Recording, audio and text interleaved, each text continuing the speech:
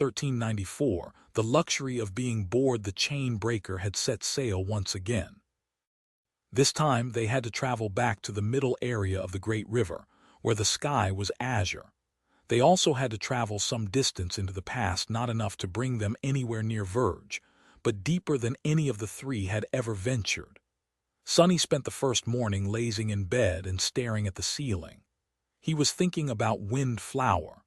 The strong winds, the twisted currents, the colossal whirlpool that pulled ships to their doom, and the island flying above the dark abyss.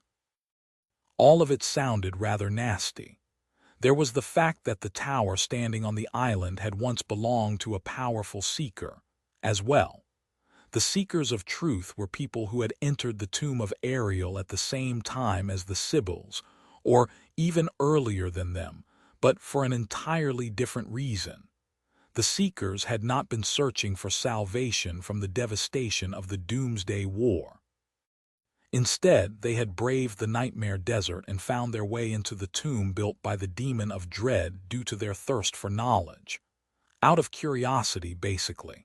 They had not been a unified group of people either, but rather disparate individuals united only by the similarity of their obsession with knowledge.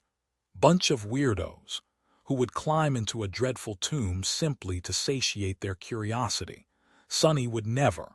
Well, he had entered plenty of dangerous ruins to satiate his desire to explore the dream realm, but that was an entirely different matter. Firstly, he received contribution points for his exploits from time to time. Secondly, none of those ruins had been left behind by terrifying deities. Come to think of it, a couple of them were, like the Ebony Tower. But he had not ended up there out of curiosity. He had ended up there out of greed. That was a much better reason, so. He was not like those weird seekers at all. In any case, Sonny was not excited to visit the stronghold of a powerful seeker, not even considering the fact their desire to learn Ariel's truth had caused the birth of the defilement. These people did not seem trustworthy at all. A hidden island where a mysterious seeker had lived before disappearing without a trace, surrounded by a nearly impassable barrier of water, wind, and twisted time. Yes, that did not sound ominous at all. Damnation. Of course, they did not really have a choice. Effie and Jet were there, so Sonny, Nephi's, and Cassie couldn't turn back. People fear the unknown the most. If the slate had told them that there was a great nightmare creature living at Windflower, he would have been reluctantly, but calmly coming up with plans to defeat it. But it was the not knowing what waited for them at the center of the whirlpool that made Sonny feel nervous. In the end, tired of being anxious, he decided to distract himself by doing something useful. Climbing out of his bed with a sigh, Sonny finally left his cabin and went to the upper deck. Saint, Fiend, and Nightmare were standing guard at the bow middle section and the stern of the ship. Nephi's was holding the steering oar, while Cassie was making preparations to repair the sorceress circle of the ship. Sonny hesitated for a few moments, then approached the blind girl. "Hey, can I take another look at the guiding light?" Looking up, Cassie smiled at him and pointed to the sacred tree. The beautiful staff stood there, propped against its trunk. "Thanks." Grabbing the sacred relic of the Sibyls, Sonny went to his usual spot in the shade of the ketch and sat down on the deck. "Let's start, then." He spent some time weaving the basic enchantments around a transcendent soul shard. His goal was simple: to turn the guiding light into a memory, so that it was easier to use and could be taken back into the waking world. After hours of focused work, however, Sonny was left staring at the wooden staff with a deadpan expression. His eye was twitching slightly. Damn it! It was all a waste. The moment he tried to place the rudimentary weave inside the relic, the lightless strings of shadow essence dissolved in the blinding radiance hidden within the white wood. It was as if they were incinerated from simply touching divine sorcery. All that work for nothing. Uttering a quiet curse, he stood up and put the guiding light back under the sacred tree. Somewhat disheartened, Sonny went to switch with Nephi's at the steering wheel. He guided the ship as she practiced with her sword, dancing with it as the seven suns slowly traveled across the crimson sky. He enjoyed the view a great deal. Later, Sunny spent some time staring at the estuary key, not at all closer to solving its many mysteries. He had a meal with Nephi's and Cassie. He created more essence strings to replace the ones that had been destroyed, and practiced his own swordsmanship, mentally going over the battle with the drowned and thinking of what he could have done better. After all that, Sunny had to admit to himself that he was bored. It was a rather strange and luxurious feeling. Sunny had very rarely received an opportunity to feel bored usually. There had always been something pressing for him to do, learn, or escape. It had been like that in the outskirts, and did not change at all after the awakening. But here in the third nightmare, brief moments of intense and unreasonable danger were separated by long stretches of calm. Of course, he knew that the calm would not last long. It would take them some time to reach Windflower, but they would certainly have to fight for their lives many times on the way. The chain breaker would be attacked by nightmare creatures maybe today, maybe tomorrow, or the day after that. There would be dangerous anomalies waiting for them under the waves, as well perhaps some of those described on the stone slates. The Mad Prince could visit him in his dreams at any moment. The appearance of the other plagues weren't out of the question, either. But for now, at least, there seemed to be peace. So Sunny decided to give himself a day off for once and enjoy that peace while it lasted. Walking back to the stern of the ship, he summoned a certain piece of furniture and placed it a few meters away from Nephi's. Sitting down on his luxurious chair, he summoned the emerald flute and brought it to his lips. Nephi's looked at him in confusion. "What are you doing?"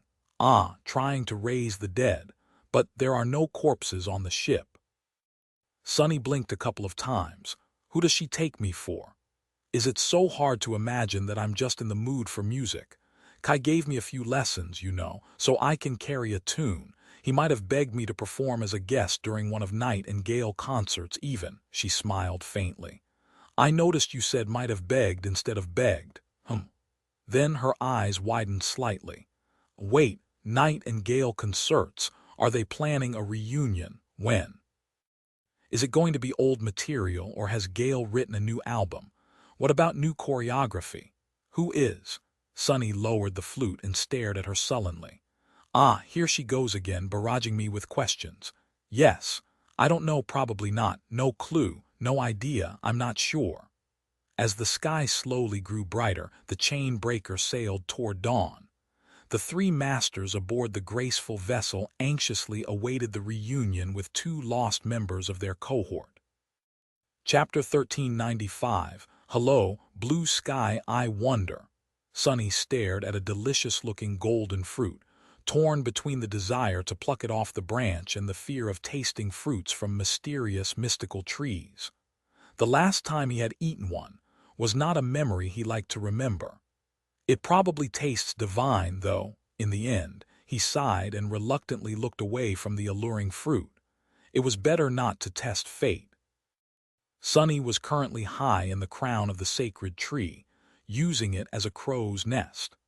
The sky above him was of a beautiful azure color, with not a hint of the deep scarlet splendor they had grown accustomed to in fallen grace. It had already been several weeks since they visited the lost library and slayed the defiled Sibyl. The fourth month of their nightmare had ended a few days ago, of course. It had been much longer than that for Cassie and the other members of the cohort. Effie and Jet had spent more than a year stranded in the place called Windflower by now. Sunny couldn't help but worry about them. He was also worried about Rain and the waking world, but there was nothing to be done about that. Climbing to a higher branch, he sighed and looked down. There was usually a black crow following him around, but today the talkative bird was gone. It was somewhere ahead, scouting for prowling abominations and turbulent currents. The crow's presence meant that at least one of the two missing women was still alive. That made Sunny less anxious. In these past few weeks, The chain breaker had traveled far enough into the past to almost reach Windflower. With the help of the guiding light, they did not even have to waste time searching for its precise location. The sacred staff pointed directly to where they needed to go. So, the dreadful whirlpool could appear from beyond the horizon any minute now. Of course, coming this far had not been easy. Sunny, Nephi's, and Cassie had to fight for their lives on many occasions. The graceful vessel had been attacked by swarms of nightmare creatures, grotesque giants from the deep, aerial horrors, and even heralds of the defilement. That last battle had been especially dire, since the defiled were both sentient and vile. And yet, the three of them had slain and slaughtered every enemy that dared to attack the chain breaker for now. The ancient vessel withstood all the attacks without receiving serious damage as well. But the three masters weren't as lucky. Each of them had suffered many grave wounds, some of them almost fatal. If not for Neph's healing powers, they would have never made it so far. They wouldn't have made it without Cassie, either. Sunny had been reminded once more that traveling with an oracle was an invaluable boon. It was because of the blind girl that they had managed to avoid the true perils of the great river, the twisted currents and lethal aberrations, where time itself would have killed them in the blink of an eye. They would have perished without Sunny and his shadows as well. The third nightmare was not a place where one could survive without extreme battle power, and currently he possessed the most of it out of them three. Am I not great? Sunny smiled wryly, then shuddered and furtively looked around, checking to see if the sin of Solace was near. The sword wraith would not have missed a chance to cut him with a snide remark in response to such thoughts, but thankfully, the apparition had not deemed it necessary to climb the sacred tree with him. In fact, the sin of Solace did not seem to like being too close to the tree from the Heart God's grove, for some reason. Sunny used that fact often to get some reprieve. He sighed. The journey to Windflower had not been easy, but at least they had all gotten something out of it. Nephi's was one step closer to becoming a Titan, and wore a chainmail shirt over her white tunic just like Anank's mantle.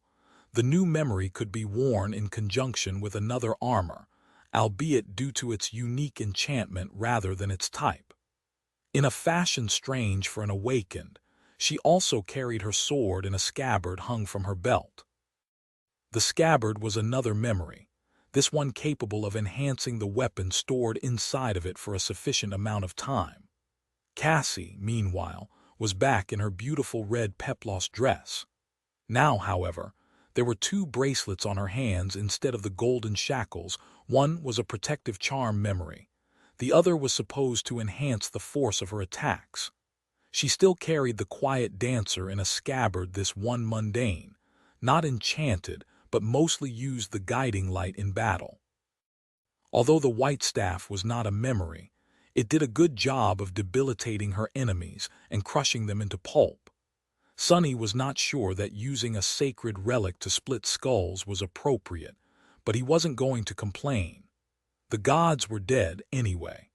As for himself, Sunny had earned another 500 shadow fragments on the way to Windflower, bringing him close to 2,500, half of the amount he needed to become a terror. His luck with memories, sadly, had been really bad. He had received a few, but none of them were good enough to add to his soul arsenal. They ended up being fed to his shadows. He had not woven a lot of new memories either. In fact, Sunny had not done a lot of weaving in these past few weeks, not because there had been no time, but rather because he was currently interested in something else. That something was giving him a lot of trouble, to the point where he often found himself dejected and stupefied. And yet, Sunny persisted with this new interest.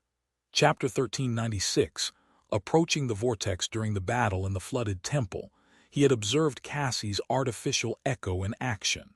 Even though it did not seem that powerful, that was only because their enemies that time had been of both a higher rank and a higher class than the blade mannequin.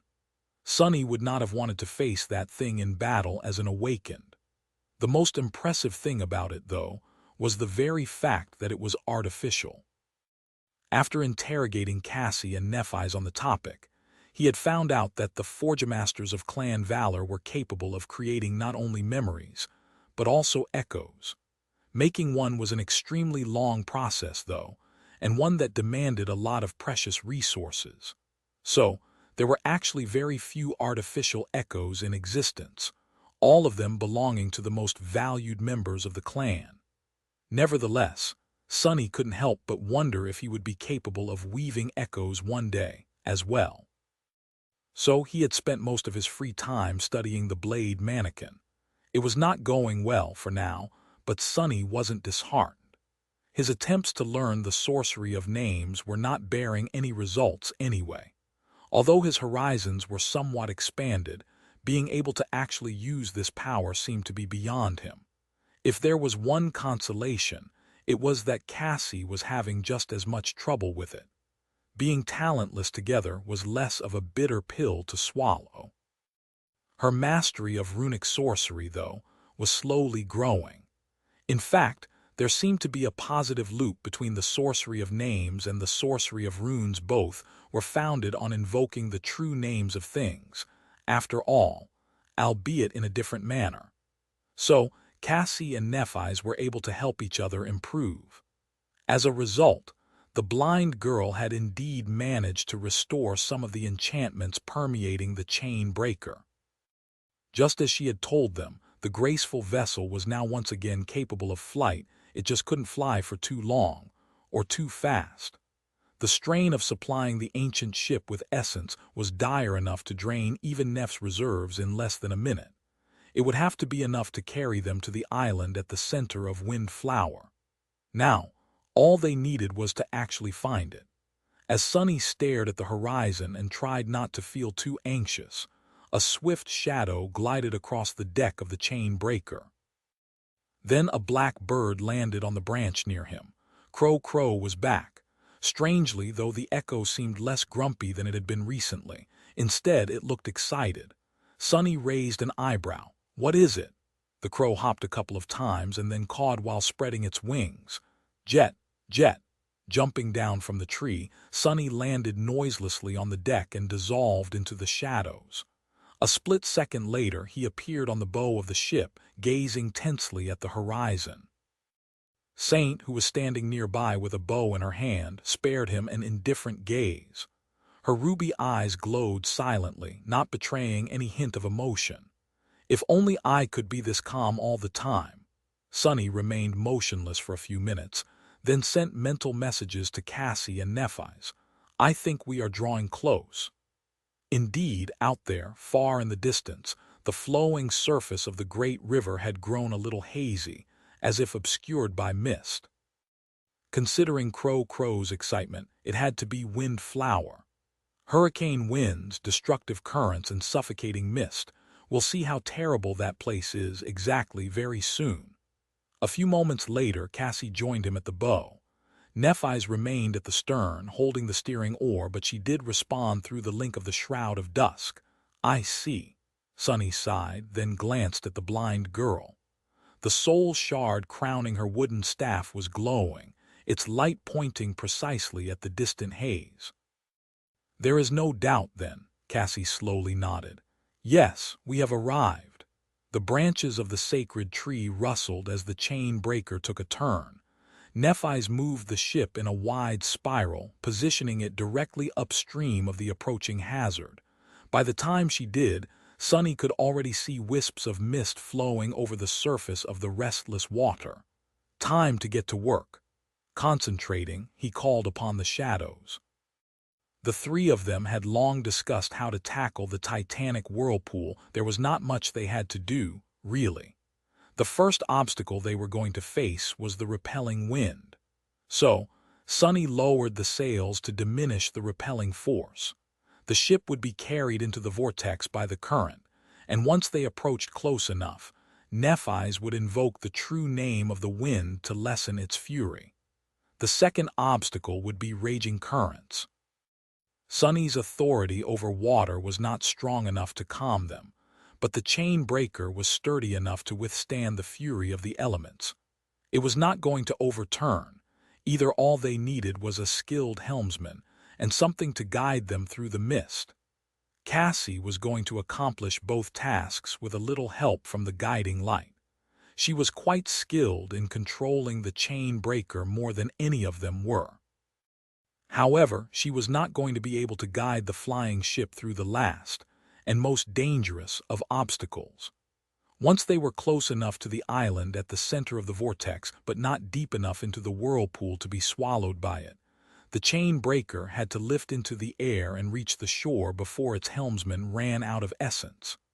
Nephis was a terror, and possessed the lineage of sun god as well, which, among other things, drastically strengthened her soul. Her reserve of essence was the largest among them, so it would be her task to take up the steering oars in those last moments.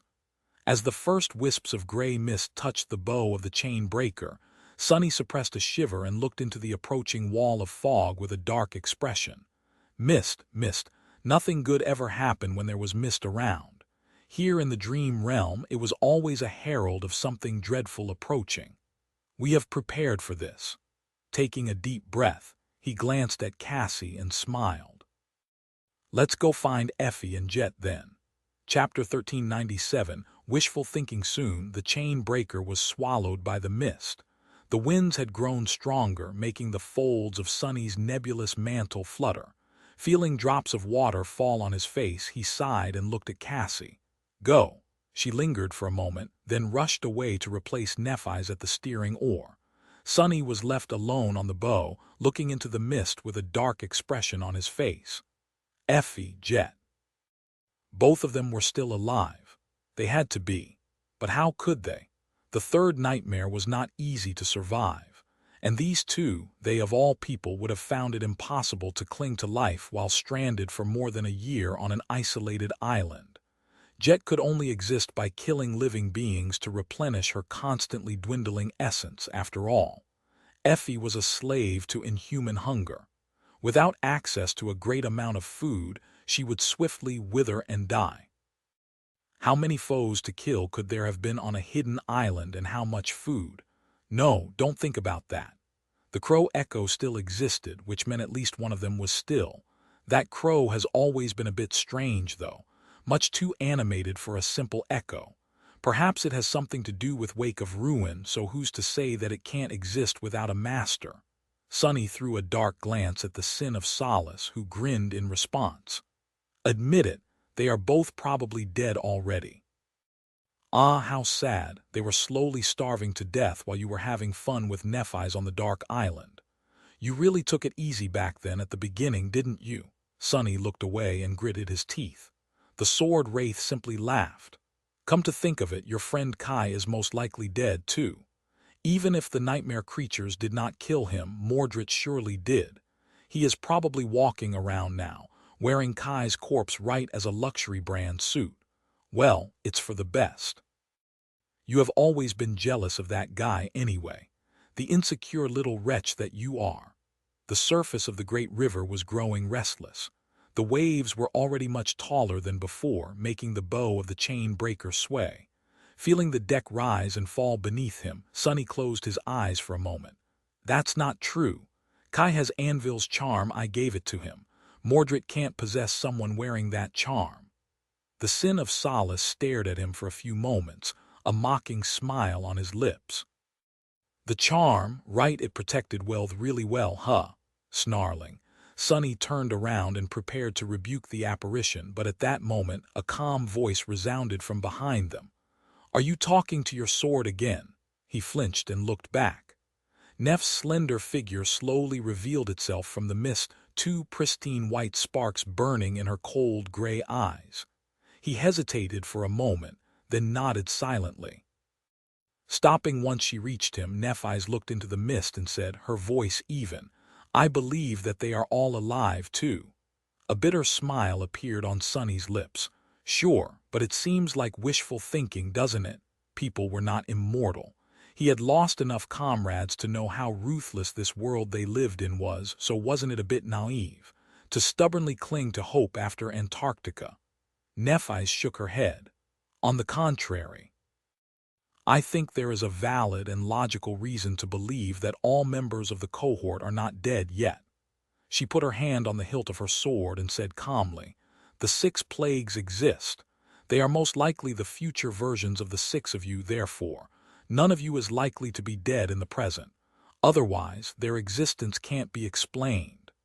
Sunny hesitated for a moment, then nodded. "That is strangely reassuring in a morbid kind of way. You can't die yet because you're destined to become a defiled monster, huh? What a paradox." Neff's logic assumed that the future was predetermined. If so, there was no way that Effie and Jet were gone. However, that also meant that there was no way for the 6 of them to avoid killing her and becoming the 6 plagues, which made this whole endeavor meaningless. If the future was not predetermined, though, then the cohort could potentially write a different ending for themselves and the nightmare. Yet it also meant that there was no reason to believe that the rest of the members were still alive. Sunny knew that fate could hardly be changed, but he also knew that it did not govern every small occurrence and event. The details of what happened and how it did could be altered. It was just that the end result almost always remained the same. Sooner or later, all deviations were proven meaningless, failing to change the grand design of the future. It was easier to change fate inside of a nightmare, as well, due to its fragmented and isolated nature. Plus, the Great River was a strange place. Who was to say that their fate wasn't to become the 6 plagues, only for their younger selves to slay them and conquer the nightmare unscathed? "Ah, my head hurts." He rubbed his face. All this stuff, the paradoxical nature of the Great River, the unreliable future, the greater tapestry of fate were too strange and irrational for a human mind to comprehend. The best they could do was just try to do their best at the moment and strive to reach the desired outcome, ignoring the confusing reality of the tomb of Ariel as much as possible. The winds were growing stronger. The branches of the sacred tree swayed, rustling worriedly. The swaying of the deck grew more pronounced. A thick mist enveloped everything in sight. "Hey, Sunny," he looked at Nephi's, surprised by her strangely candid tone, and raised an eyebrow. Knowing her, some ridiculous statement was about to follow. He was not going to be fooled into listening to her apologize for his projector twice, but Nephi's was perfectly earnest. "There is nothing wrong with a bit of wishful thinking. We will find them both alive. I'm sure of it." At that moment, the wind slammed into them like a ram, making both sway. Raising a hand, Sunny caught Nephi's and helped her steady herself. At the same time, he used the feather of truth trait of the shell to increase his weight and ground himself more solidly on the deck. The 2 of them remained silent for a few moments, looking into each other's eyes. Then Sunny smiled. "All right, Neph, I'll believe you this time." Chapter 1398. Braving the barrier. Soon, they were deep into the barrier surrounding Windflower. There was nothing but blinding mist, hurricane winds, and violent currents in this dreadful and deadly place. Sunny could easily imagine countless ships being drowned by the inconceivable whirlpool, powerful nightmare creatures as well. No wonder almost no one returned after being swallowed by the mist. And yet, the fury of the wind was terrible, but not terrible enough to sway them. Nephi's had invoked the true name of the wind, lessening the pressure on the graceful ship. The chain breaker stubbornly cut through the mist, refusing to be pushed back. The violence of the raging currents was daunting, but not daunting enough to stop them. Guided by Cassie's steady hand, the chain breaker broke through the fortress wall of the towering waves, never straying off course. By then, the natural flow of the great river was replaced entirely by a terrifying tide that was pulling them deeper and deeper into the mist. The deck beneath their feet was tilted downward, indicating that they were sliding into the giant, insatiable maw of the colossal whirlpool. Instead of allowing the ship to be carried by the current, Cassie kept its bow pointed perpendicular to the rush of seething water, cutting as short a line to the center of the vortex as possible. It took a lot of effort to keep the chain breaker under control, but she managed it splendidly. It was still too early to take to the sky. Sunny and Nephi's had long joined Cassie at the stern. Fiend and Crow were hiding under the sacred tree, both soaked in water and miserable, while Nightmare had dissolved into shadows and hid in their dark embrace. Only Saint remained on the bow of the ship, standing there like an immovable onyx statue.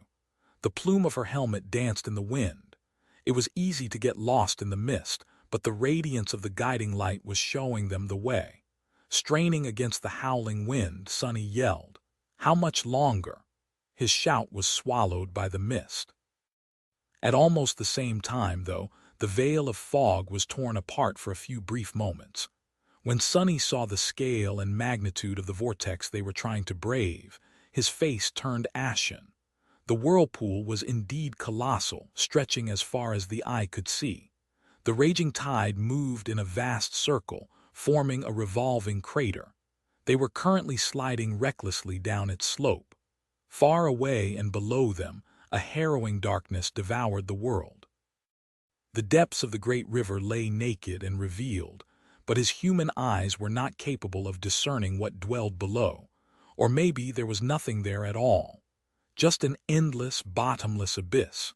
However, there was an island hovering in the air above the darkness.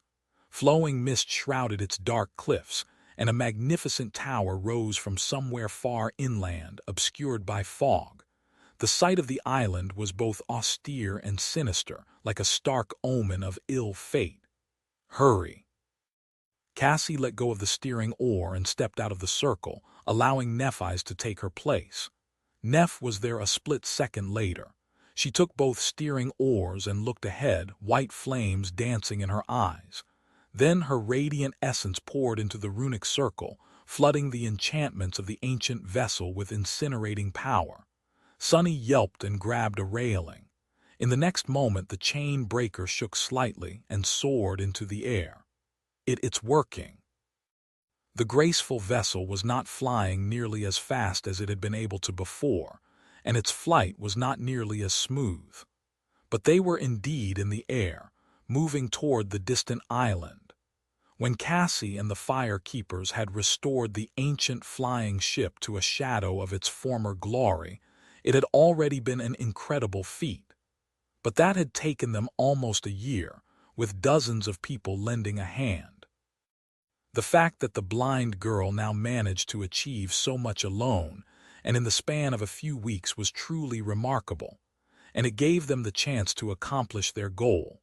Of course, it was still unclear if the chain breaker would be able to maintain its flight for long enough. Would they reach Wind Flower Island, or would they plummet into the darkness and be crushed by the dreadful vortex? Only one way to find out. Sunny turned his head and looked at Nephi's, who was holding the steering oars, her eyes shining with a brilliant white radiance. He could sense a flood of essence pouring out of her soul like a shining torrent. That essence was absorbed by the runic circle and flowed through the enchanted lines stretching throughout the ship, feeding its enchantments with power. There was no hint of doubt on Neph's face, and so he decided to throw away his doubts as well. A few moments later, the shroud of mist obscured everything once again.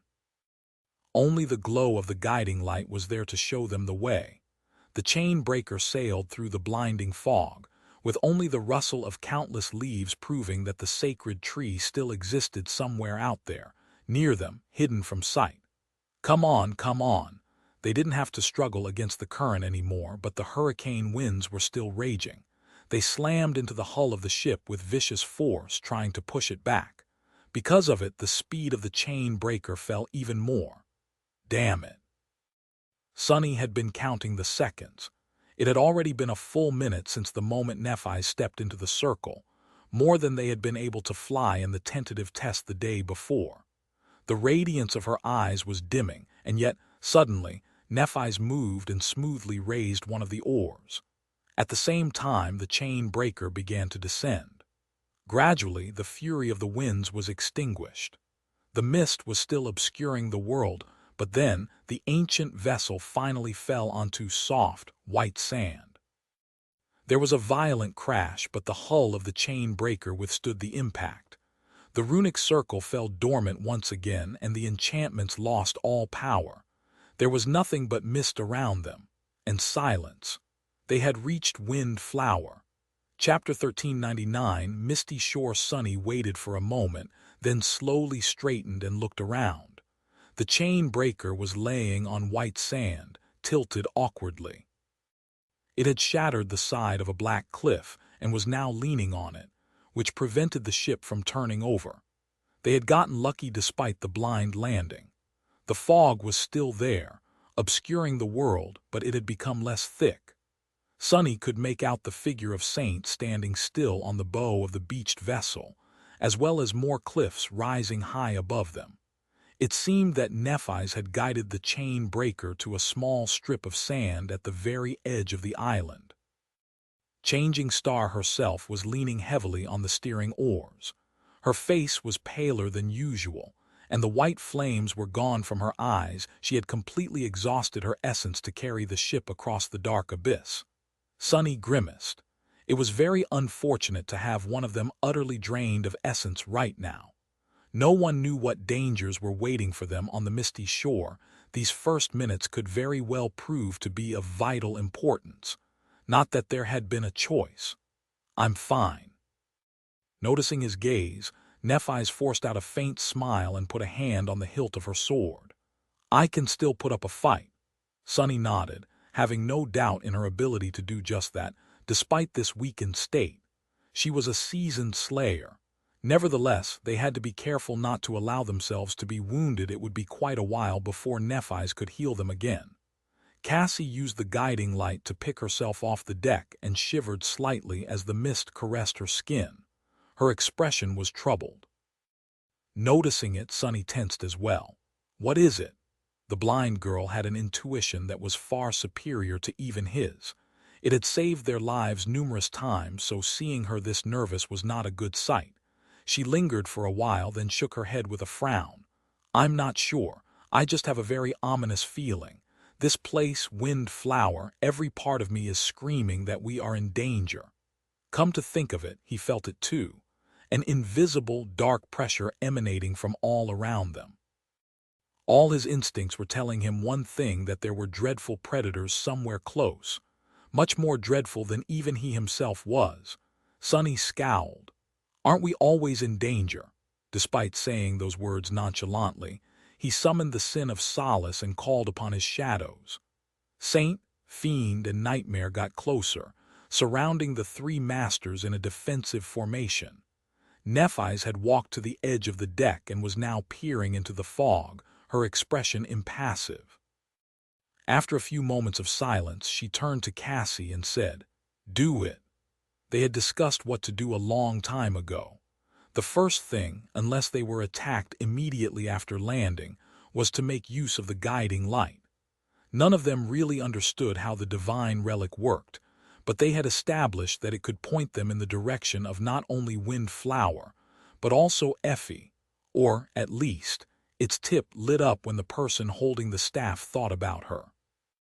However, it did not react the same way to Jet. That fact had been a source of many dark thoughts for Sunny. As Crow landed on his shoulder, Cassie gripped the wooden staff tighter. Then she lingered for a moment. "Huh, that's strange." Sunny glanced at the guiding light, which was still pointing to somewhere deep in the mist, and raised an eyebrow. "What? It seems to be working just fine." The blind girl shook her head. "No, nothing. It's just that I have not asked it to find Effie yet. The light should still be pointing to Wind Flower. I thought it would disappear once we reached it." She concentrated for a moment, and then the radiance of the enchanted crystal changed subtly. It was still pointing deeper inland, but at a different angle. Sunny secretly let out a sigh of relief. He did not know if the guiding light truly pointed to Effie, her lifeless body, or something else entirely. And yet, seeing it shine was a relief. That gluttonous woman, she'd better be alive. Or else I'll be very cross with her. He scowled, then took a step forward. "Let's go, then." Jumping over the railing, he plummeted down and landed on the sand. A moment later, Nephis was by his side. Saint and Fiend landed with a bit more noise than the two of them, and lastly, Nightmare leaped from the deck of the ship, carrying Cassie on his back. The six of them remained motionless for a few moments, listening to the silence of wind flower. There were no sounds around them, no movement. Only the soft white sand and the black cliffs faintly visible in the fog. A piece of rock fell from the shattered crag and rolled down, the noise both dampened and made louder by the mist. It echoes, making them tense. Sonny took a deep breath. His vision was obstructed by the fog, and strangely enough, so was his shadow sense. It was not entirely gone, but the range was limited to about as far as he could see. Beyond that, the shadows felt vague and unreliable. He didn't like being that vulnerable at all. At least the fog itself did not feel dangerous. It was a nuisance, sure, but far from being as senselessly terrifying as the mists of the hollow mountains. Curse it all, frowning, Sonny took a step forward. As he did, a human figure suddenly revealed itself from the murky veil of the fog. He flinched to tensed, ready to attack, but then froze. Black eyes, porcelain skin, the sin of solace was looking at him mockingly. What did I scare you? Ah, how tiresome. It was the damned apparition. Sonny gritted his teeth and walked past the sword wraith, heading straight for the cliffs.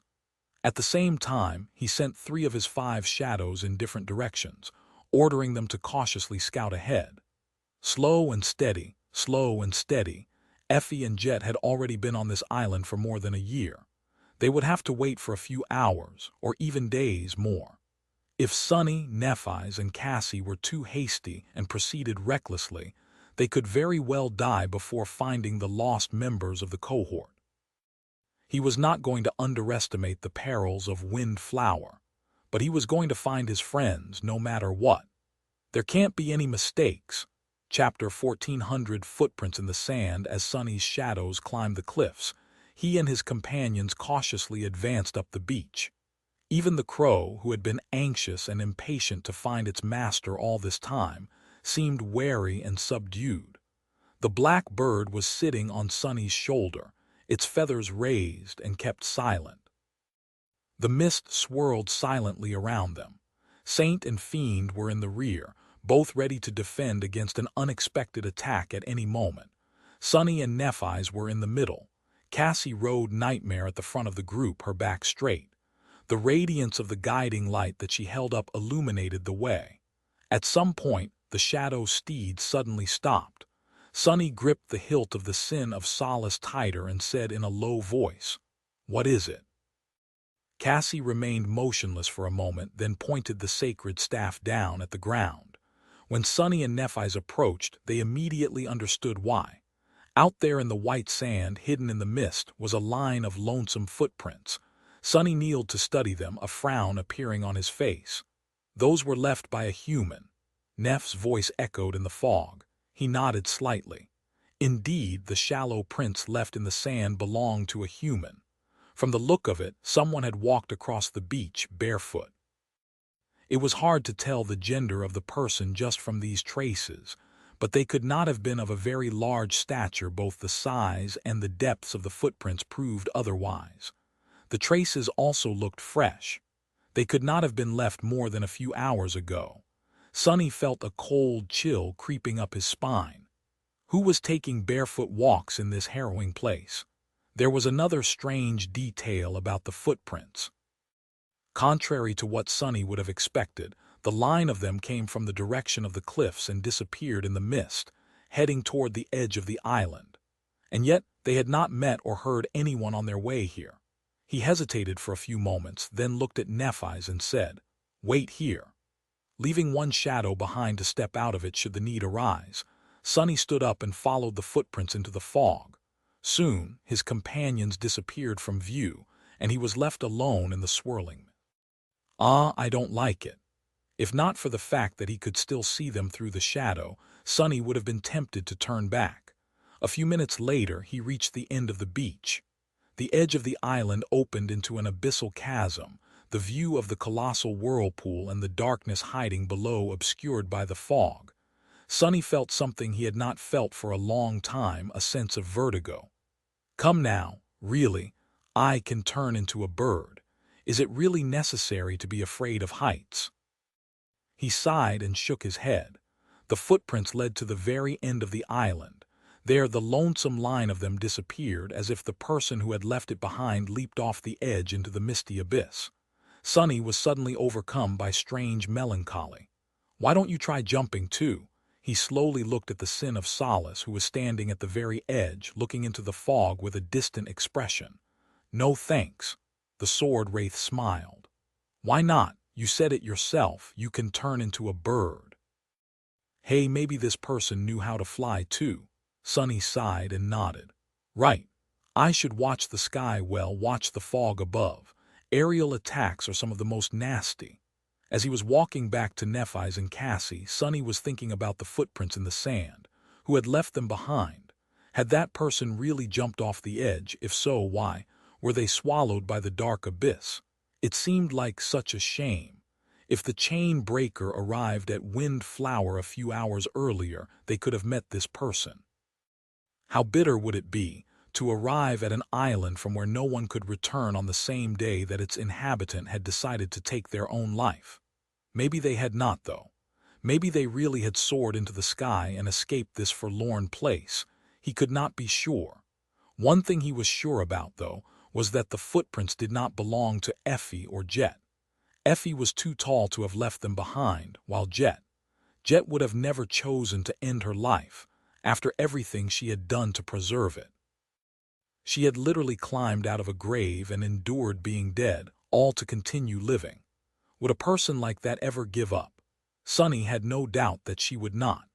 By the time he reunited with Nephis and Cassie, his shadows had already scaled the cliffs. In front of them was a dark forest of tall pine trees, mist swirling between the ancient trunks. One shadow cautiously glided to the left, another to the right, while the last one continued to advance forward in the direction of the distant tower.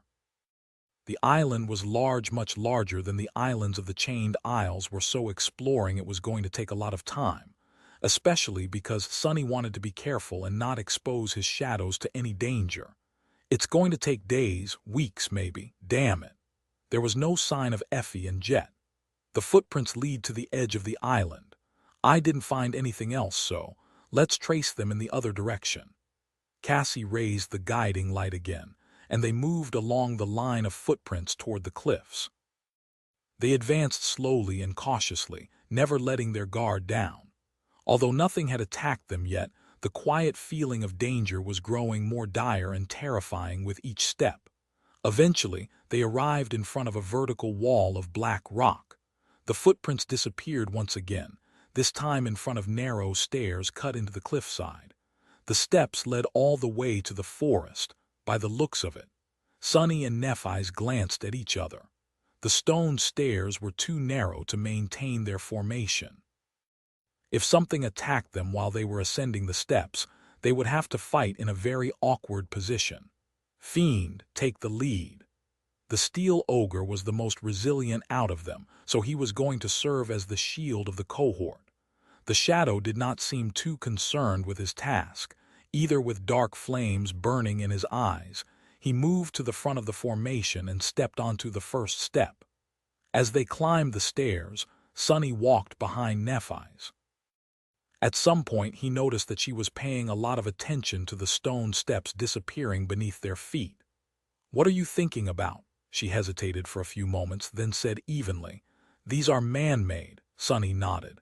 After a short pause, Neph added, "Which means that they must have been cut from stone by the seeker who lived on this island." It was a logical conclusion. Sunny glanced at the stone steps, thinking about how ancient they were. Then he scowled. "You noticed it too?"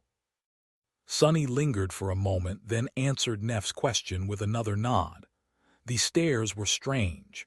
They were supposed to be ancient, and yet there was no sign of corrosion on them. The steps were not weathered and ground down by the endless assault of the elements.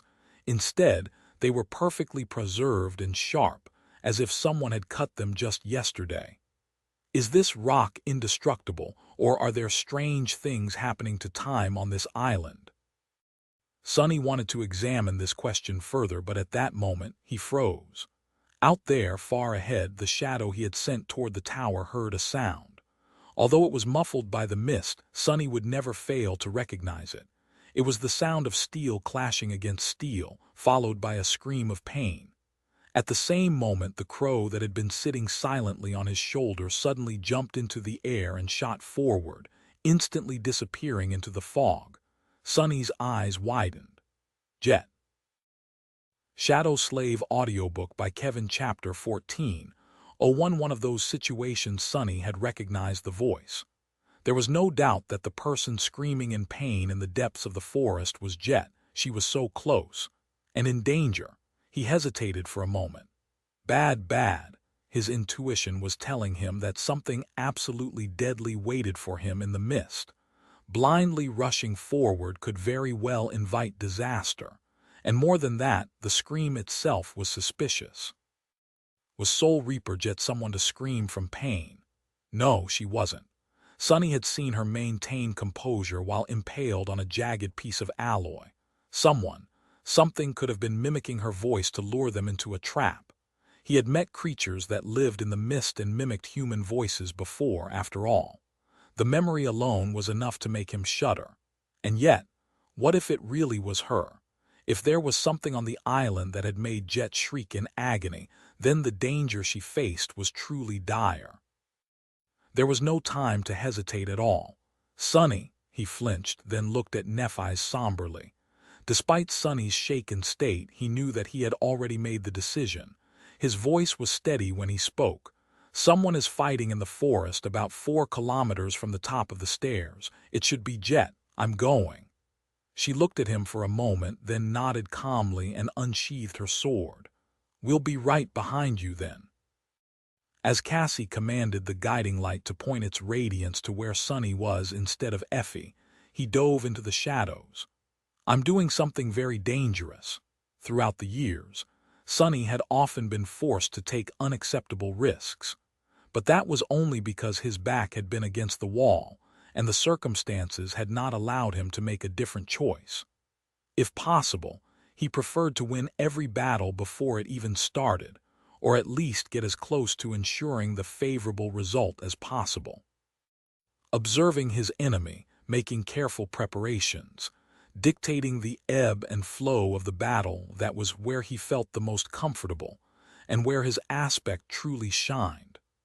Right now, Sonny had no idea what enemy he was going to face, was rushing into battle without having made any preparations, and did not hold any initiative at all.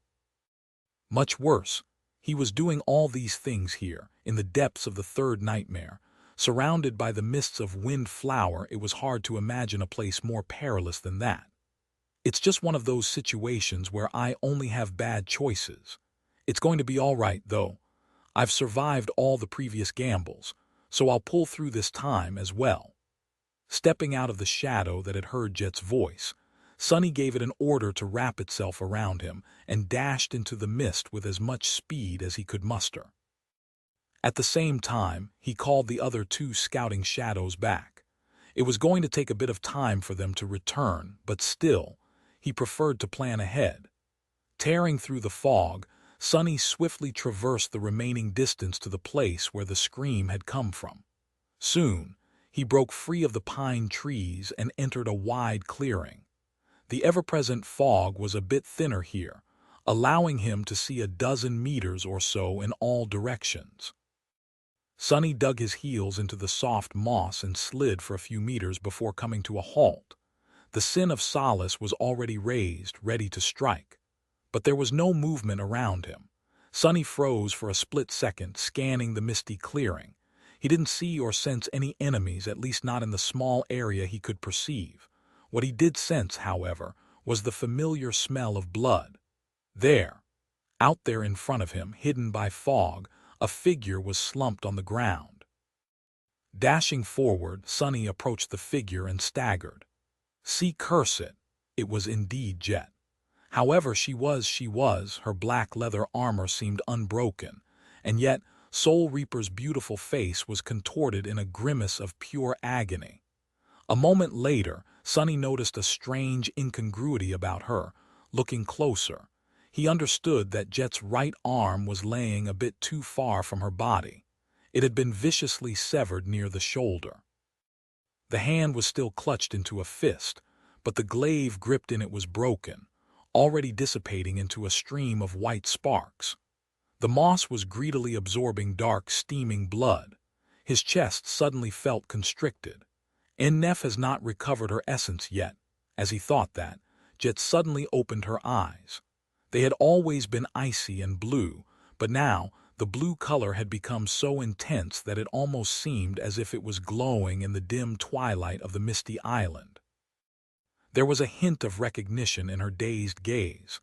Her lips moved, but Sunny failed to discern the barely audible whisper.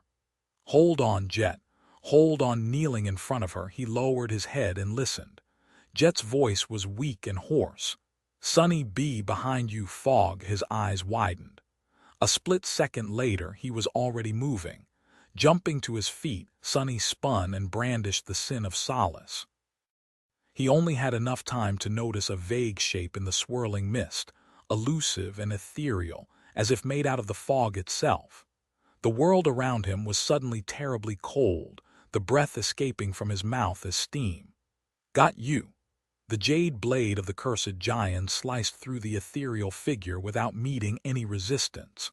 Sunny was used to the feeling of the flesh of his enemies parting before the white jade like water, so he wasn't too surprised. However, something was wrong. Cursing, he jumped back, narrowly avoiding being grasped by the misty apparition. Cold sweat appeared on his face. Sunny had no reason to believe so, but he felt as if he had just avoided certain death. What the? His thoughts were moving quickly. The sin of solace had passed through the enemy, but the enemy easily shrugged off the attack. How could it be? Elusive, ethereal, seemingly woven out of fog, an incorporeal enemy. This was not the first time he had faced murderous wraiths and ghost-like abominations. Grimacing, Sunny let go of the hilt of his cursed sword and allowed it to fall to the ground. Luckily, he had a weapon perfectly capable of destroying intangible foes. The ghost blade, enchantment of the cruel sight, allowed it to do just that. Now, he just had to survive a few seconds until the somber spear manifested itself. The problem was that he could not see the mist wraith anymore. After attacking once, it dissolved into the swirling fog, becoming utterly invisible. The next strike could come at any moment from any direction. The gloomy and happy shadows were already approaching from two different directions. Very soon they would reach the clearing and augment his speed even more. This battle was not going to be as hard then. "Now I just need to." "Sunny," Jet's hoarse voice resounded from below, but he didn't allow himself to look down. All his focus was concentrated on the swirling mist, watching for the signs of the next attack. "Be careful, she's." Finally, the cruel sight appeared in his hand, instantly igniting with the radiance of divine flame. The fog around the silver blade seethed, evaporating. At almost the same time, the happy shadow reached the clearing and burst from the line of trees, flying toward him with incredible speed. The gloomy shadow was not far behind. The mist moved. Strangely enough, the wraith was not lunging at him. Instead, it was at the edge of the clearing, moving to intercept. No.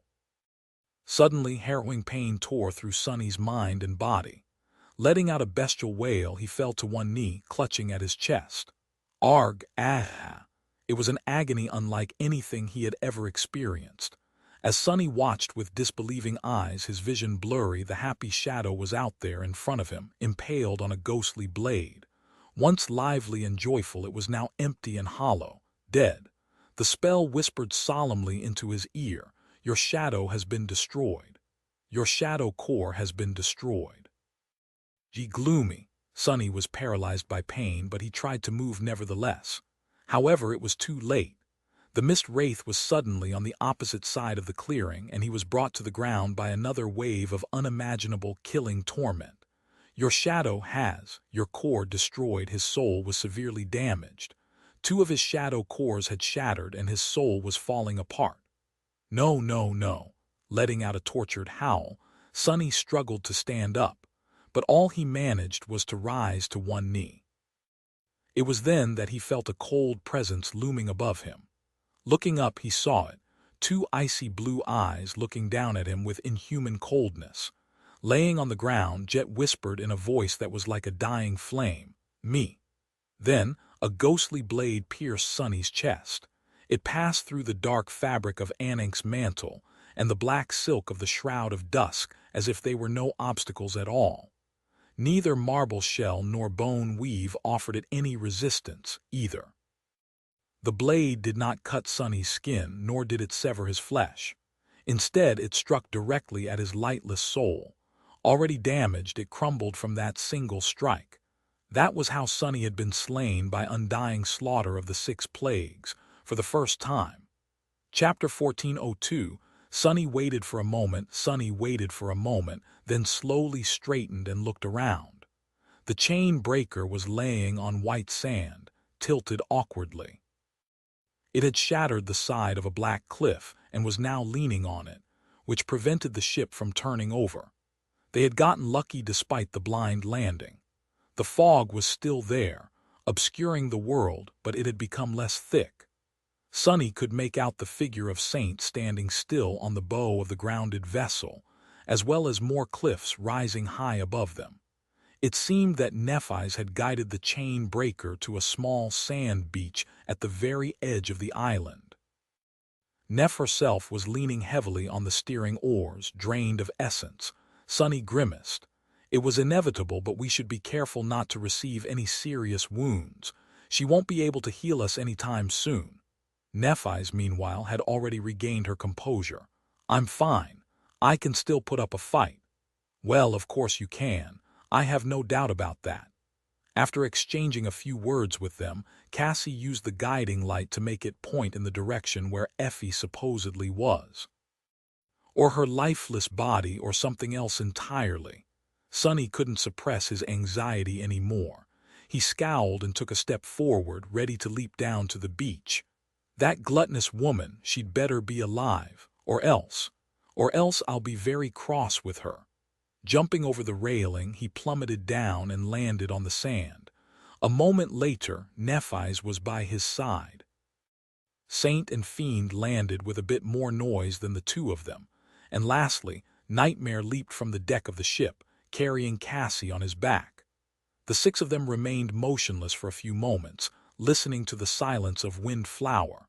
There were no sounds around them, no movement. Only the soft white sand and the black cliffs faintly visible in the fog. A piece of rock fell from the shattered crag and rolled down, the noise both dampened and made louder by the mist. It echoed, making them tense. Feeling very uncomfortable because of how suppressed both his vision and shadow sense were, Sunny took a step forward. As he did, a human figure suddenly revealed itself from the murky veil of the fog. He flinched and tensed, ready to attack, but then froze. Black eyes, porcelain skin, the Sin of Solace looked at him contemptuously and spat.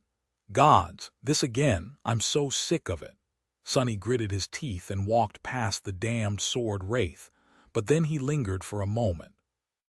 Suddenly, a strange sense of deja vu overcame him. Why did he feel as if the Sin of Solace was supposed to say something else? Shaking his head, Sunny ignored the loathsome apparition and headed straight for the cliffs.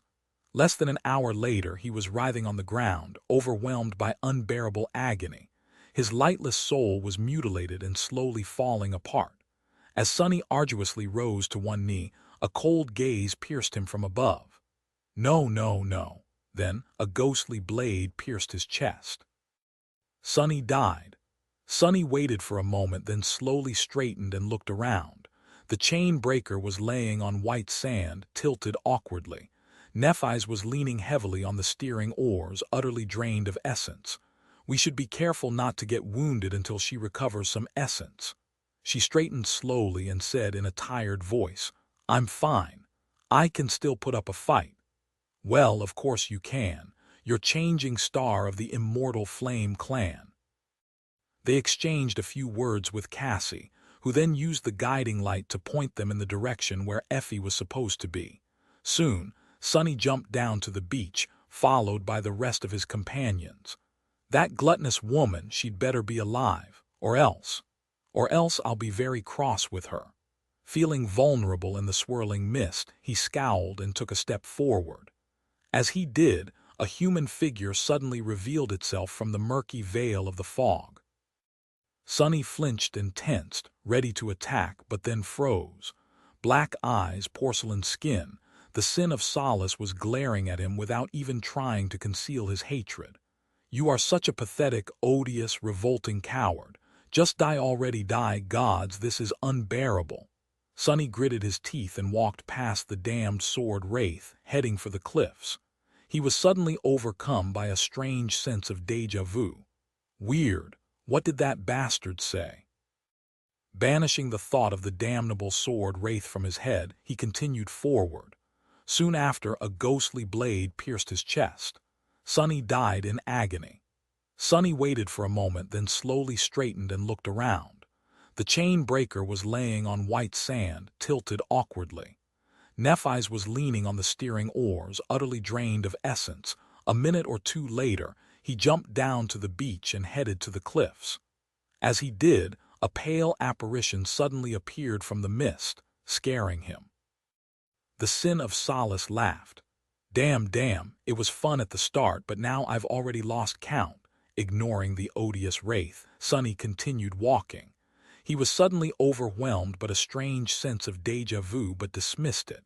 Not long after that, his soul was destroyed by the ruthless blade of undying slaughter. Sonny waited for a moment, then slowly straightened and looked around. Sonny waited for a moment, then slowly straightened and looked around. Sonny waited for a moment, then slowly straightened and looked around. He died in agony. He died in agony. He died in agony. He died. The chain breaker was laying on white sand, tilted awkwardly. Nephi's was leaning on the steering oars, utterly drained of essence. After Cassie used the guiding light to point them in the direction where Effie was supposed to be, Sonny jumped down to the beach and headed toward the cliffs. As he did, a pale apparition appeared from the mist and scared him. The sin of Solace glared at him silently, not saying anything. "What is up with that bastard?" Ignoring the loathsome wraith, Sonny walked past and advanced cautiously through the fog. A strange sense of déjà vu suddenly overwhelmed him, but he dismissed it. Slow and steady, however, something was still gnawing on his mind. Scowling, Sonny stopped, lingered for a few moments, and turned around. "Hey, you, weren't you going to say something?" Nephi's looked at him with a hint of surprise. "Are you talking to your sword?" Sonny nodded and continued staring at the sin of Solace, who silently glared at him back. "Why do I feel so strange?" He remained motionless for a while, his expression growing darker. Eventually, Sonny uttered a curse and shook his head. "Hold on. I think something is not right." Chapter 1403, Deja Vu. Because of Sonny, they spent more time near the chain breaker than they had planned. However, he simply couldn't tell what it was that had made him feel so uncomfortable. After a while, there was no choice but to head for the cliffs. Cassie rode Nightmare at the front of the group. Sonny and Nephi's followed, while Saint and Fiend were defending the rear. As they walked, Sonny remained silent, a deep frown on his face. I feel strange." It was as if he had taken these steps before. The white sand, the swirling mist, the black edifices of the tall cliffs, it all felt eerily familiar. What is going on? Eventually, they discovered a line of footprints in the sand. Sonny should have felt surprised and curious, but he barely paid the mysterious discovery any attention, as if it was only natural for the footprints to be there. Those were left by a human. He shivered slightly and looked at Nephi's. How had he known that she would say these exact words? Sonny hesitated for a few moments, then said quietly, "Wait here." Why did he feel almost obligated to respond that way? Deeply disturbed, Sonny left one of his shadows behind and followed the line of footprints to the edge of the island. There were so many questions he should have been asking himself, like who had left these traces? Had that person really jumped into the abyssal chasm, or had they survived and escaped the suffocating mist? But instead, Sunny was mostly thinking about why it felt as if he had already visited the edge of the island before. The sin of solace was there, as well, glaring at him silently. Why is he not saying anything? I feel like he should have said something already, like encourage me to jump too. Scowling, Sunny returned to Nephis and Cassie. The footprints lead to the edge of the island. I didn't find anything else, so let's trace them in the other direction. When they nodded and prepared to set out, he suddenly added, "Wait, don't you feel that something is strange?" Nephis looked at him with her usual impassive expression. "Everything here is strange." Sunny had no choice but to agree. It was a stupid question to begin with, of course. Everything felt strange on a mystical island hidden behind a barrier of a colossal whirlpool. They continued forward and eventually reached stone steps leading up the hills. Fiend took the lead, and the group cautiously started the ascent. As they walked, Sunny couldn't shake off the feeling that these steps looked eerily familiar.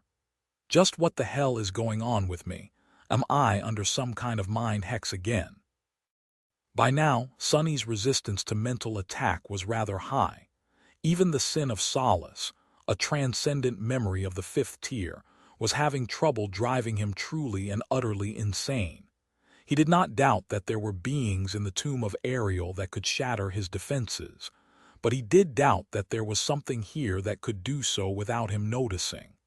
Then what is it? Looking up, he noticed that Nephis was staring intently at the stone steps.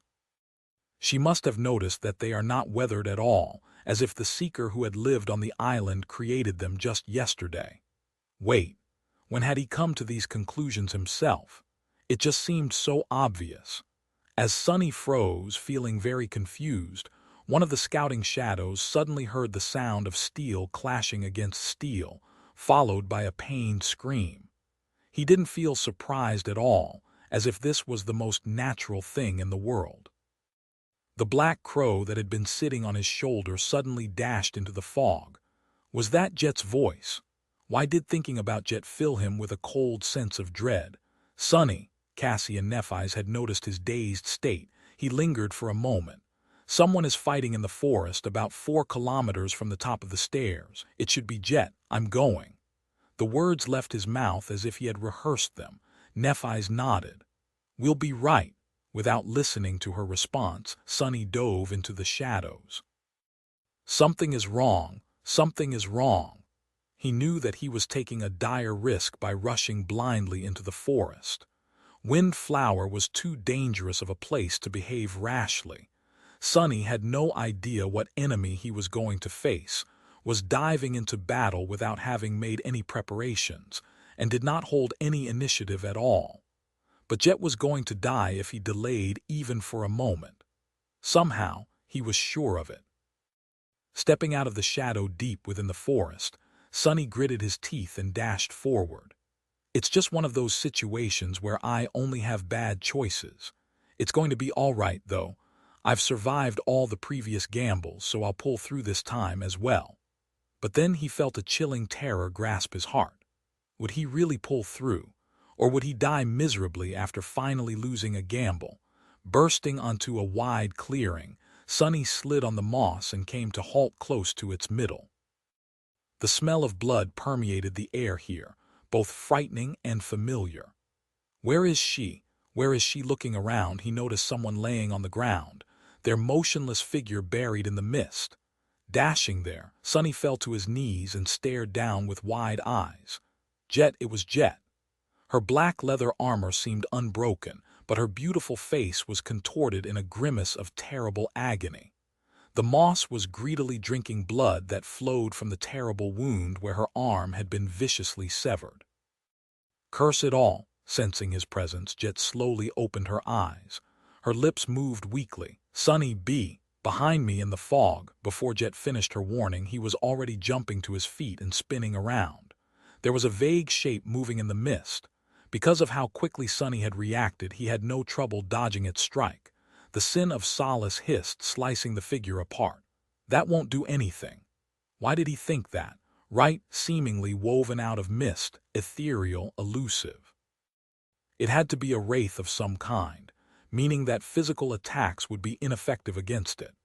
It seemed that Sunny's subconscious had discerned the insidious nature of the enemy faster than his conscious mind did. For this battle, he had to discard the Jade Giant and summon the cruel sight instead. A split second later, the mist wraith seemed to dissipate into the swirling fog. Sunny could not sense its presence at all, which meant that the abomination could attack at any moment from any direction. Letting go of the sin of solace, he called upon the somber spear. Now, he just had to survive until it was summoned. No, I'm missing something. Sunny froze in place, torn between the dire need to be absolutely focused and the gnawing feeling that he was forgetting something terribly, terribly important. What is it? He couldn't allow himself to get distracted. A moment of inattention could mean death. Focus. His other two scouting shadows, gloomy and happy, were going to reach the clearing in a few seconds. Only when his body was augmented by all 5 shadows would he have the luxury of sparing some thought to the gnawing feeling. Jet's hoarse voice resounded from below, faltering and weak. "Sunny, careful, she's—" He looked down, and then Sunny was suddenly inexplicably calm. His lips moved. "She's you." The cruel sight finally manifested itself into existence. The happy shadow flew into the clearing. The mist wraith, Undying slaughter, was already there, waiting for it. A terrible agony tore Sunny's soul apart. Falling to his knees, he heard the spell whispers and thought, "Your shadow has been destroyed. Your shadow has been destroyed. Your shadow core has been destroyed. Your shadow core has been destroyed." Now gloomy, another flash of indescribable torment pierced his existence, throwing Sunny to the ground. Writhing in pain, he struggled to stand up. I knew this would happen. How did I know? Finally, he managed to rise to one knee. The mist was suddenly unbearably cold, causing his body to shiver. Sunny raised his head and saw 2 icy blue eyes looking down at him. "I am going to die now." The ghostly blade pierced his chest. Sunny waited for a moment, then slowly straightened and looked around. The chain breaker was laying on white sand, tilted awkwardly. The forest clearing was gone. The bleeding, broken figure of Jet was gone. The corpses of his shadows were gone too. But he remembered it all clearly. Misty shore, the black cliffs, the cold twilight of the pine forest, the dread of dying on his knees. I died, but he had not. Otherwise, how would he be standing here on the deck of the chain breaker? Neff and Cassie must have saved me somehow and retreated back to the ship. It was at that moment that he heard Neff's voice. "I'm fine. I can still put up a fight." Sunny flinched and stared at her with a deadpan expression. What did you just say?" She raised an eyebrow. "I said I can still fight." Sunny continued to stare at her silently. His mind was utterly empty. "These are the exact words she said when we first landed on the island. No, not just her words. Everything is exactly the same." He looked around again, noting every small detail of their surroundings. He was right, it was as if the last hour had never happened, as if Sunny had returned to the past. He slowly raised a hand and ran it across his face. "What the hell is going on?" Chapter 1404, Another Round. It's exactly the same. The chain breaker was leaning on a broken cliff, the mist swirling around it. Saint was standing motionlessly at the bow of the ship. Nephi's had just stated that she would still be able to fight despite exhausting all her essence. Sunny looked at her, then shifted slightly and threw a glance at Cassie. The last time, I noticed her troubled expression and asked if there was something wrong. She explained how her instincts were screaming of danger. He hesitated for a few moments and kept silent. Nephi's, however, did not. Noting that Cassie seemed concerned about something, she asked evenly, "Have you sensed something?" The blind girl shook her head with a frown. "Nothing specific. I just have a very ominous feeling. This place, wind, flower, every part of me is screaming that we are in danger." Sunny's eyes widened slightly. The wording had changed a little, but it was almost exactly the same response. "How?" While Nephi's and Cassie went about locating the direction where Effie supposedly was with the help of the guiding light, He observed them without saying anything. His mind was strangely split between two extremes. One part of it had turned cold and analytical, driven into a heightened state of utmost vigilance. The other, the other was shaken and distraught, still reeling from the agony of dying to the ghostly blade. The shock of remembering his harrowing demise was so visceral that Sonny wanted nothing more than to topple to the deck and curl into a shivering ball. Perhaps he had only managed to remain standing because he was frozen stiff. "Sonny, let's go if you don't mind." He flinched and glanced at Nephi's. She was already leaping over the railing. Still slow to react, Sonny watched as Cassie awkwardly climbed on top of Nightmare and settled in the saddle. With her small stature, it was not that easy to accomplish. I should adjust the stirrups.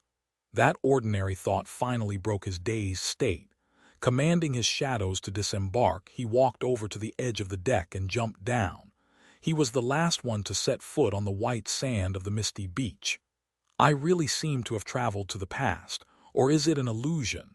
Then again, that vision of death might have been an illusion instead. A vision. Did I receive a prophetic vision meant for Cassie somehow? His mind was in turmoil.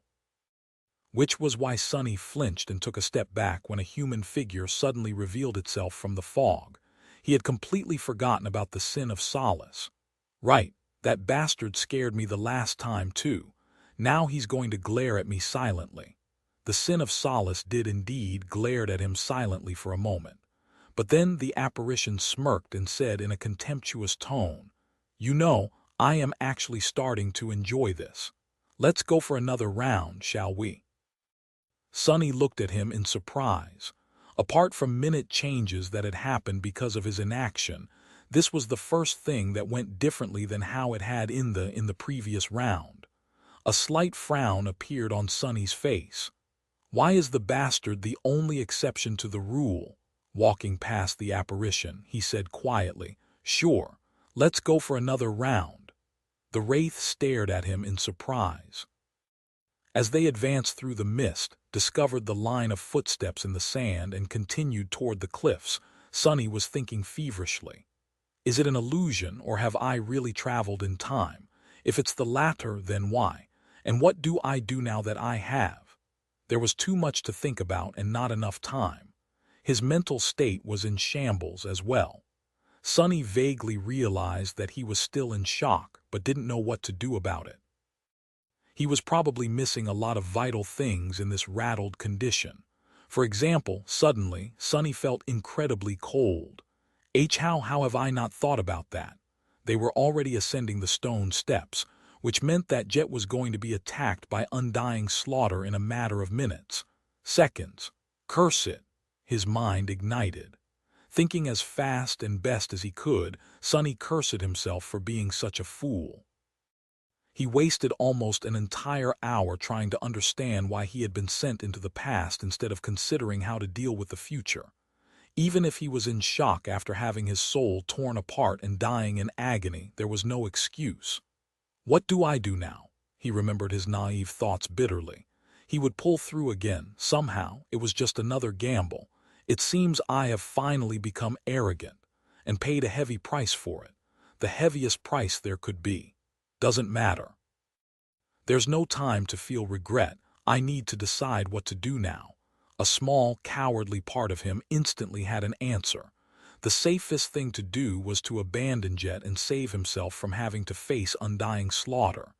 He knew that he would die in that clearing, so why go there at all? But even knowing the danger, he couldn't let Jet die. Go there and fight then. It was not such a foolish thought. The reason why Sonny had lost the last time around was because he had dove into the battle blind and without making any preparations. Now, however, he knew exactly what enemy he would be facing, and although there was very little time left before the clash, he could at least prepare a few things. I still don't know enough about undying slaughter. Fighting her now would be unwise, but he did not really need to. All he had to do was grab Jet and run. At that point, the shadow he had sent to scout ahead finally heard it. The sound of clashing steel, followed by Soul Reaper's pained scream. Sunny gritted his teeth. Let's do this. Chapter 1405, Undone. Dismissing the sin of solace, Sunny called upon the cruel sight and looked at Nephi's. There was no time to explain everything, but he still had to warn them in advance. What to say? How would he even explain a situation like that? Not finding any good words, Sunny just said what came to mind. I found Jet. She is being attacked by a powerful enemy, a wraith-like creature capable of dealing damage directly to our souls. I'll try to get Jet and retreat, prepare for battle. Before she had time to respond, Sunny already dove into the shadows. The reason I died was because I lost the initiative by not knowing the nature of the enemy and not having the correct weapon to deal with a wraith immediately at hand. Most importantly, I failed to realize that my shadows would be vulnerable to Undying Slaughter's attacks as well. He had dodged the first attack of the Defiled without too much trouble. It was unknown which one of them would have lost in the end after the cruel sight had manifested itself in a normal fight. However, Undying Slaughter had moved to destroy his shadows first. It was no surprise that she had known just how to kill him in one fell swoop. After all, the Mist Wraith was most likely a defiled version of Soul Reaper Jet using her future transformation ability. Jet knew a lot about his aspect, and the future Jet would have known even more. That had been Sunny's undoing. After a vast part of his soul had been destroyed, he was in no condition to put up any further resistance. So he died miserably on his knees. This time was going to be different. First, he had already summoned the cruel sight. Second, he would protect his shadows, and lastly, he knew a lot about Jet's aspect as well. Stepping out of the shadow, he wrapped it around his body and dashed toward the clearing. The dormant ability allows her to absorb the essence of living beings she kills. The awakened ability allows her to strike directly at the souls of her enemies, bypassing all forms of physical defense. The ascended ability allows her to increase the size and capacity of her shattered soul core, as well as removing the limit on how much essence she can use to enhance her body. Sunny did not know how ancient Undying Slaughter really was, how distant was the future she had come from. However, her Frankenstein's monster of a soul core would have already reached an enormous size, considering how many people the 6 plagues had slaughtered. She was powerful. He also did not know much about her transcendent ability. It was most likely how Undying Slaughter had attacked him in the form of a wraith, but the details of her transformation were unclear. I should be able to get through this as long as I'm careful. Or not. Bursting from the line of trees, Sunny ignited the silver blade of the cruel sight with divine flames and dashed toward where Jet was laying on the ground, her blood pouring into the moss. As he kneeled in front of her, tense and ready to fight, she opened her icy blue eyes and looked at him weakly.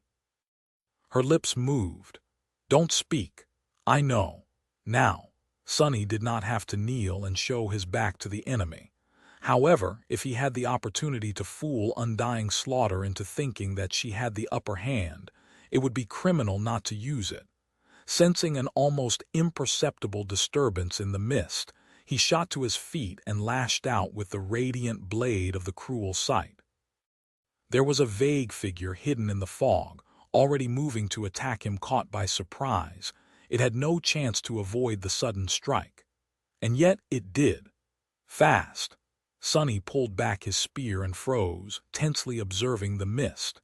Despite the fact that their roles had reversed, and he was the one to deliver an unexpected attack, the end result was the same. Undying Slaughter had dissipated into the fog, and he was left not knowing where the next blow would come from. Or he would have, if not for the fact that he knew the future. Wrong. Sunny knew what would have happened, not what would happen. Him changing the opening exchange of the battle could have changed what Undying Slaughter would do as well. He still had to be careful.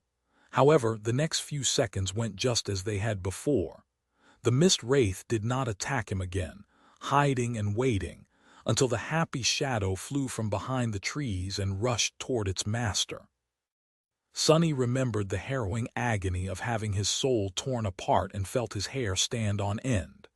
The mist swirled, and the wraith hiding within it moved to intercept the swift shadow. Damn it! Even knowing what was about to come, he couldn't suppress his fear. Undying slaughter brought its ghostly blade down, but before it could plunge into the shadow, it was met by another blade, this one made of pure darkness. As two ruby flames ignited in the depths of his shadow, Saint deflected the wraith's blow and stepped into the clearing. Blade of Darkness, ability description. The true darkness dwelling in the shadow's heart can be summoned in the form of a fearsome weapon, as long as the shadow has mastered the use of that weapon. The blade of darkness can slay those of flesh and those of spirit. It never dulls, never falters, and never breaks. Alternatively, the darkness can be summoned to augment a mundane weapon. Saint's dark sword could cut both tangible and intangible enemies, just like the cruel sight could. More than that, she was immune to soul damage, which made his taciturn shadow an almost perfect adversary for the hateful mist wraith. Even if Undying slaughter was a defiled transcendent like the Mad Prince was, Saint was a transcendent devil. Their power, at least theoretically, was on par, or so Sunny hoped. Faced with the dark blade, the mist wraith glided back. The next moment, a second shadow appeared in the clearing. Fiend jumped out of it, infernal flames burning in his eyes. The happy shadow wrapped itself around the graceful stone knight, while the gloomy one wrapped itself around the steel ogre. Sunny himself was augmented by the other three. Undying slaughter was caught in the middle of a triangle formed by Saint, Fiend, and Sunny. Let's see who will die now. Forcing himself to grin, Sunny gripped the cruel sight tighter and dashed forward. Chapter 1406 Undying. Sunny waited for a moment, then slowly straightened and looked around. The chain breaker was laying on white sand, tilted awkwardly. Damnation! His trembling fist collided with the railing and splintered the enchanted wood. He didn't feel the pain. Curse it all. Sunny, are you all right? Sunny lingered for a moment, took a labored breath, then looked himself over and slowly turned to Nephis. His voice sounded hoarse. Yes, it seems that I am. In the end. He still lost to Undying slaughter. The odds seemed to be in his favor. He successfully avoided having his shadows destroyed, summoned Saint and Fiend, and managed to wrestle the initiative from the ghostly claws of the mist wraith. However, the battle did not go how he had hoped it would. It ended in disaster, just like the previous time. Sunny had been almost certain that Saint would be immune to Undying slaughter's soul attacks, and it turned out to be true somewhat. It seemed that she could withstand much more damage than the rest of them, but even then, the ghostly blade was just as lethal to the taciturn knight as it was to Sunny and Fiend. The reason, as he belatedly realized, was the unique nature of Jet's aspect. Her attacks bypassed physical defenses and struck the soul, and yet, they were not true soul attacks.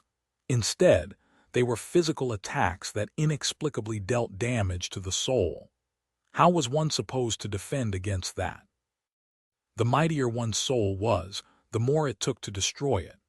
Other than enduring the damage or avoiding being hit entirely, there was no other way, at least none that he knew of.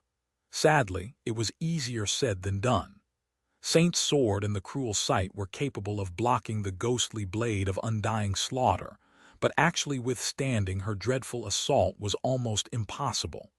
The mist wraith was astonishingly swift, devastatingly strong, and insidiously cunning on top of that. She was a truly abominable creature, and an inexplicable one, too. Sunny had just enough time to catch a glimpse of what hid in the darkness of her defiled soul, and what he saw left him reeling. Undying slaughter could be called a corrupted beast, since there was only one node of vile darkness infesting her soul. But that node was truly colossal in size, dwarfing any other corruption core he had even seen before. So her actual power could very well be equal to a terror or a titan. Still, Faced with Saint's resilient soul and two weapons that could both block and damage intangible beings, Undying Slaughter was at least forced to change tactics. After clashing with them a few times, the Mist Wraith silently discarded her ghostly form, turning back into a corporeal creature. If Sunny had ever had any doubt that the 6 plagues were the future version of the members of the cohort, they were instantly dispelled at that moment. Undying Slaughter looked more like a revenant, both dreadful and dreadfully beautiful, than a human being, but there was no way he could fail to recognize those icy blue eyes, that chilling presence, and the ruthless way in which she fought.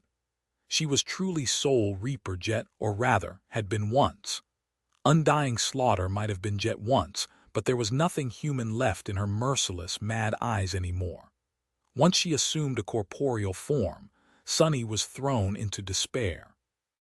His plan to stall the abomination while Fiend retreated with the real Jet was shattered almost instantly. Undying Slaughter read his intentions like an open book, and not only made following the plan impossible, but also cruelly turned it against Sunny. The initiative he had so arduously won was immediately lost when the Revenant aimed all her attacks at Jet instead of him, Saint, or Fiend.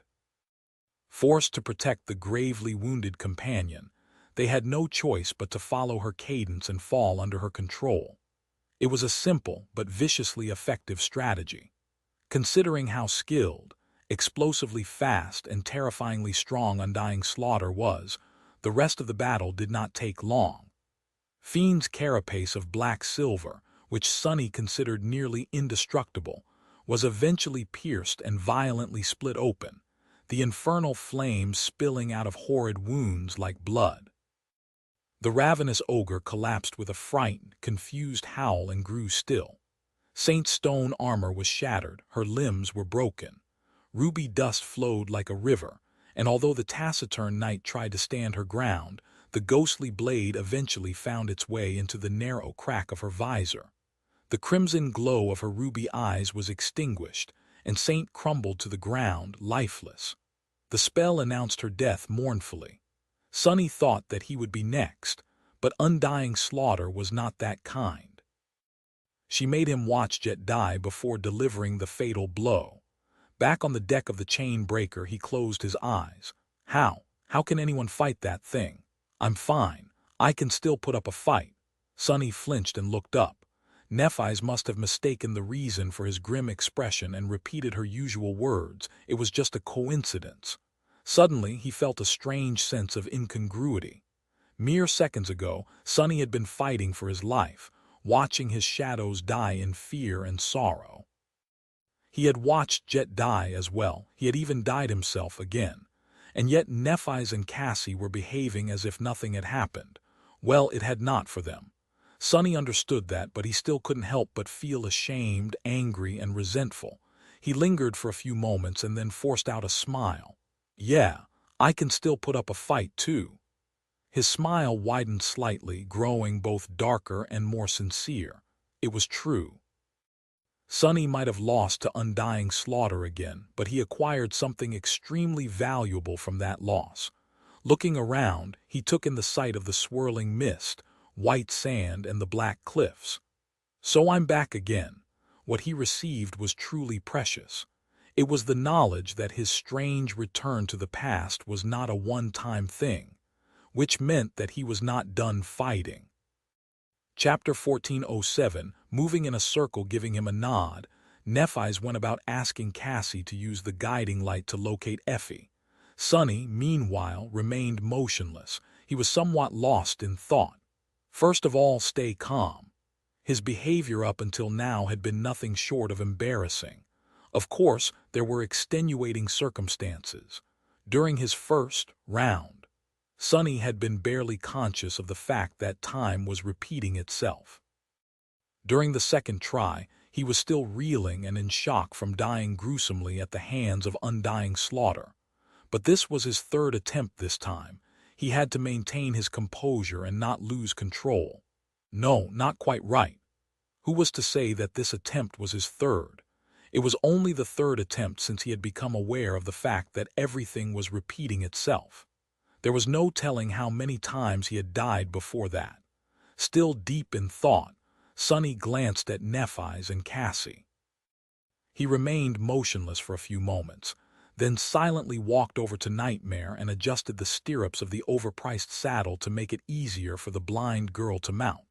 Soon, they abandoned the ship and stepped on the white sand of the misty beach.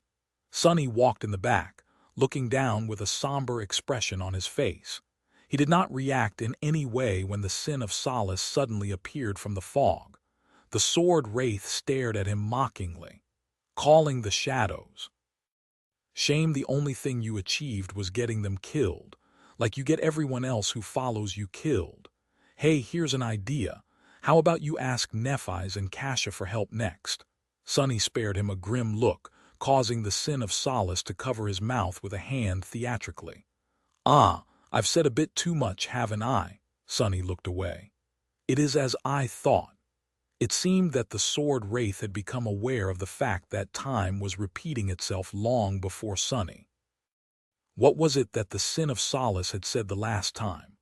I am actually starting to enjoy this. Let's go for another round, shall we? Back then, Sonny had only paid attention to the fact that the wraith was behaving differently from the past, unlike everyone else. But now, it was clear that the apparition had already known about the twisted nature of time on Windflower. Come to think of it, had it not been the inconsistency of how the Sin of Solace behaved that first alerted Sonny to the anomaly? The wraith had stared at Sonny silently, and he turned to ask if the bastard was not going to say anything.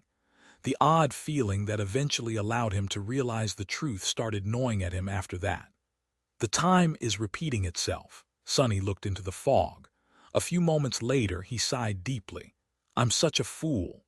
The great river was a river of time.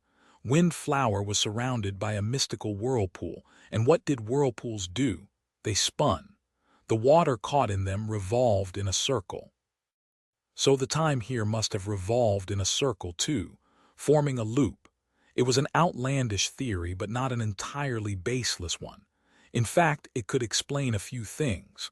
Why the ancient stone steps did not look weathered at all, for example.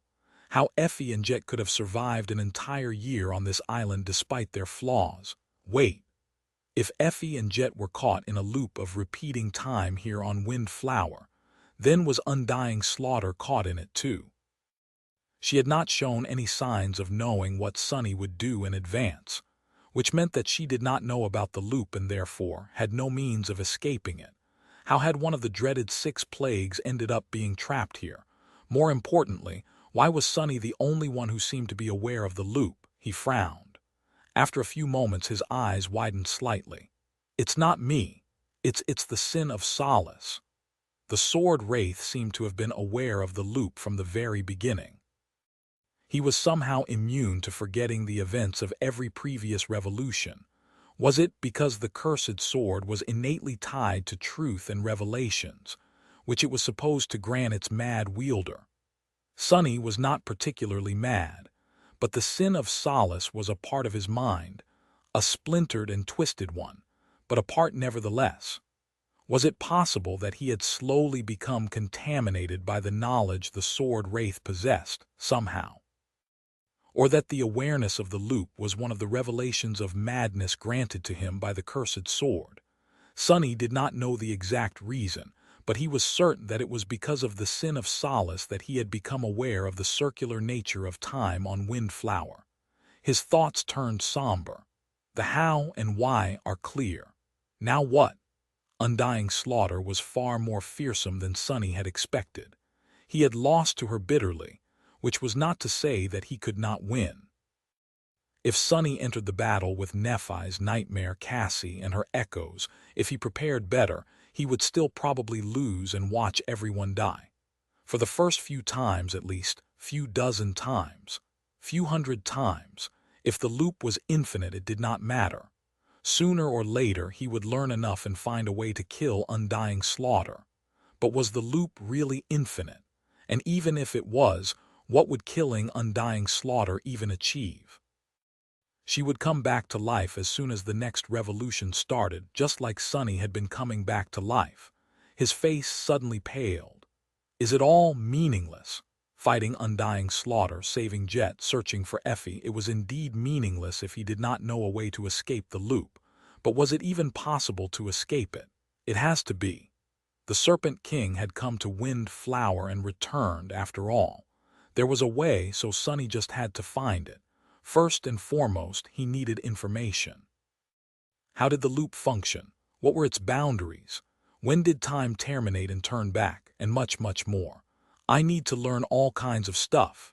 The future promised to be rather interesting and incredibly tiring. Sunny shuddered, imagining how many more times he was going to die. Chapter 14:08 Closest Path. By the time the three of them reached the line of footsteps in the sand, Sunny had formulated a rough plan of what he had to do during this particular revolution. Well, it wasn't much of a plan. There were too many paths he could take, so he simply chose one that was the closest. Jet was not that far, and had to know more about what was happening on the island than he did. So, Sunny was determined to find her before Undying Slaughter did. He was not enthused about the idea of fighting the dreadful wraith again so soon. Luckily, there was a high possibility that he could snatch Jet and escape without exchanging a single blow with the defiled. What I need right now is not strength but speed. Sunny glanced at Nephi's and Cassie. He would have to share his knowledge with his companions sooner or later without a doubt. Just imagining that conversation made him uncomfortable, though. It was a rather bizarre thing to say to someone, that they had been living the same hour over and over again without ever realizing it. I'll tell them the next time. Hopefully, there will be a next time. Sunny suspected that the loop was endless. It should have existed for as long as the colossal whirlpool existed, which had already been hundreds of years, but he couldn't be sure. So, for now, he had to treat each revolution as if it was the last one. I'll tell them after I'm back, then. Sadly, he had already wasted a lot of time coming to this realization, so there was none of it left for lengthy explanations. Noticing his intense gaze, Nephi's looked at him and raised an eyebrow. Sunny hesitated for a few moments, considering his words carefully, then opened his mouth and said just three of them. Aster, Song, Vale. Her expression changed slightly, becoming darker and more intense. It was not exactly the same murderous reaction as she had showed on the Ashen Barrow, but Sunny still felt a little uncomfortable. Nephi's frowned. Why? She paused for a moment, then took a deep breath. Are we under a mind hex again? Sunny shook his head. No, but something similar. Right now, I need you two to not ask questions and do what I tell you. Can you do that? Cassie had turned around in the saddle, a troubled expression appearing on her face. She remained silent, though, waiting for Nephi's to speak. Neph stared at him for a few long moments, then nodded slowly. All right. Sunny sighed with relief. He knew that she trusted him, but blindly trusting someone was not easy. It was even harder to suppress one's curiosity. Personally, he would have had a lot of trouble both with the former and the latter. He forced out a smile. Good. Then return to the ship and hide. Stay safe until I return. Sunny had no idea if returning to the chain breaker was indeed safe, but it was the best temporary solution he could come up with. Turning to Cassie, he added, I'll need Nightmare. The blind girl swiftly dismounted, allowing him to hop into the saddle. Looking down, Sunny lingered for a moment, then commanded Saint and Fiend to protect his companions. A moment later, he was galloping through the fog. He wanted to avoid fighting Undying Slaughter, which meant that he would not need his combat shadows. If he still ended up facing the Mist Wraith, summoning them to him would take only a couple of moments. Faster. Nightmare, however, was the fastest of his followers. His speed was far superior to even Sunny's own, as well as that of his shadows. To find Jet and bring her away from the misty forest unscathed, Sunny would need his steed the most. He sent all 5 shadows to augment the dark destrier. The 2 of them flew along the line of lonesome footprints, swiftly approaching the wall of black cliffs. The black stallion scaled the stone steps without ever slowing down, his adamantine hooves sending sparks flying from the black rock, the melodious staccato traveling through the mist like the rumble of war drums. Soon, they entered the forest. Sunny was way ahead of the previous revolution. Jet should not have entered the clearing yet, so she could be anywhere. That was a problem, considering that he did not dare send his shadows to scout anymore. Quite a predicament. He could use the silver bell to point Jet in his direction. The problem was that Undying Slaughter would recognize its ringing as well. Not to mention that there were most likely other deadly creatures on the island. It was a shame that the guiding light pointed to Effie, but not Jet. Otherwise, Sunny would have taken it with him. Nightmare reached the clearing where Sunny had died the last 2 times or however many times it really was, and crossed it in the blink of an eye. She shouldn't have come from the direction of the beach, so the most logical choice is to continue toward the tower.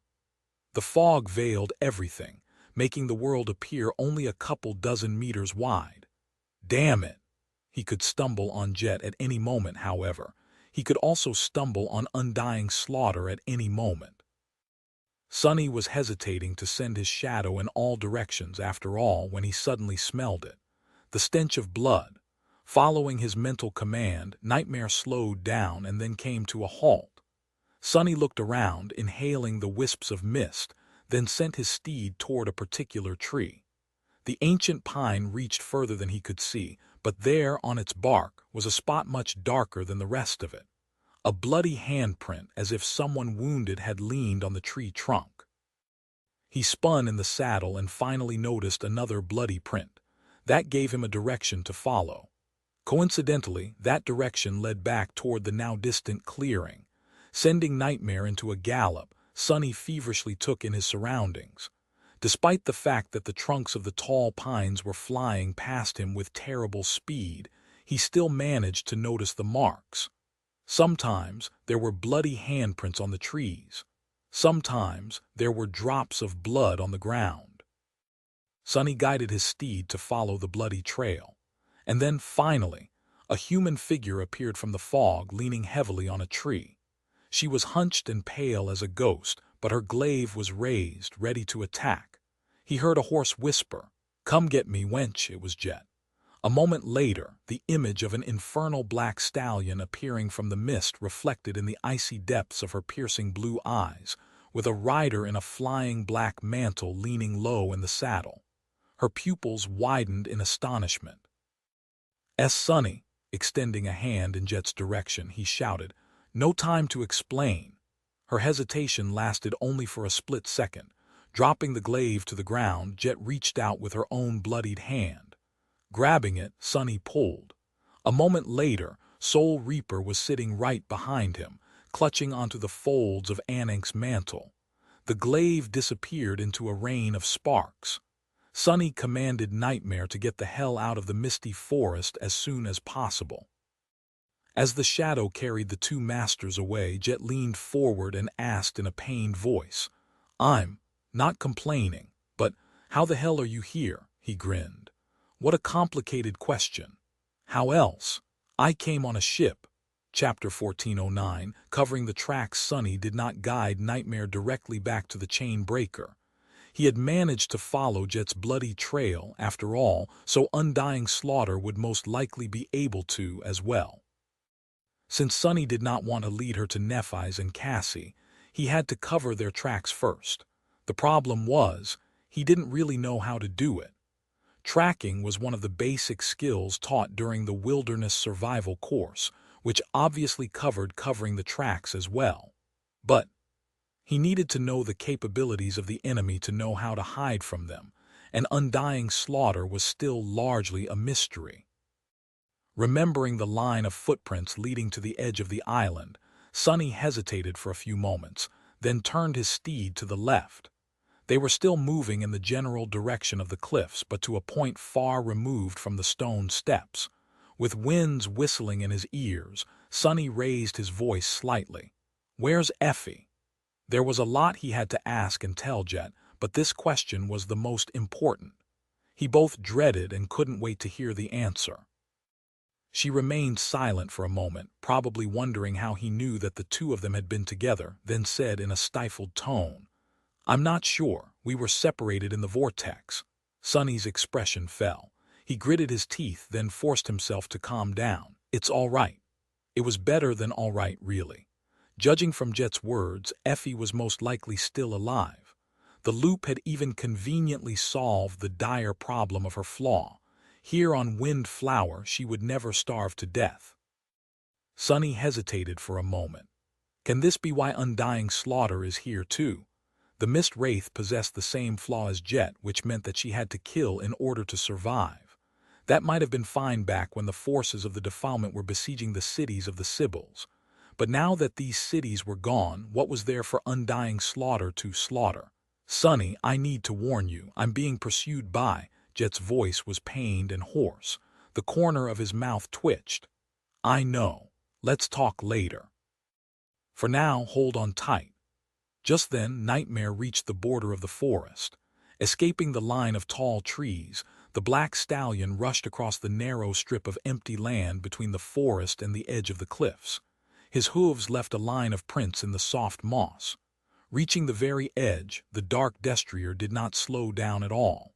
Instead, he accelerated even more and leapt forward, soaring high into the air above the hidden chasm of the dark abyss. Jet let out a stunned yelp. Dismissing the shadow, Sonny spun, grabbed onto her, and summoned the dark wing.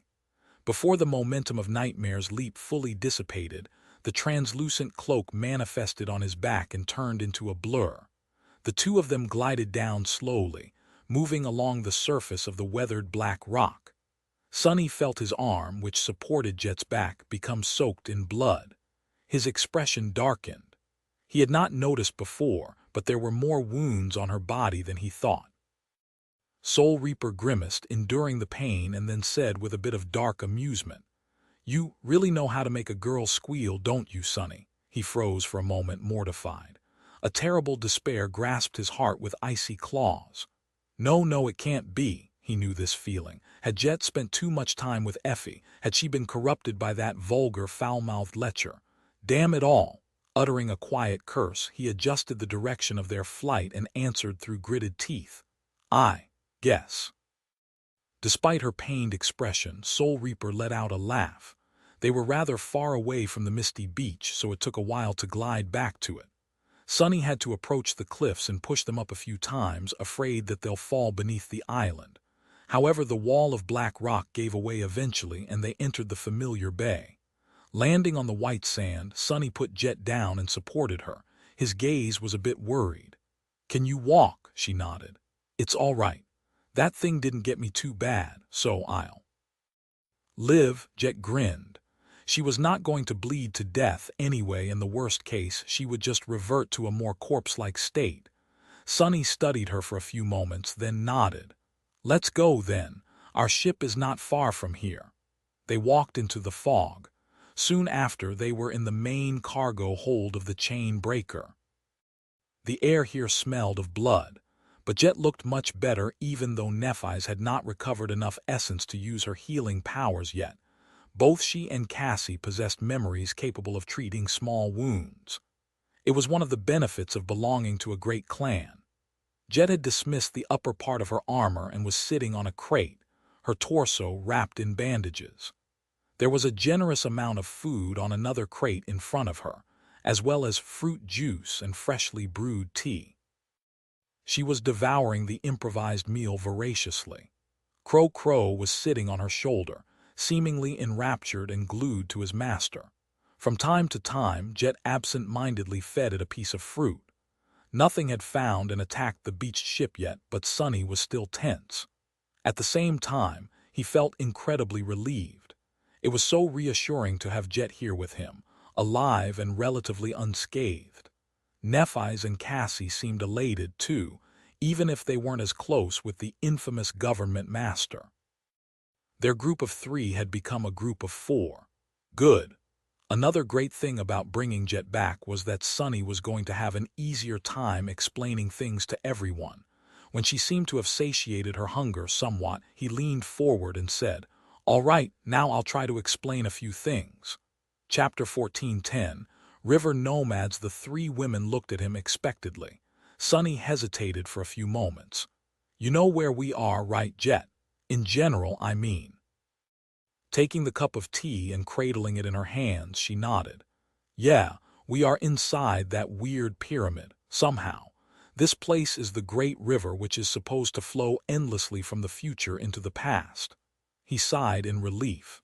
It seemed that Effie and Jet had learned a few things about the nature of the third nightmare as well. Indeed. Because of the nature of the great river, there are all kinds of strange things happening to time in this nightmare. For example, Nephi's and I have been here for about 4 months now, but Cassie has been here for more than a year. Nephi's and Cassie nodded calmly since they had already known that fact. Jet, however, seemed perplexed. What? Sunny looked at her, lingered for a moment, and said, Yeah, what about you? Soul Reaper suddenly seemed uncertain. She touched her hair briefly, then blinked a couple times. About 2 months. Effie and I were sent to the same place 2 months ago. This time it was Neff's and Cassie's turn to look stunned. How can that be? Sunny smiled faintly. I'll explain in a bit, but first, Jet, can you tell us what has happened to you two? She took a sip of tea, then smiled back at him. Sure, why not? Jet's icy blue eye grew a little distant. The three of you must know more about this place than we do. Look, you even have a ship. Effie and I, we weren't that lucky. The people whose roles we've taken belong to a tribe of river nomads. Their ancestors were the survivors of one of the destroyed cities, I think, but these guys, they had already regressed into abject savagery. Which is not that surprising, really, considering how they lived, she sighed. The river nomads did not have a place to live, constantly migrating instead. They rode sea creatures as steeds and hunted weaker abominations for sustenance. When defiled or powerful nightmare creatures appeared, they ran. Actually, their way of life was really ingenious and tenacious. I have never even thought that it was possible for humans to live entirely in the water without ever stepping foot on land. Cassie tilted her head a little, confused. These nomads, they were riverborn. Sunny was confused too. How could riverborn lead nomadic lives? Weren't they bound to a span of the great river they were born on? Jet nodded somberly. Yeah, that was why they regressed that much, that quickly. The nomads lived very short lives, you see. No generation lasted more than a couple of decades. They rarely remained as children for more than a year or two, and were expected to join the hunts immediately after. If there was danger, the older generation was sacrificed to let the younger one escape. Even if there was no danger, they had to follow the abominations they could hunt. So, she shook her head. They might have looked like adults, but in reality, it was a tribe where no one ever reached adulthood. They were all ignorant, savage kids. Soul Reaper leaned back, fed her crow echo a grape, and grimaced. Well, by the time Effie and I came around, it could barely be called a tribe. There were maybe a dozen people left. All the other nomad tribes seemed to have gone extinct already as well. We were most likely the last. Her expression darkened slightly. So, we tried to keep them alive and find out where we were, what was happening, and how to conquer the nightmare. It took us some time to learn how to live the lives of the great river nomads. In the process, we also learned from the surviving tribesmen about the tomb of Ariel, the great river, the defilement, and the fall of the river cities. Oh, and we fought plenty of nightmare creatures. Well, I did at least. Jet stretched and then winced, briefly touching one of her bandages. Everything went, if not well, then at least all right, until we stumbled on an especially powerful swarm of the drowned. Our tribe. At that point, there were no children among the nomads anymore, so there was not even a point in trying to run. In the battle, everyone was killed. Only Effie and I managed to escape. Sunny noted that Jet and Effie remained outsiders despite having taken the roles of two riverborn people. It was an interesting fact. Meanwhile, she shrugged and continued.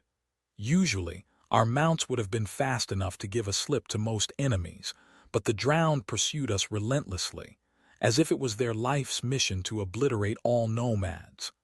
The sea creatures we rode had also been wounded in the battle, so they were gradually slowing down. After about a week of running away and fighting pitched battles with those bastards, we got lost in the mist, and then sucked into this whirlpool. I only managed to send my echo out, hoping against all hope that Crow would manage to find one of you. Soul Reaper looked at the black bird and smiled. Then her smile faded slowly. Effie and I were separated while trying to reach the island, and here we are, I guess. Nephi's glanced at Cassie, then frowned a little. What do you mean? How long have you been here? Jet looked at her with surprise. There, the moment of truth. She scratched her head. A couple hours. I landed, tried to search for Effie, and got lost in the mist. Then that thing attacked me. I managed to flee, but she would have probably finished me off soon if not for Sunny. Talk about a prince on a white horse. Who needs one when there's a pauper on a black horse, right? Soul Reaper grinned and downed the rest of her tea in one gulp. A satisfied expression appeared on her face. Nephi's and Cassie, meanwhile, seemed troubled. The blind girl frowned. But how is it possible?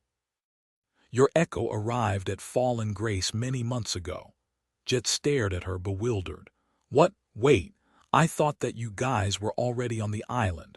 Wasn't that why Crow was able to find Sunny so fast? Cassie shook her head. No, we only ventured to find Windflower after learning that the two of you were here. Soul Reaper leaned back. That doesn't make any sense.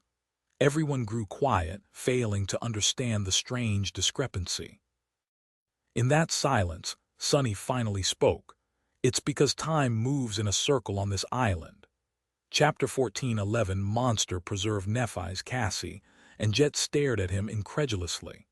Pierced by 3 intense gazes, each belonging to a beautiful woman, Sunny shifted uncomfortably and pulled on the collar of the Shroud of Dusk. I think I really need to start socializing with guys more. Why am I always surrounded by lethal beauties? Eventually, Nephi's repeated his words evenly. Moves in a circle, Sunny nodded. Yes. I only became aware of it a few hours ago, or a few revolutions ago to be precise. Think about it, the waters of the great river represent time, and we are surrounded by an enormous whirlpool. So, he pointed to Jet. You only remember being on Windflower for a couple of hours, but in fact, you've been here for almost a year. The time you spent in the nightmare is the same as Cassie. Looking at their tense expressions, Sunny sighed. Well, in fact, what I said earlier is not entirely accurate. It seems that Nephi's and I entered the nightmare 4 months ago, while you and Cassie entered it more than a year ago. But there is no telling how many times the time repeated itself before I became aware of the loop, so, although I don't think that it's the case, we might very well have been stuck on this island for 100 years. There's no way to tell unless we leave. Everyone remained silent for a while. When the pause grew too long, Cassie finally asked in a hesitant tone, These previous revolutions, do you mean that we have already explored the island several times, but you are the only one who remembers it? Sunny's face grew dark. He looked away, grimaced, and then said somberly, Explored the island, not really. We barely left the beach when Undying Slaughter attacked Jet in the forest. Each time I went ahead to try and stop her, and each time I died miserably. Jet too. Soul Reaper threw a sharp glance at him and paled a little. It was not a pleasant thing to hear that you had been killed. The corners of her mouth twisted into a dark smile. How regrettable, he sighed. This is the first time I managed to live past an hour, so I don't really know much about the loop yet. I'm sure it doesn't terminate each time I die, which means that Nephi's and Cassie must have lived longer. You might have even survived long enough to reach the termination point, but since your memories are erased between revolutions, it's impossible to tell. Nephi's raised an eyebrow. Why are you the only one who remembers? Sunny pointed to the sin of Solace the sword, not the wraith which lay on a crate nearby. I suspect it has something to do with this cursed sword of mine. Its spirit, was actually the first one to show signs of knowing about the loop. She seemed to accept the explanation after thinking about it for a few moments. Jet sighed and leaned forward to pour herself more tea. Cassie gripped the guiding light tighter, lost in thought. After a minute passed in silence, Nephi's looked at Sunny and asked, "What is Undying slaughter like?" His expression froze. Struggling to suppress an involuntary shiver, Sunny lingered for a few moments and then said evenly, "She's a horror." Grimaced, and then described his encounters with the defiled monstrosity in as much detail as he could. As he did, the faces of his companions grew more and more somber. Eventually, Nephi's briefly glanced at Jet and then looked away. "Formidable. If we attack together, what do you think our chances will be?" Sunny slowly shook his head. "At least some of us will die, all of us, most likely, especially with how low on essence you are," she sighed. "Then we avoid battle for now." He blinked. "For now." Nephi's looked at him and shrugged calmly. "We'll have to face the 6 plagues eventually. Now, however, is not the right time." Sunny was a little bit aggrieved. Did she not hear how absolutely terrifying that thing is? But then again, it was Nephi's he was talking about. Actually, it was already incredible that she had not suggested attacking Undying slaughter right away, saying something like, "It's just a defiled version of one of the most deadly masters in the world, but long past reaching sainthood." That was personal growth right there. Cassie slowly shook her head. "We might avoid fighting Undying slaughter, but I don't think we can avoid battle." Jet looked at her curiously. "What do you mean?" The blind girl hesitated for a moment. "If it's like Sunny said, then I finally understand why this place feels so dangerous. Think about it. Previously, we only knew that no one returns from Wind Flower. Human ships, the defiled, nightmare creatures, very few things that enter the whirlpool can ever escape. I assumed that all these beings had perished here somehow. But if some of them are trapped in this time loop just like us," her face paled a little, "then this island is teeming with all kinds of abominations that have been caught, but managed to reach the island instead of being swallowed by the vortex. How many of them must have accumulated here over the centuries? How many horrors are hiding in the mist?" Cassie shook her head. "If the time loop really exists, then Wind Flower, it's like a monster preserve." An uneasy silence settled in the cargo bay. Everyone's expressions grew ugly. A monster preserve. Sunny looked resentfully into the distance. She was right, considering the pulling force of the vortex. All kinds of abominable creatures must have been caught by the whirlpool over the centuries. Most of them had perished in its depths, but plenty would have managed to reach the island. And since time here was stagnant, moving in a circle, all of them were still here, good as new. A chill crept up his spine. This place, just what kind of hell was it? Nephi's, meanwhile, rose and put her hand on the hilt of her sword. Her usually impassive face was somber but determined. "Be that as it may, our goal still remains the same." The rest of them looked at her silently. She frowned. "Our goal was to find Effie and Soul Reaper Jet, then return to fallen grace. We are still missing Effie, so no matter if there is a time anomaly or not, nothing really changed. We have no choice but to venture out, find her, and escape." Sunny gave her a grim look. "There is one problem, though. Who is going to fuel the chain breaker with essence? Yours is already consumed, and it won't be sufficiently replenished anytime soon." Nephi shrugged. "You can do it as long as we time our escape and leave at dusk or dawn." He sighed, then stood up and nodded. "All right, then. I agree. The longer we wait, the higher the chances are that Effie will meet fatal danger. Let's make a detour to avoid Undying slaughter and follow the guiding light deeper inland." Jet winced but stood up too. Her bandages were painted red by blood. "Count me in." Finally, only Cassie was left sitting. She glanced at the sacred staff in her hand, then rose and took a deep breath. No time to waste then. After spending a little time to discuss their strategy and prepare, the group left the chain breaker and stepped on the white sand once again. Chapter 14:12. Misty Forest. Sunny had managed to survive longer than an hour. He had avoided clashing with Undying slaughter, and even rescued Jet. And yet, he was not very reassured. As the cohort left the chain breaker behind and ventured into the swirling mist once again, he was not confident that they would survive at all. In fact, he dreaded Windflower even more. How many times do you think you can die before sanity abandons you completely? The Sin of Solace, who was walking alongside him, was not helping at all. The sword wraith laughed. Considering how thick your skull is, I'd wager a few dozen times more. Yes, after that, you'll probably turn into a drooling fool. Gods, I wonder if I'll still be stuck with you after you've become a vegetable. Trying to ignore the infuriating apparition, Sonny kept his eyes on the fog. In your dreams. He only had to take one look at Nightmare to know that a few dozen deaths would not break him. The Sin of Solace was simply gloating. A few years of torturous deaths, though. We need to escape this horrible place as soon as possible.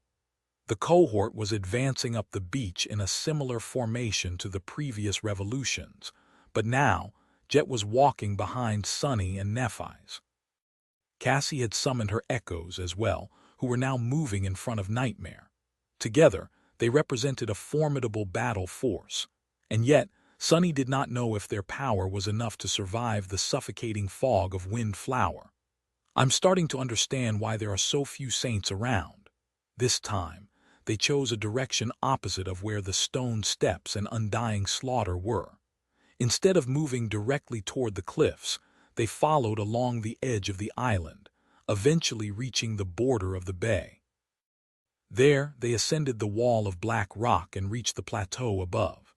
Sonny used Shadow Step to arrive there first and guarded the landing until the other members of the cohort climbed up. By the time everyone did, the second hour since their arrival on Windflower should have been well over. Above the cliffs, it was the same landscape.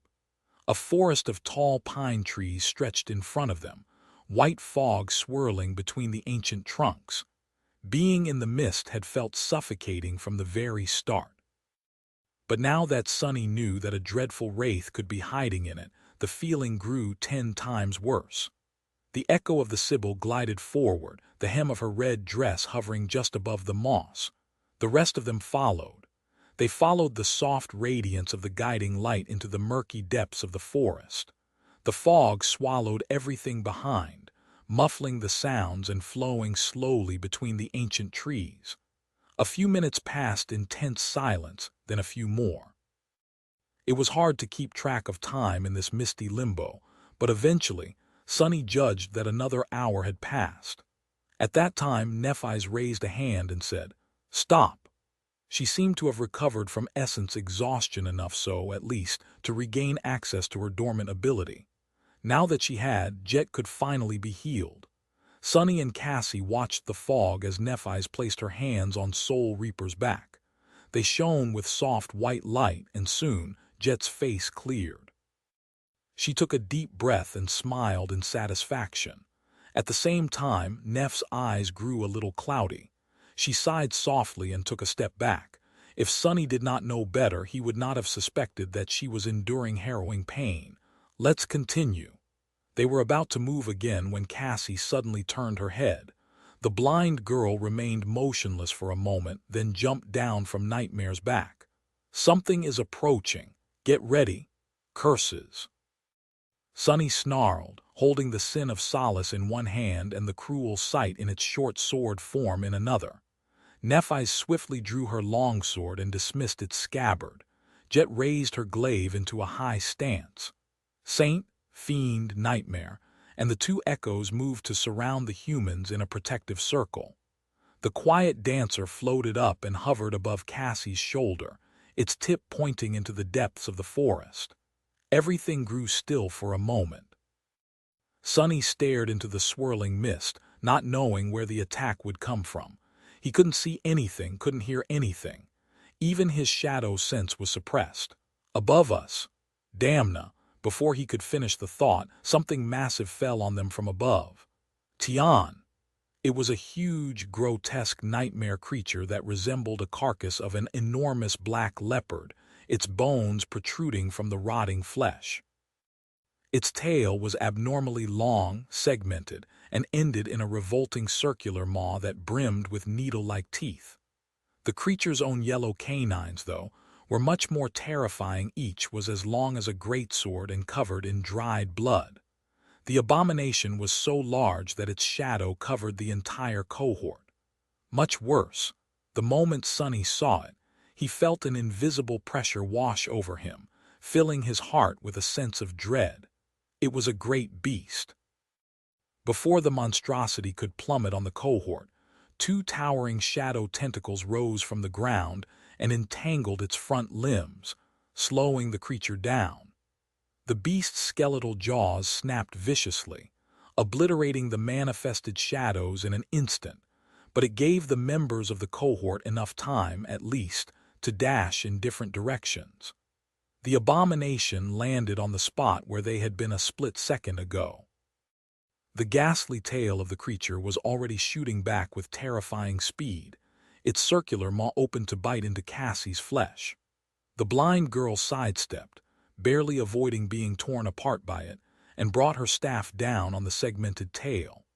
A moment later, she was flung aside like an ant. On the other side, the beast swiped its rotting paw in the direction of Sonny and Nephi's. Augmented by the shadows and soul flame, both managed to dodge the lethal blow, even if it was just by a hair's breadth. But as soon as they did, the creature's jaws were already in front of them, ready to snap shut and turn the two humans into chunks of torn meat. Neither Sonny nor Nephi's had regained their balance, yet there was no time for them to evade. Luckily, at that moment, Saint crashed into the side of the abomination's head, using her shield as a siege ram. The power of the blow was terrible enough to bring a fortress wall down, but the skull of the great beast only swung to the side a little. It did not seem as if the creature had sustained any damage at all, and all of that from the moment the creature landed to now only took a split second to happen. Not good. The azure serpent had been a king among beasts, while this one was merely a beast, and yet it was a great nightmare creature. It was too powerful, too fast, and too resilient. Can we defeat it?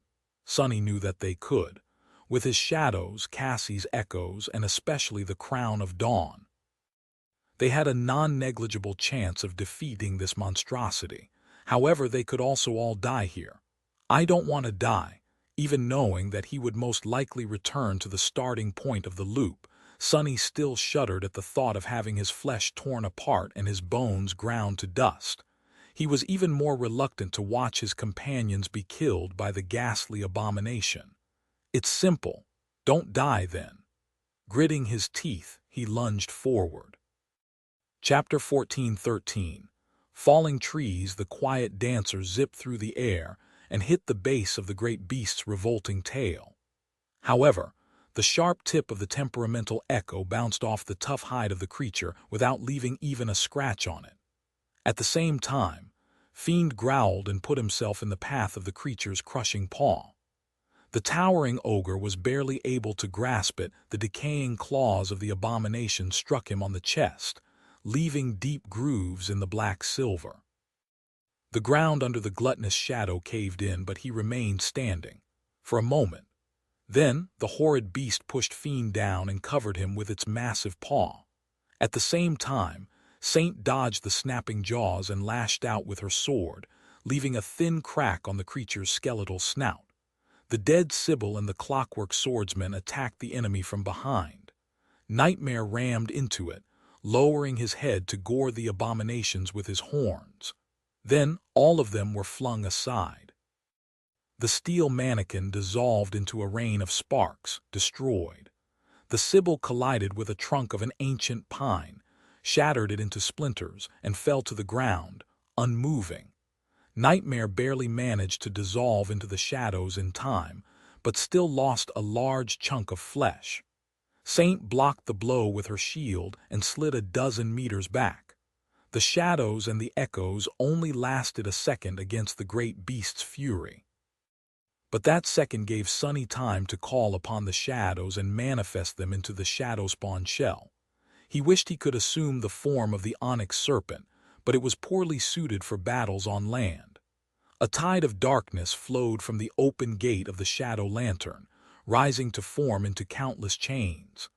They bound the ghastly creature like ropes, but were torn apart a moment later. Sunny, Nephi's, and Jet launched their attack. Neph's silvery longsword ignited with blinding radiance as she dove under the abomination's jaws and thrust her weapon into its neck.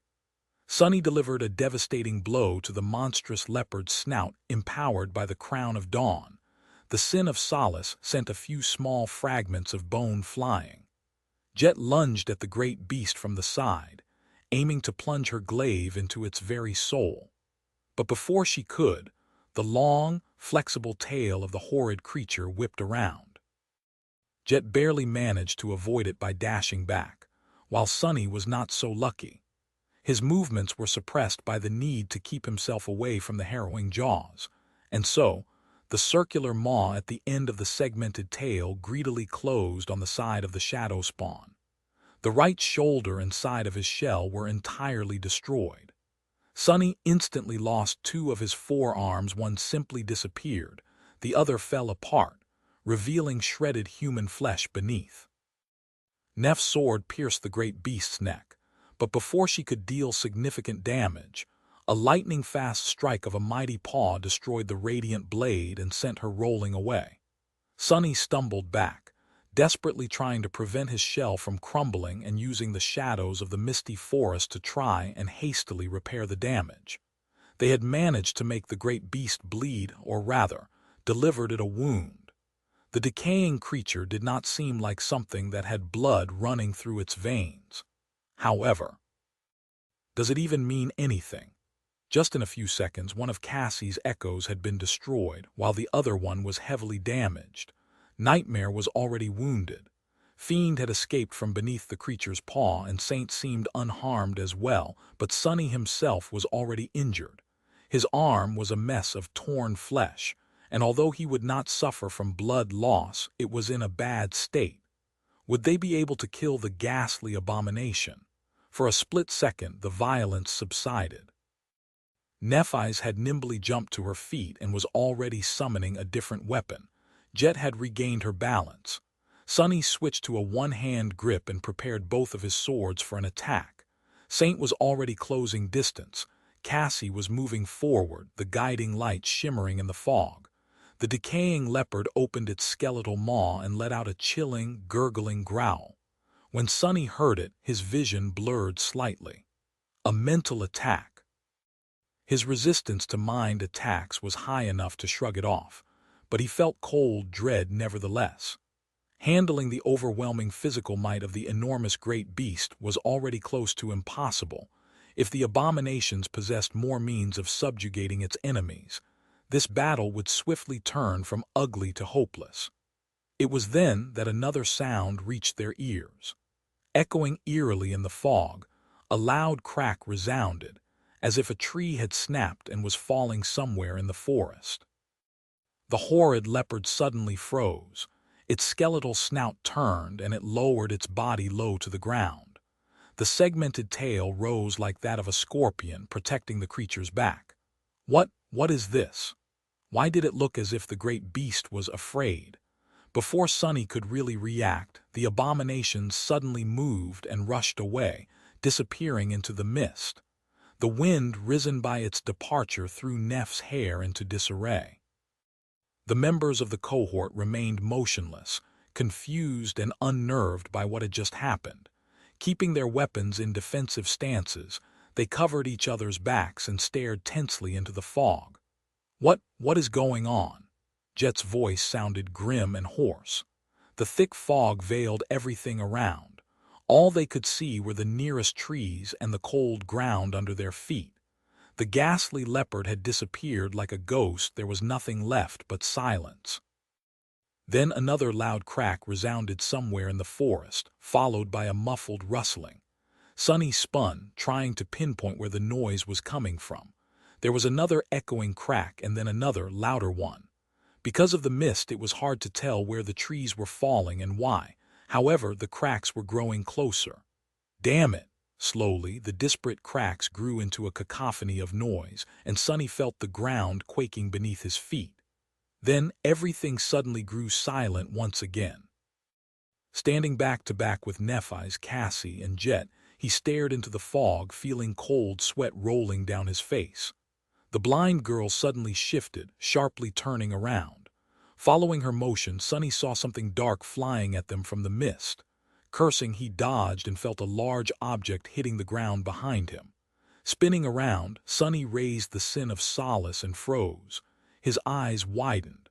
Out there in front of him, laying on the ground, was the ghastly leopard, or rather, its head. The skeletal snout was shattered, and the gaping hollows where the abomination's eyes should have been were dark and empty. There was nothing below the creature's mangled neck, but it did not seem as if it had been severed. Instead, it seemed as if someone or something had violently ripped the abomination's head off with nothing but brutal strength. The great beast was dead. Sonny couldn't help but tremble. What the hell? What could have ripped a great beast apart? Flinching, he forced himself to look away from the revolting head and peered into the fog. Where is it? Where? He couldn't see anything. He couldn't hear anything. He couldn't sense anything. Sonny gritted his teeth and forced himself to calm down. Cassie. Even if he didn't know from which direction the attack would come from, Cassie would. She could see a few seconds into the future. After all, it was all but impossible to get her by surprise. Turning slightly, Sonny tensely studied the blind girl. She was holding the guiding light in front of her, ready to deflect a sudden attack. It seemed that she had not felt anything dangerous yet. Maybe it's go. But then Cassie's shoulders trembled slightly. Her aspect ability had shown her the future. She did not turn to face the unseen enemy, though. Instead, her hands dropped and she lowered her head, which meant that in the future Cassie saw there was no escape. Sonny stared at her in disbelief. No. A moment later, he was swallowed by a heavy shadow. Looking up, Sonny saw a hand stretching toward them from the fog above. It seemed like a human hand, except that it was almost the same size as the great beast had been. He could see the lines on the giant palm and the blackened, broken, bloodied nails at the ends of the long, bruised fingers. The giant hand moved deceptively slow, but before Sonny could even blink, it was already upon them. Without ever slowing down, it smashed into the members of the cohort, squashing them like bugs. Sonny died. This time his death was mercifully swift. Sonny waited for a moment, then slowly straightened. The deck of the chain breaker felt solid under his feet. This time he simply peered into the fog instead of looking around, not that he could see anything. His gaze was dark and hollow. I failed again. His face was pale and unmoving. In front of him, the mists of wind flower flowed slowly, swirling in indifference as they devoured the world. Everything was as it had been before. Chapter 14:14. Bone Garden. Nephis and Cassie were talking about the guiding light.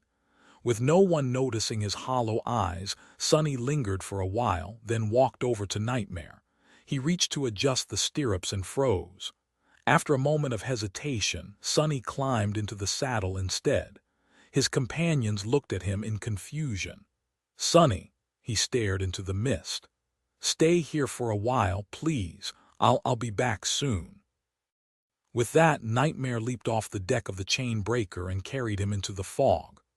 Damn it, damn it, damn it. The ghastly leopard had already been bad enough, and yet, Sonny felt that the cohort would have been able to slay the dreadful creature, if at a steep cost.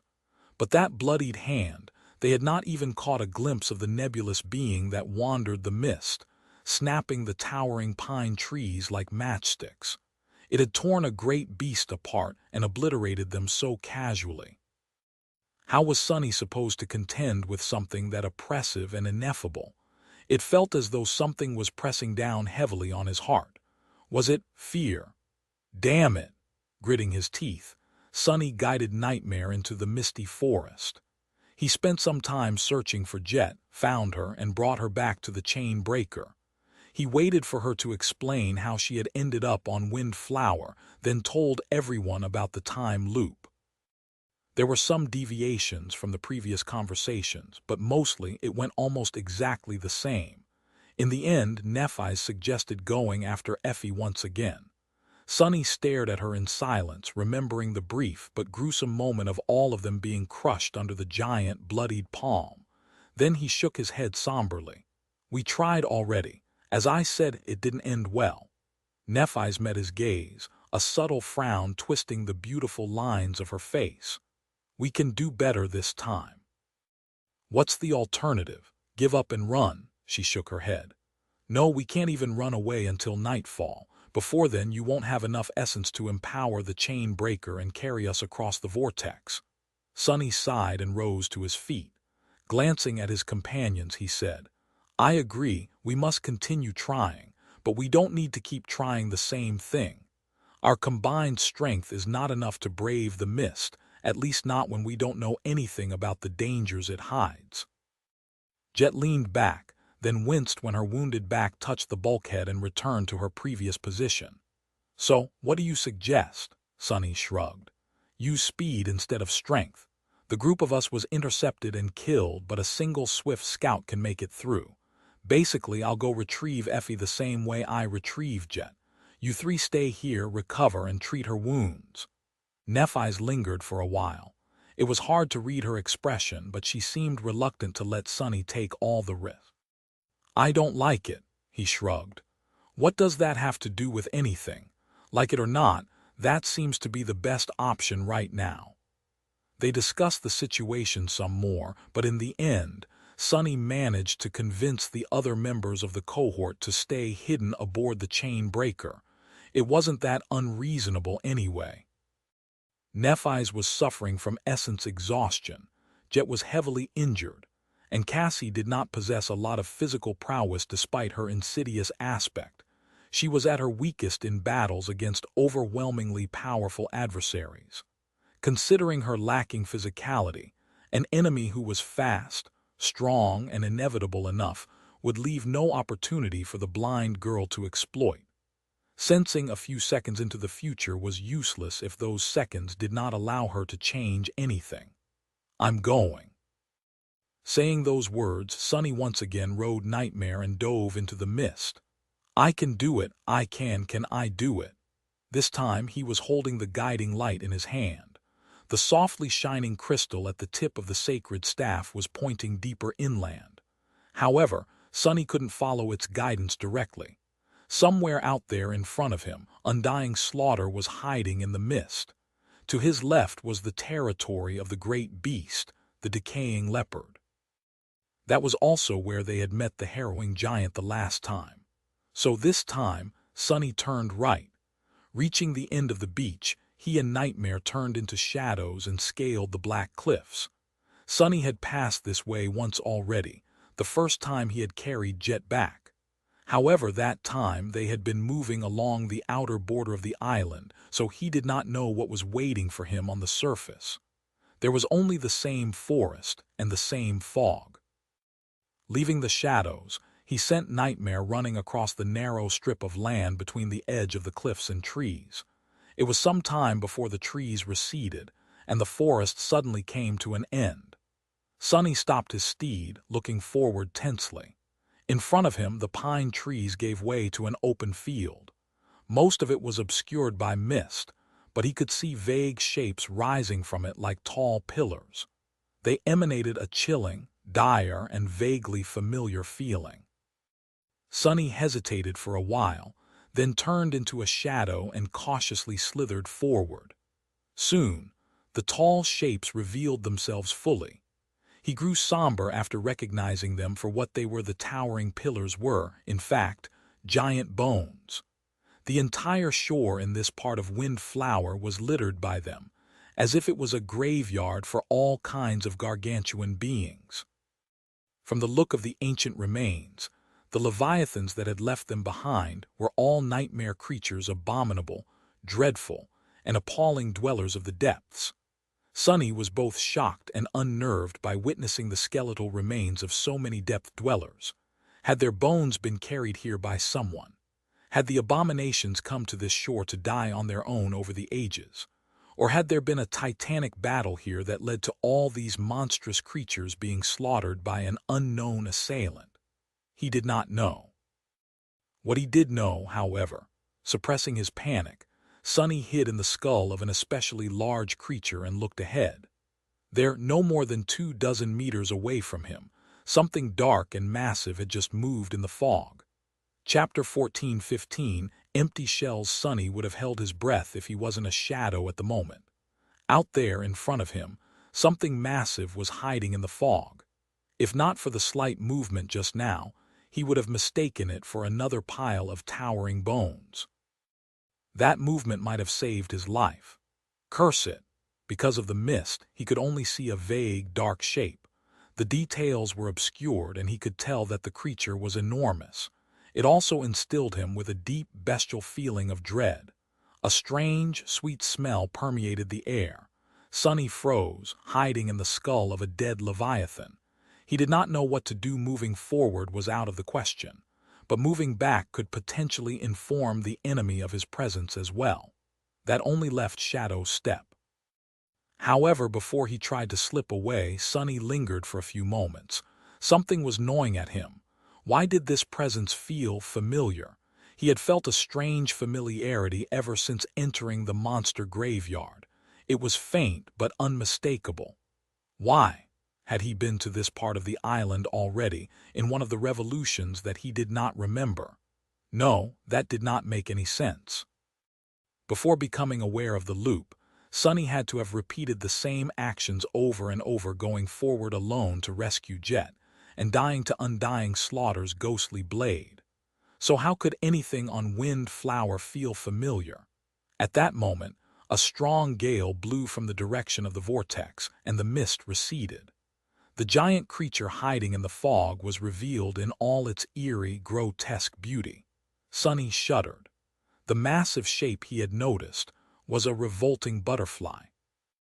The butterfly's wings and back were black, but its body and underbelly were the color of white bone.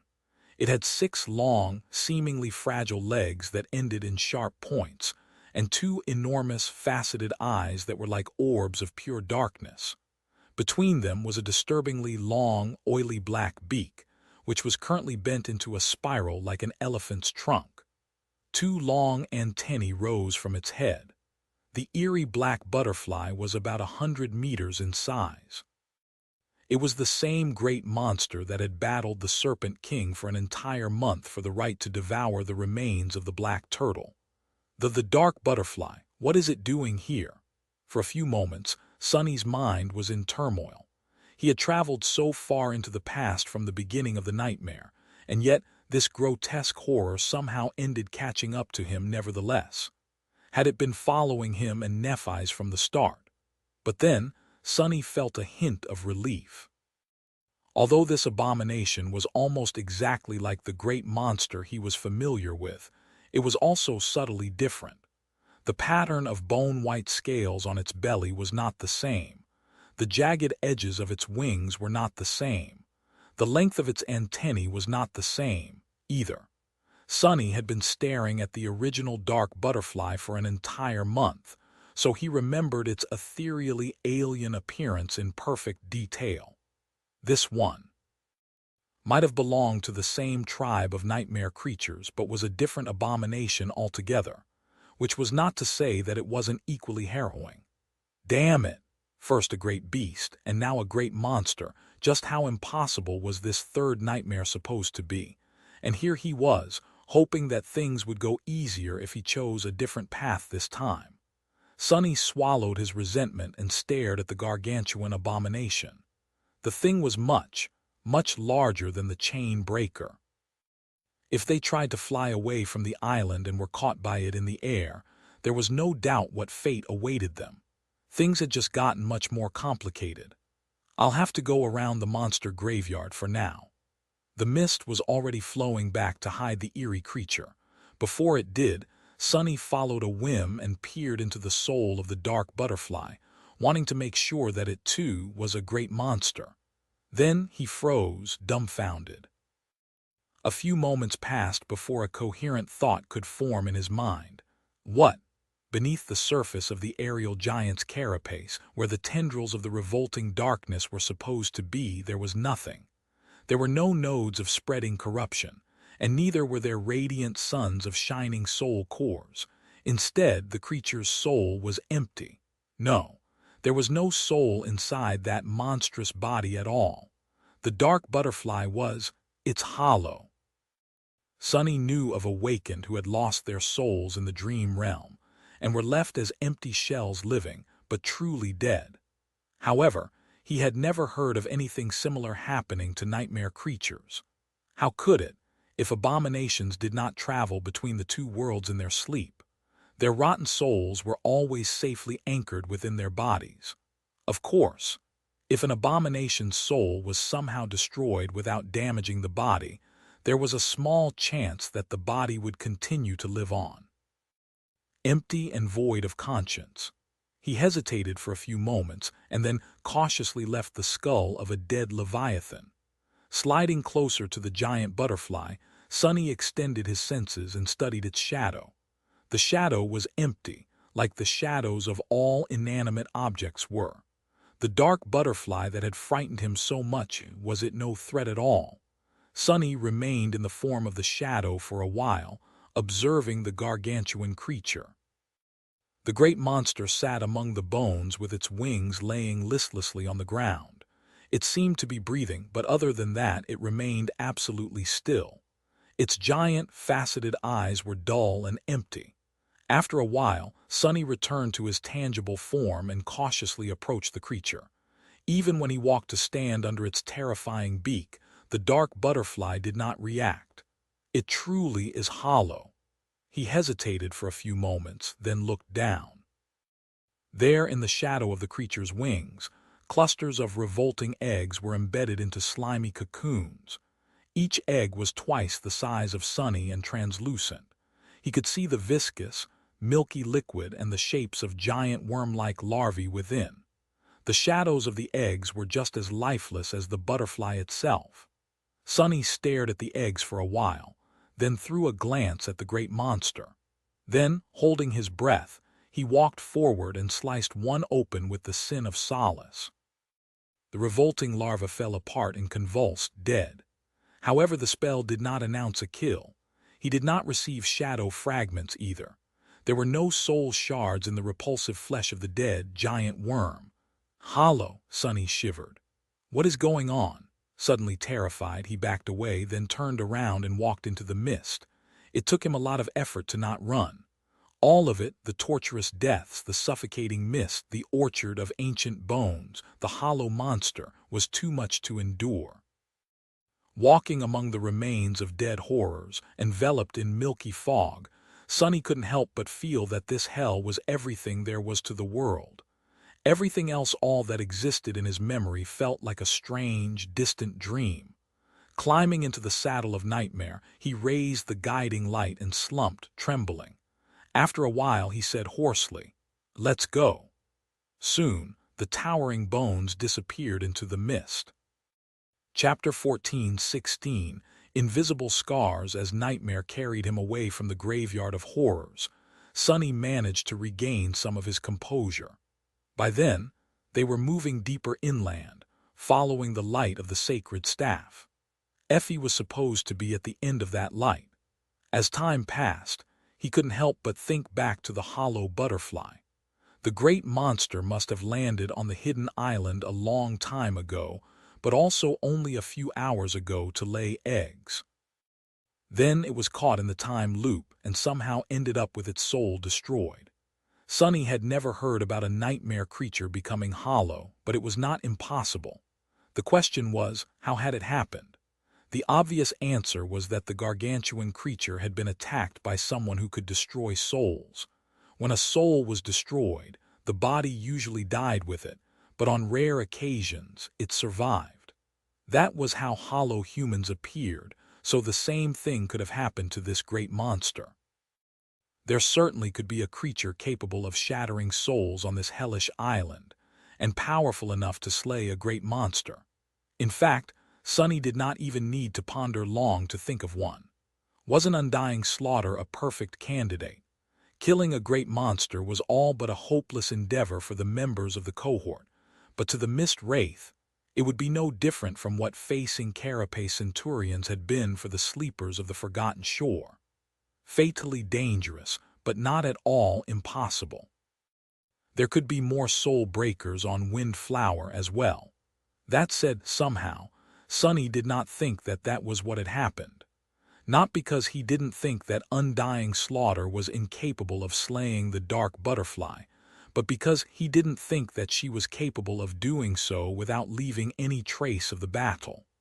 The dark butterfly was a great monster, and as such, it possessed 2 corruption cores. That meant that the defiled wraith had to deliver at least 2 blows to its soul in order to destroy it. Would the aerial horror have remained idle while it was being killed? Not a chance. If it had been attacked, the whole place would have been turned upside down with one flip of its enormous wings. And yet there was no trace of destruction around the monstrous butterfly. The bones surrounding it were unharmed, and the ground was unbroken. All its eggs were whole. It was almost as if the great monster had simply ceased to be, peacefully and without even noticing. The same went for the revolting larvae. How could it be? Sunny felt a cold shiver run down his spine. He had no reason to make this conclusion, but he felt that he had an idea. Was it because of the time loop? Riding through the mist, Sunny gripped the guiding light tighter. The Sin of Solace had asked him before how many deaths Sunny would be able to endure before turning into a drooling fool. The answer was quite a lot. But there was no question that he had a limit. After spending a few years on Windflower, his mental state would inevitably deteriorate. Although his flesh was miraculously restored every time he returned to the starting point of the loop, the mental scars remained. What about spiritual scars? Sunny did not know a lot about souls, but he knew that they could be damaged. They could also be healed and possess the ability to slowly mend themselves, just like flesh did. And just like flesh, there was a limit to how much punishment souls could withstand. So, what was going to happen to his soul after he spent a long time being killed and reborn in the loop? Would it be covered by scars and gaping wounds? Was it going to collapse eventually? Maybe it would take a year or a few years or a few hundred years or a few months. When would his soul reach its limit? Sunny was unique because he had become aware of the loop and kept his memories after returning to the past. As far as he knew, no one except him bore the mental scars of the previous revolutions. Their minds were wiped clean, but maybe their souls weren't, at least not entirely. So, if the dark butterfly had landed on Windflower countless years ago, maybe even the soul of a great monster could not withstand the terrible curse of the whirlpool of time. I have to be careful.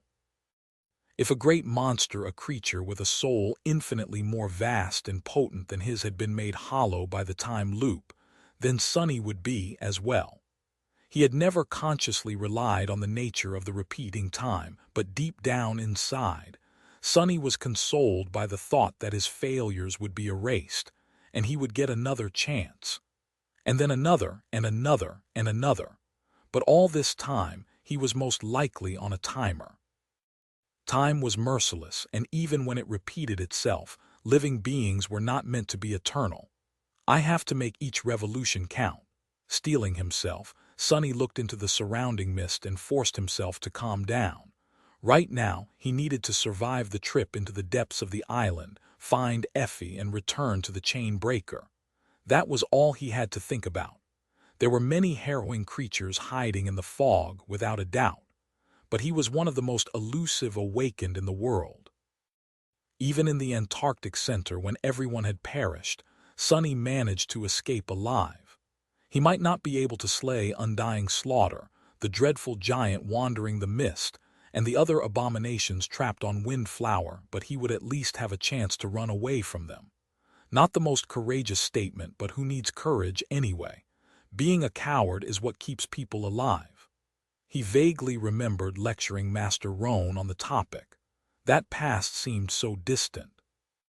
Sunny wondered how the White Feather clan was doing. By now, Antarctica must have been completely decimated. Had Saint Tyrus and her people been able to evacuate in time, or were they gone too? Shaking his head, he threw all unnecessary thoughts away and concentrated on his surroundings.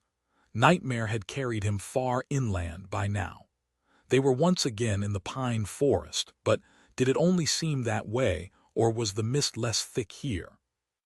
Somewhat surprised, Sonny realized that he could see much further in the fog than he had before. The ground was also inclined as if they were climbing a hill. The higher they climbed and the closer to the center of Windflower they traveled, the less oppressive the mist became. And then when they finally crested the hill, Sonny stopped Nightmare and looked up, feeling a cold shadow fall upon him. In front of him, some distance away, a tall tower rose into the sky. Its windows were dark except for one.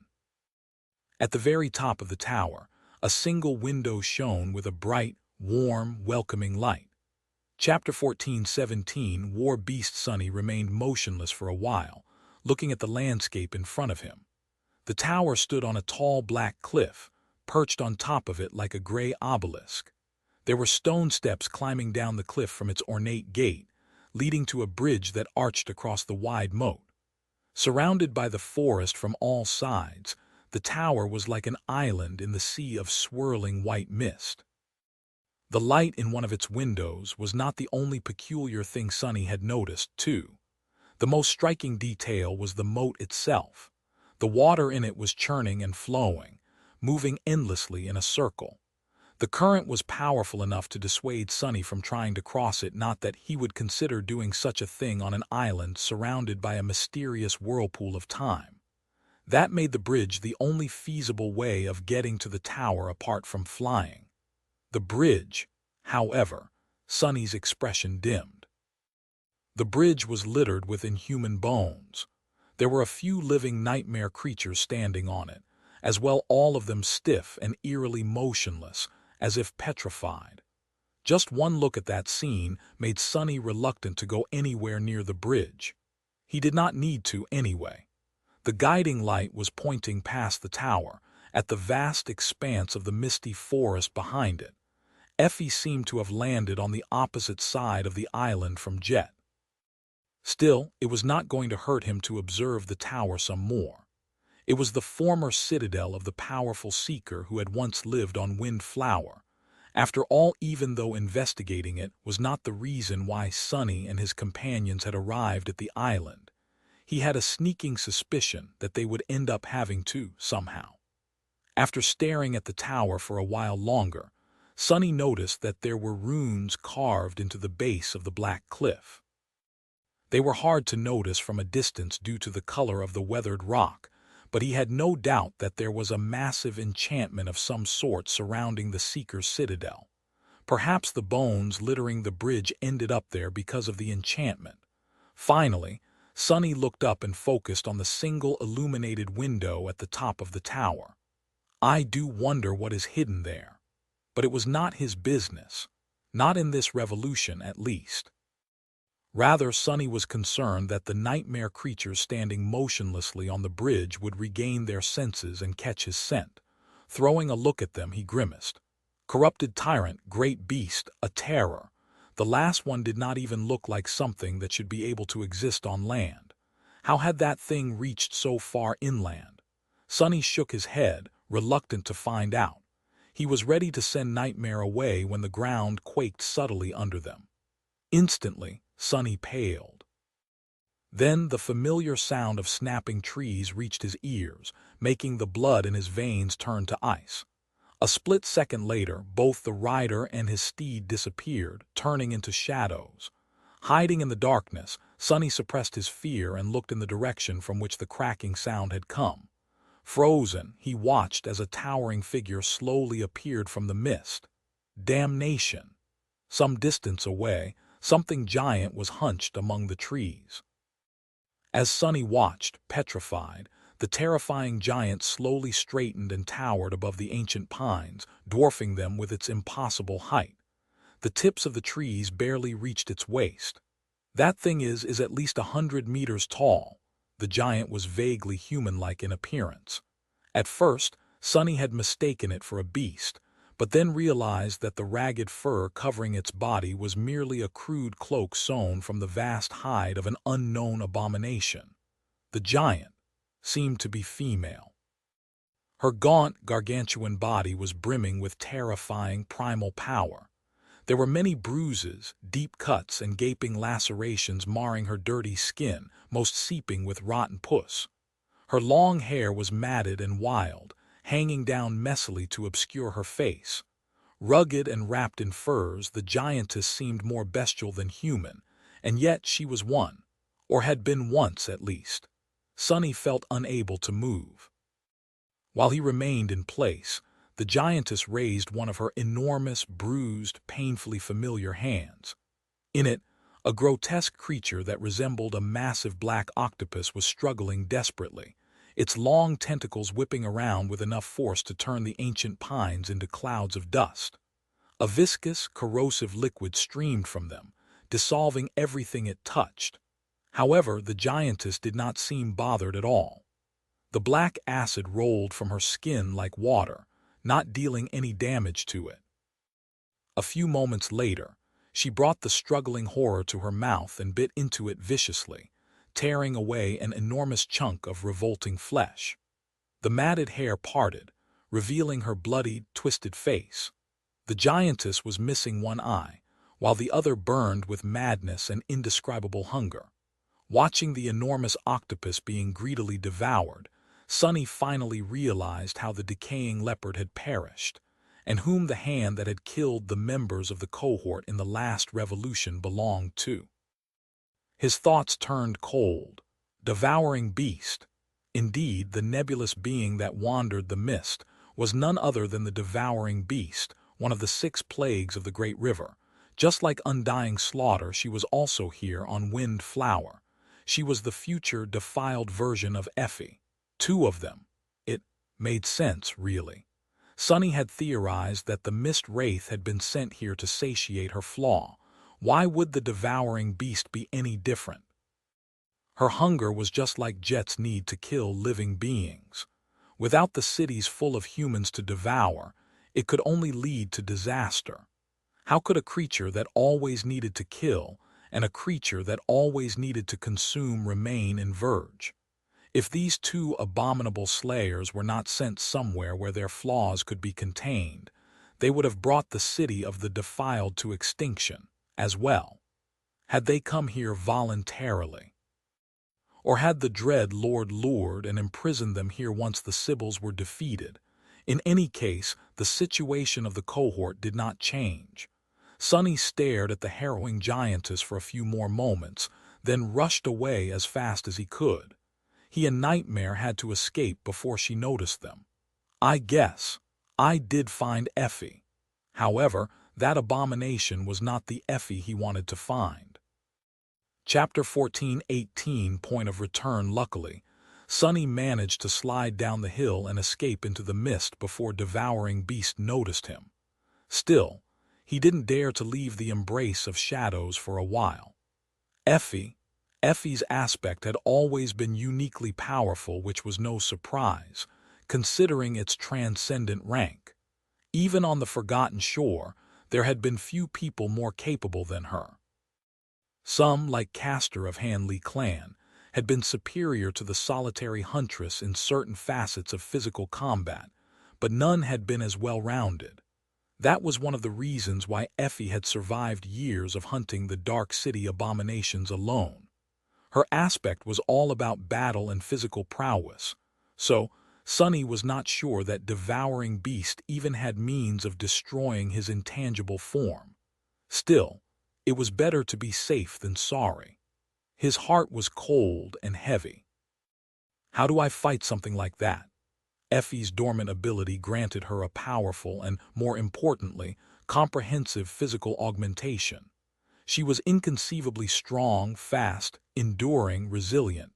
Now that Sunny was a tyrant, the gap between them was not vast, but she was still superior to him in certain aspects.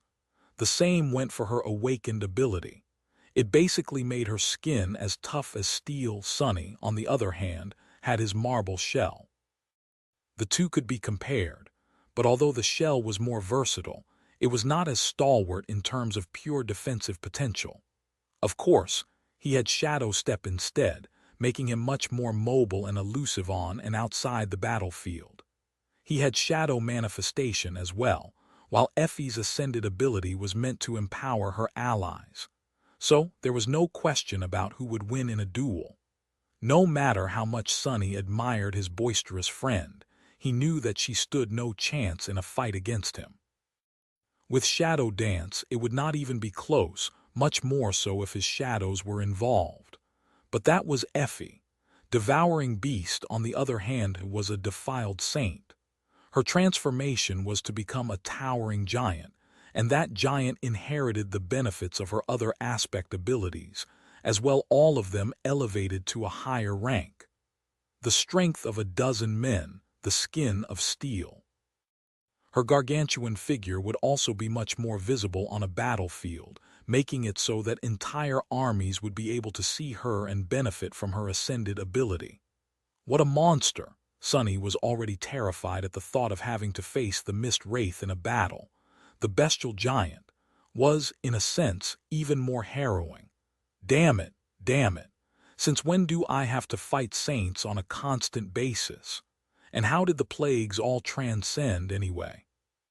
Facing Dire Fang was supposed to be an exception, not the rule. Eventually, he decided that there was enough distance between him and the tower to return to his human form. Diving out of the shadows, Sunny leaned on the trunk of a pine tree, breathed in deeply, and then looked at the guiding light. This escape through the shadows had consumed a lot of his essence, probably because he had brought the sacred staff with him. Usually, Sunny was able to pull a certain weight of inanimate objects into Shadow Step. But perhaps because of the staff's divine nature, it had taken a lot of effort to carry it with him. To his relief, the guiding light was still pointing forward, not back to the tower. For a few moments there, Sunny had been concerned that it would lead him to Devouring Beast instead of Effie. He hesitated for a bit, then thought about the bestial giant. The radiance of the soul crystal did not change. After a moment, Sunny remembered how Cassie had described getting the sacred staff to work and coughed in embarrassment. Come on, really? Then he concentrated and thought, Miss Guiding Light, can you guide me to Devouring Beast, please? Despite how foolish Sunny felt, the staff did not react. Its workings were really mysterious. Shaking his head, Sunny thought about Nephis.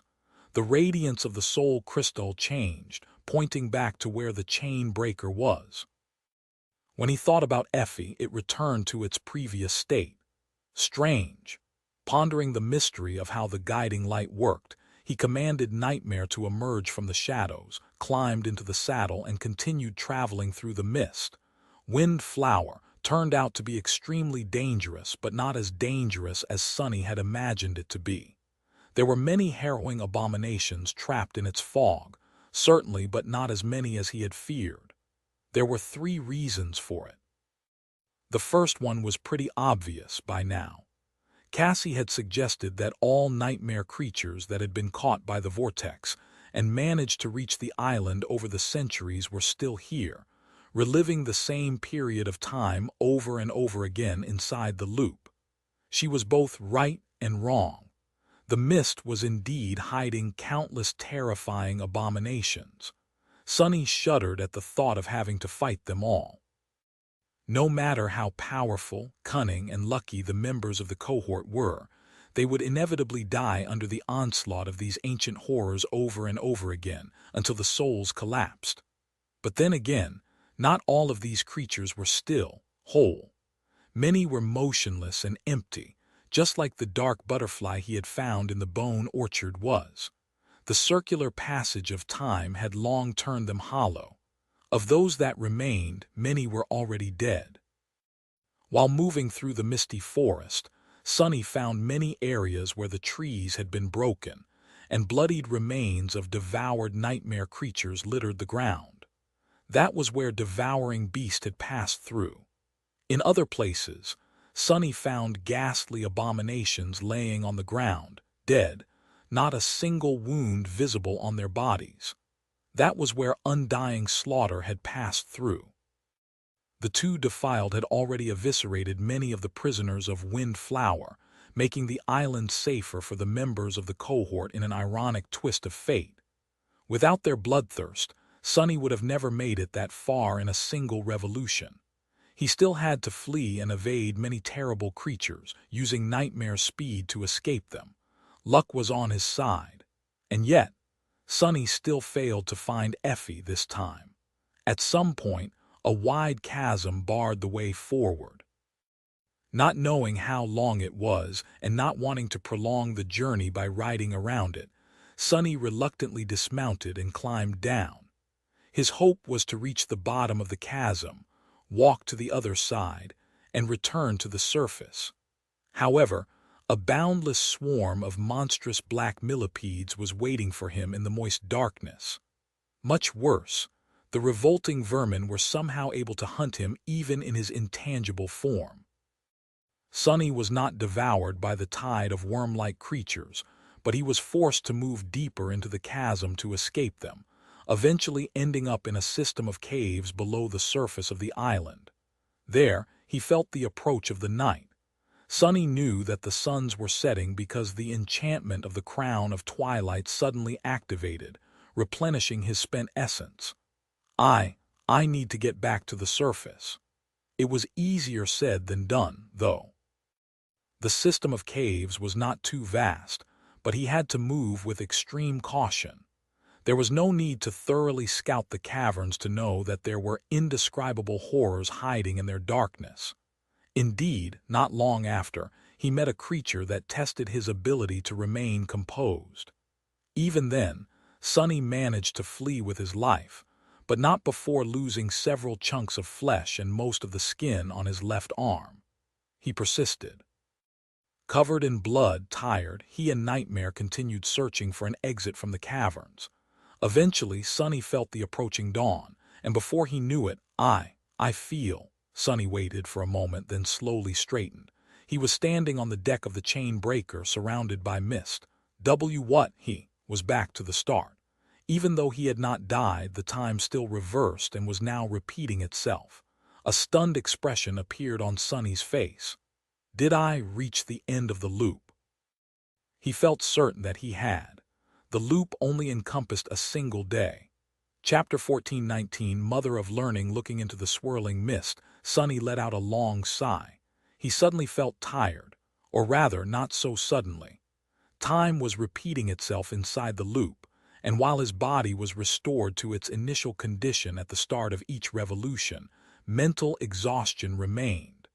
The chain breaker had just landed on the shore of Windflower, but Sonny himself. He had already spent an entire day on highest alert, in constant tension, playing a lethal game of cat and mouse with dreadful abominations. And that was after dying miserably several times in a row. Of course, he felt tired. Frowning, Sonny went about the usual routine of asking Cassie and Nephi's to wait, then riding Nightmare into the mist to find Jet. Then he brought her back to the chain breaker and explained the nature of Windflower to the members of the cohort once again. Things were getting repetitive. If there was one constantly changing thing about the time loop, though, it was the sin of Solace. The Sword Wraith had all kinds of hateful comments to whip him with, coming up with new ones in every revolution. Sonny was almost glad to have some variety, even if it was both infuriating and hurtful. After settling the matters on the beached ship, Sonny ventured to find Effie for the second time. However, he failed again. Sonny did not even make it to the dark chasm. He was killed by Undying slaughter while searching for Jet. The next time, he fell prey to a horrid creature that resembled an unholy hybrid between a centipede, a scorpion, a human, and a praying mantis. That happened soon after leaving the Bone Garden. Then he managed to reach the chasm once again. Instead of climbing down into its perilous darkness, Sonny tried to fly to the other side by turning into a crow. Halfway across, he heard a quiet rustle, and something dove at him from above. The next moment, he was back on the deck of the chain breaker again. During the attempt after that, he was caught by the enormous abomination that devouring beast had consumed near the tower in one of the previous revolutions, dissolving in the viscous acid. Sonny only managed to growl a hoarse curse. Then his words were replaced by agonized screams. Back on the chain breaker, Sonny grabbed the railing and lowered his head. His expression was dim. This island was starting to get on his nerves. While Nephi's and Cassie were talking about the guiding light, he stood still, trying to throw the ghastly memories of his latest death out of his mind. Even though Sonny was not a stranger to pain, and even dying, it was not that easy to do. Suddenly, he was not sure that his previous boasts were substantiated. A few years of this. The sin of solace might have been closer to the truth. Shaking his head, Sonny sighed and looked at his companions. After hesitating for a while, he still convinced them to hide and wait for his return. He was confident in his ability to bring Jet to the chain breaker at least. Sonny knew where exactly she would be at what time by now. He also knew where approximately Undying slaughter would be. It was not too hard to time his actions correctly. I only have 1 day. Timing was not an issue just yet, but he would need to find the fastest and most efficient way of going through the motions of escaping wind flower eventually. For now, Sonny still needed to observe, discover, and memorize more details. But he was getting tired. If we don't manage to flee this hell soon, I'll have to start seriously considering my mental wellness. It was funny to even think about mental wellness, considering where he was and what was happening to him, but it was a serious issue. Sonny had to care for his mind. Right now, he was enduring blow after blow without giving himself time to rest and recover.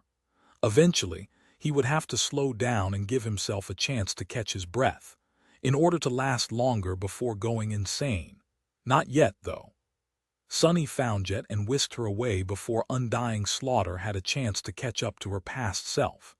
Returning to the chain breaker, he gave his usual speech and departed once again in search of Effie. He reached the Bone Garden and turned inland. He avoided the horrid mantis. He gave the slip to the giant octopus-like monstrosity and even escaped from devouring beast without being noticed. Riding past the lonesome tower, he dove back into the misty forest and successfully avoided being killed by the nightmare creatures waiting for him there. Eventually, Sonny reached the chasm again. Hiding beneath a tree, he looked somberly at the mist above. He still had no idea what kind of flying horror killed him the last time he tried to cross the chasm. The creature had never attacked him in the forest, but since there was nothing to hide him while traversing the chasm by air, the risk was too great. Climbing down again was also a bad idea. The legion of black millipedes hiding at the bottom of the deep canyon was too dreadful of a foe. Knowing what to expect, Sonny might be able to escape from them. But then again, he might also be either eaten or chased into the caves. Well, they can all go to hell. Summoning Morgan's warbow, he wrapped one of his shadows around the arrow and sent it flying across the chasm. The arrow pierced the mist, as fast as lightning, and sank into the trunk of a tall pine tree on the other side. Actually, it cut a few of those trees down, and only stopped after piercing the 4th or 5th one. The shadow glided down the trunk and reached the ground. Dismissing Nightmare, Sonny used Shadow Step and appeared on the other side of the chasm unharmed. There, eat that bastards. It was not the strongest creature that survived, but the most adaptable, and although Sonny was not that strong among the prisoners of Windflower, he was nothing if not resourceful. Grinning darkly, he summoned Nightmare and jumped into the saddle. Did it only seem that way, or had the radiance of the guiding light become a little brighter? Stay alive, Effie. Chapter 14:20 Unexpected complications on the far side of the island. The misty forest was less thick. The trees stood further apart from each other, and were not as tall as in the other areas. The ground, however, was more rocky and uneven. It rose and fell, forming steep hills and deep ravines. Not that it mattered. Usually, terrain like that would make it hard to see a potential enemy in advance, increasing the risk of walking into an ambush. But with the damned fog veiling everything around, why did it matter?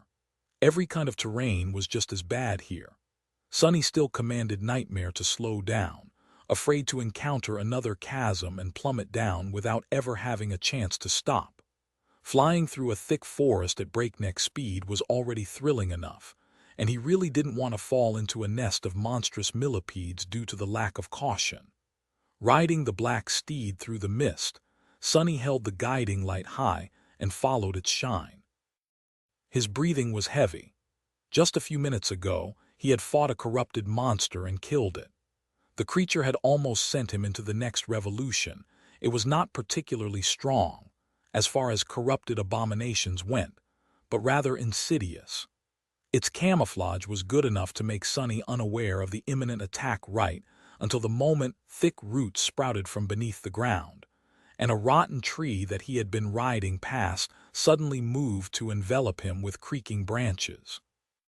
If not for Shadow Step, Sunny might have been caught, swallowed, and digested by the creature without being able to put up any resistance. Since he managed to escape its grasp, though, a short and violent clash followed. The abomination looked like a monstrous tree and was as resilient as a tree. It had no organs to destroy and no blood to spill. Even after cutting it down, Sunny had to summon the cruel sight and burn it with divine flame only when all the branches, the rotten trunk, and the roots of the monster had turned to ash did the spell announce a kill. Slaying that thing had been a lot of work, but Sunny was still satisfied with the result. At least he learned that there were normal nightmare creatures on Wind Flower. If he had to face another great abomination, his patience would have run thin. I feel like I'm not far from the edge of the island now. If so, Effie couldn't be too far away. Unless she was not on Wind Flower. Frowning, Sunny jumped to the ground, allowed Nightmare to turn into a shadow, and continued forward on foot. Now that he was so close, his heart was heavy. Dark thoughts creeped into his mind. What if he finds Effie, only to discover that he was too late? What if what he finds is her mangled body? Sunny was not sure that he would be able to endure something like that. At least not without something inside him breaking. Cresting another hill, he spent some time searching for a way down and then slid down the wet moss. At the foot of the hill, he used a pile of rocks to stop himself, sending a few of them flying. Then Sunny looked up. It was then that he noticed a vague shape in the mist, and it seemed to notice him. Almost before Sunny could react, something shot in his direction with astonishing speed. Cursing, he barely dodged the flying object. It hit the slope of the hill behind him, pierced the thin layer of soil, and struck the bedrock beneath. The impact was so severe that it produced an explosive shockwave. A moment later, pieces of rock, dirt, and moss rained on him like hail. Sunny was already moving to attack, but then froze. The thing that had flown past him was now embedded deeply into stone, trembling. It was a strange-looking spear with a shaft of gray wood and a long spearhead of deep crimson color. Since its passage had torn the veil of mist, he looked forward and saw the vague figure clearly. In the next moment, his eyes widened. Effie, what the hell, you almost killed me. She stared at him in shock too. Doofus, what the why on, how are you here? Indeed, it was ascended raised by wolves, Huntress Athena. She looked a bit more tan and wild than usual, covered in dirt and scratches, but there was no mistake. The dewy olive skin, the perfectly sculpted, lean muscles, the tall and beautiful figure, the long brown hair. Effie was not clad in her transcendent armor, instead wearing a crude garment made out of something that looked like shark skin. And there was something different about her. Gradually lowering his gaze, Sunny answered, "How else? I came on a ship." He stuttered and grew silent. His mind was momentarily blank. There was indeed something different about Effie. Her entire build was different, or rather, certain parts of it. Her already generous figure had become even more outstanding, but much more glaringly than that. Her belly was round and protruding forward, so much so that she was supporting it with a hand. Just how much did she eat? Gods, that gluttonous woman. Sonny's mind was refusing to work properly. No, the reason for why Effie's belly looked so large had nothing to do with eating too much food. But it couldn't be. Suddenly, he remembered a small remark that Jet had made while describing their lives as river nomads. "Oh, and we fought plenty of nightmare creatures. Well, I did at least." He had not paid it attention before, but now it seemed strange. Why would Jet say that she was the only one who had fought a lot of abominations? Staring at Effie's round belly, Sonny finally realized why. By then his eyes were as wide as saucers. "Effie, why are you pregnant?" She stared at him in bewilderment, then glanced down and suddenly flinched. "What? When did this happen?" Effie's voice sounded frightened and shocked. Then she gave him a mischievous glance and suddenly burst with laughter. When her bright laughter died down, Effie coughed and looked at Sonny with a sheepish smile. "Sorry, it was a joke. Why am I pregnant? Well, how do I explain? You see, Sonny, when a man and a woman love each other very much." Chapter 14:21. Joy of Life. Sonny was so dumbfounded that he found himself listening passively as Effie gave him the talk about the birds and the bees, her face absolutely straight. In the middle of it, he was suddenly shaken awake and pointed an accusing finger at her. "No, that's not. I mean, I know how this stuff works, damn it. What I mean is how, since when, who's the father?" Effie stopped talking and looked at him with a grin. Then, supporting her belly with one hand, she wobbled past him and pulled her spear out of the stone. Leaning on it, she sighed and shrugged. "I think we already ascertained how. As for since when should be since 5 months ago, somewhere around that." She patted him on the shoulder and added, "Oh, and I'm glad to see you too." Sonny froze for a few moments. 5 months. 13 had already passed since the start of the nightmare, but for Effie it had been only 2, which meant that she had already been pregnant during their journey through the White Desert, the Battle of the Black Skull, and most of her time in Antarctica. But not all of her time in Antarctica. Suddenly, he slapped himself on the forehead. I'm such an idiot." A flood of memories surfaced in his mind. All the signs had been there. He should have noticed it much sooner. Back when the cohort traveled across the chained island, Effie had been acting strange. Her appetite had been unstable, and her choice of snacks had been odd, which would have been normal for any other person, but not for the gluttonous huntress. He had even teased her for suffering from motion sickness aboard the chain breaker. In hindsight, that sickness had nothing to do with the motions of the flying vessel at all.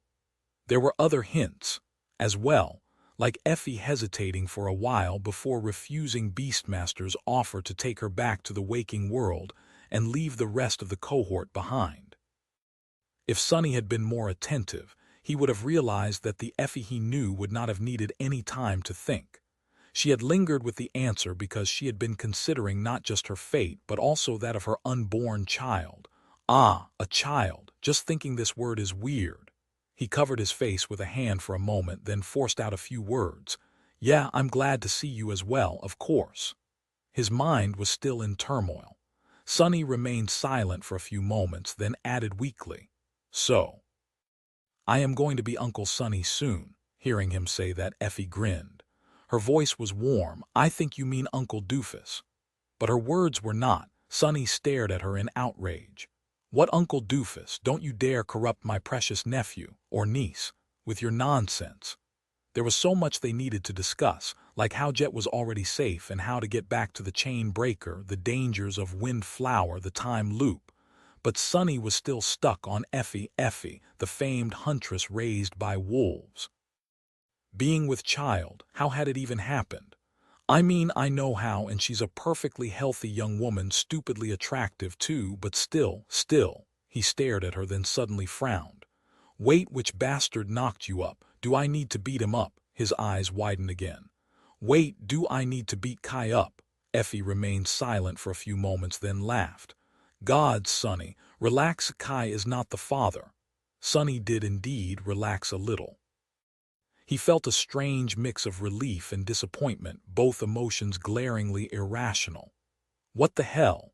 Did I want Kai to be the father? Shaking his head in bewilderment, Sunny lingered for a bit, then asked with an exhaustion. So who is? She smiled. If you must know, he's just someone I got to know in Antarctica. A very nice guy from the evacuation army. We met by accident and well, one thing led to another. You know, war, adrenaline, the exhilaration of having survived another day, the fear of impending death, all these things make one want to feel alive. As alive as possible. Effie had always been a physical person, and one that rejoiced in her physicality precisely because it had been denied to her prior to becoming a sleeper. Chained to a wheelchair, she had been a prisoner of her own body for most of her life. So, she exulted in being healthy and able ever since the spell had given her a chance. So Sunny could see how Effie would have let passion take over in the middle of a disastrous war. Still, he shook his head. What's his name? She suddenly coughed. Sunny's frown deepened. What's with that reaction? Effie hesitated for a moment, then looked away. That I don't know. Sunny stared at her, scandalized. Effie, his voice was full of disbelief and astonishment. She raised her hand defensively, a rare look of embarrassment appearing on her face. Hey, it's not what you think. I know this guy very well. He is really a nice and upstanding guy. He's a local of Antarctica, but went through the campaign in the Antarctic Center with the 1st Evacuation Army. He was wounded in Falcon Scott and shipped east with the other injured soldiers during the last round of evacuations. That's how we met, actually. I was visiting one of my wounded subordinates in the hospital, and he was being discharged. Sunny felt a little relieved. At least she actually seemed to like the Basta, the guy.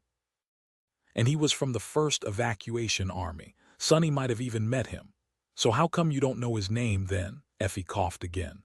That's his flaw, actually. He was a sleeper back then. By now he must have already awakened. Her face suddenly fell, and after a short pause she added quietly, or died, I don't know.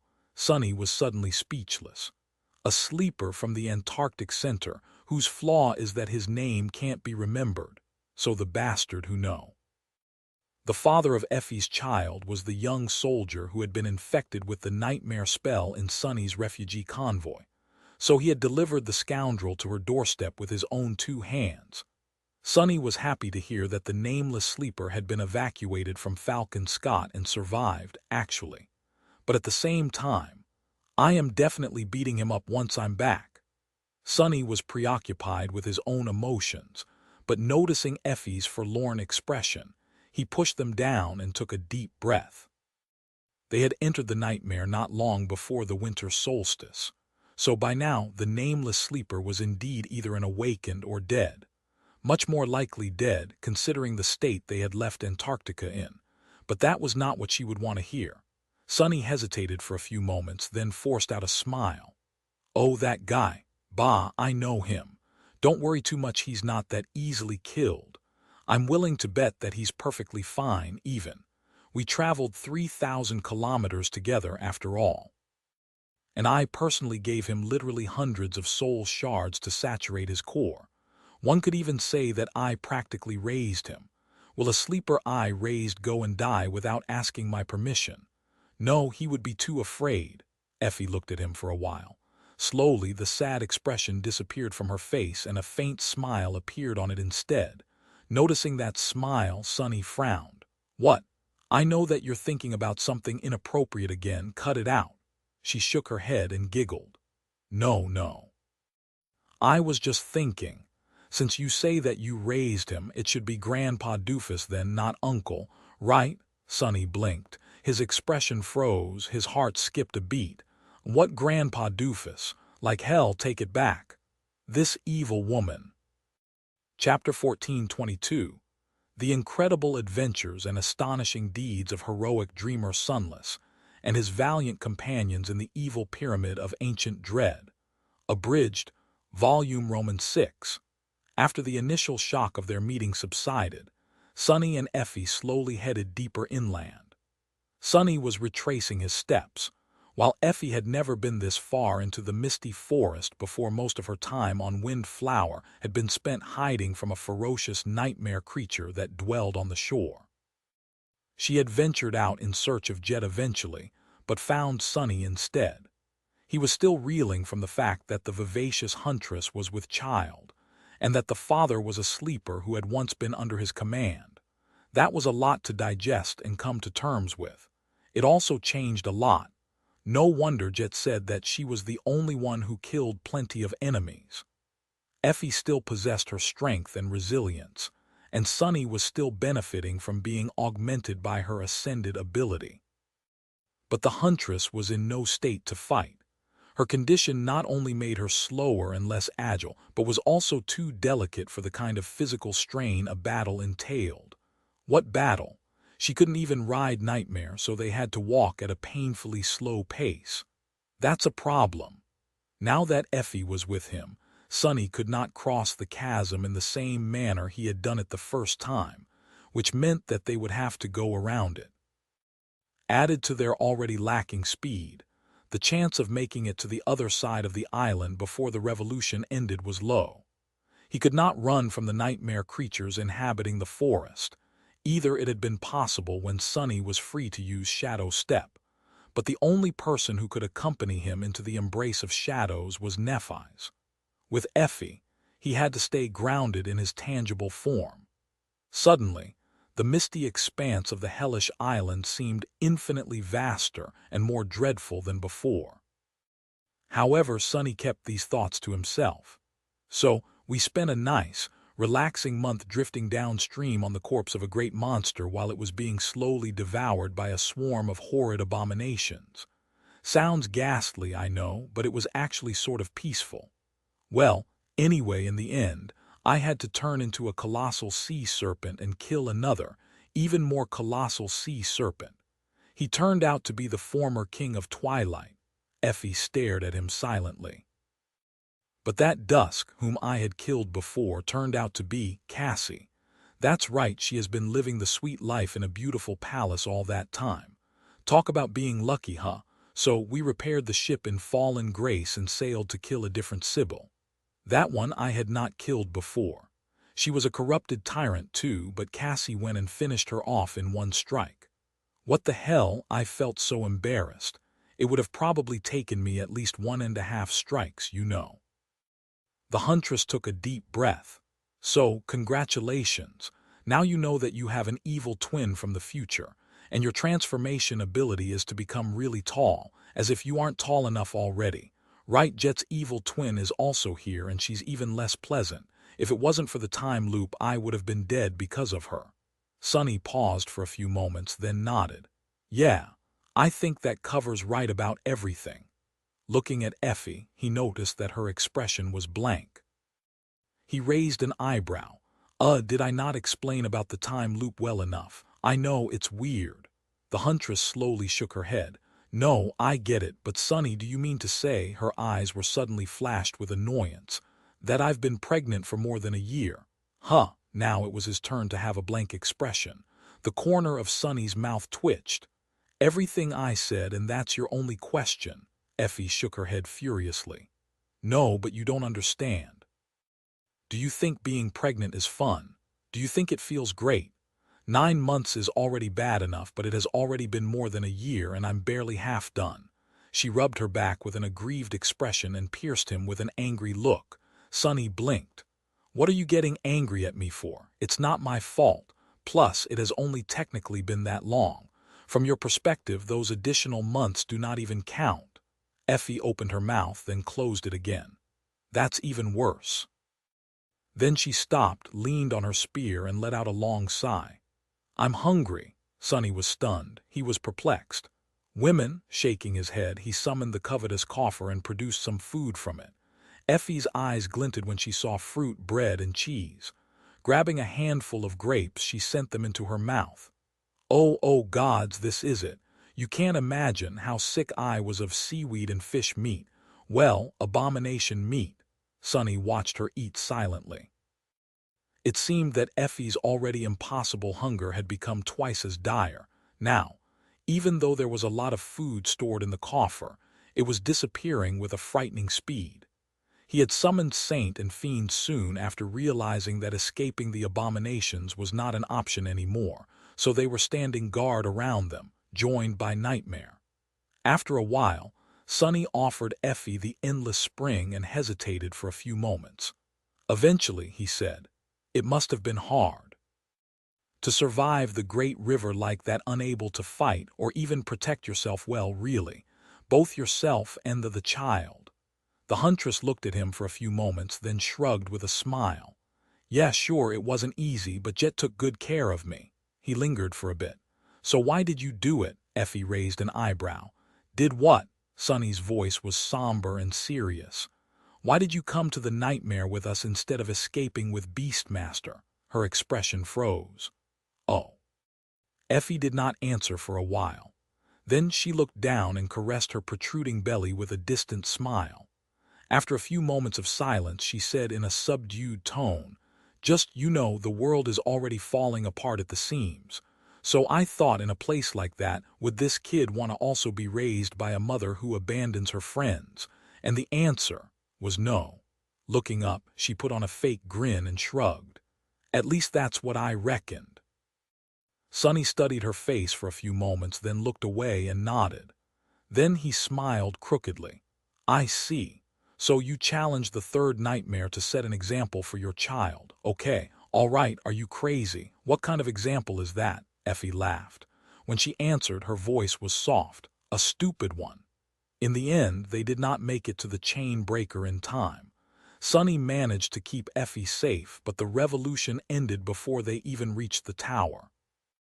Coming to his senses on the familiar deck, Sunny looked into the mist and exhaled slowly. A stupid example, huh?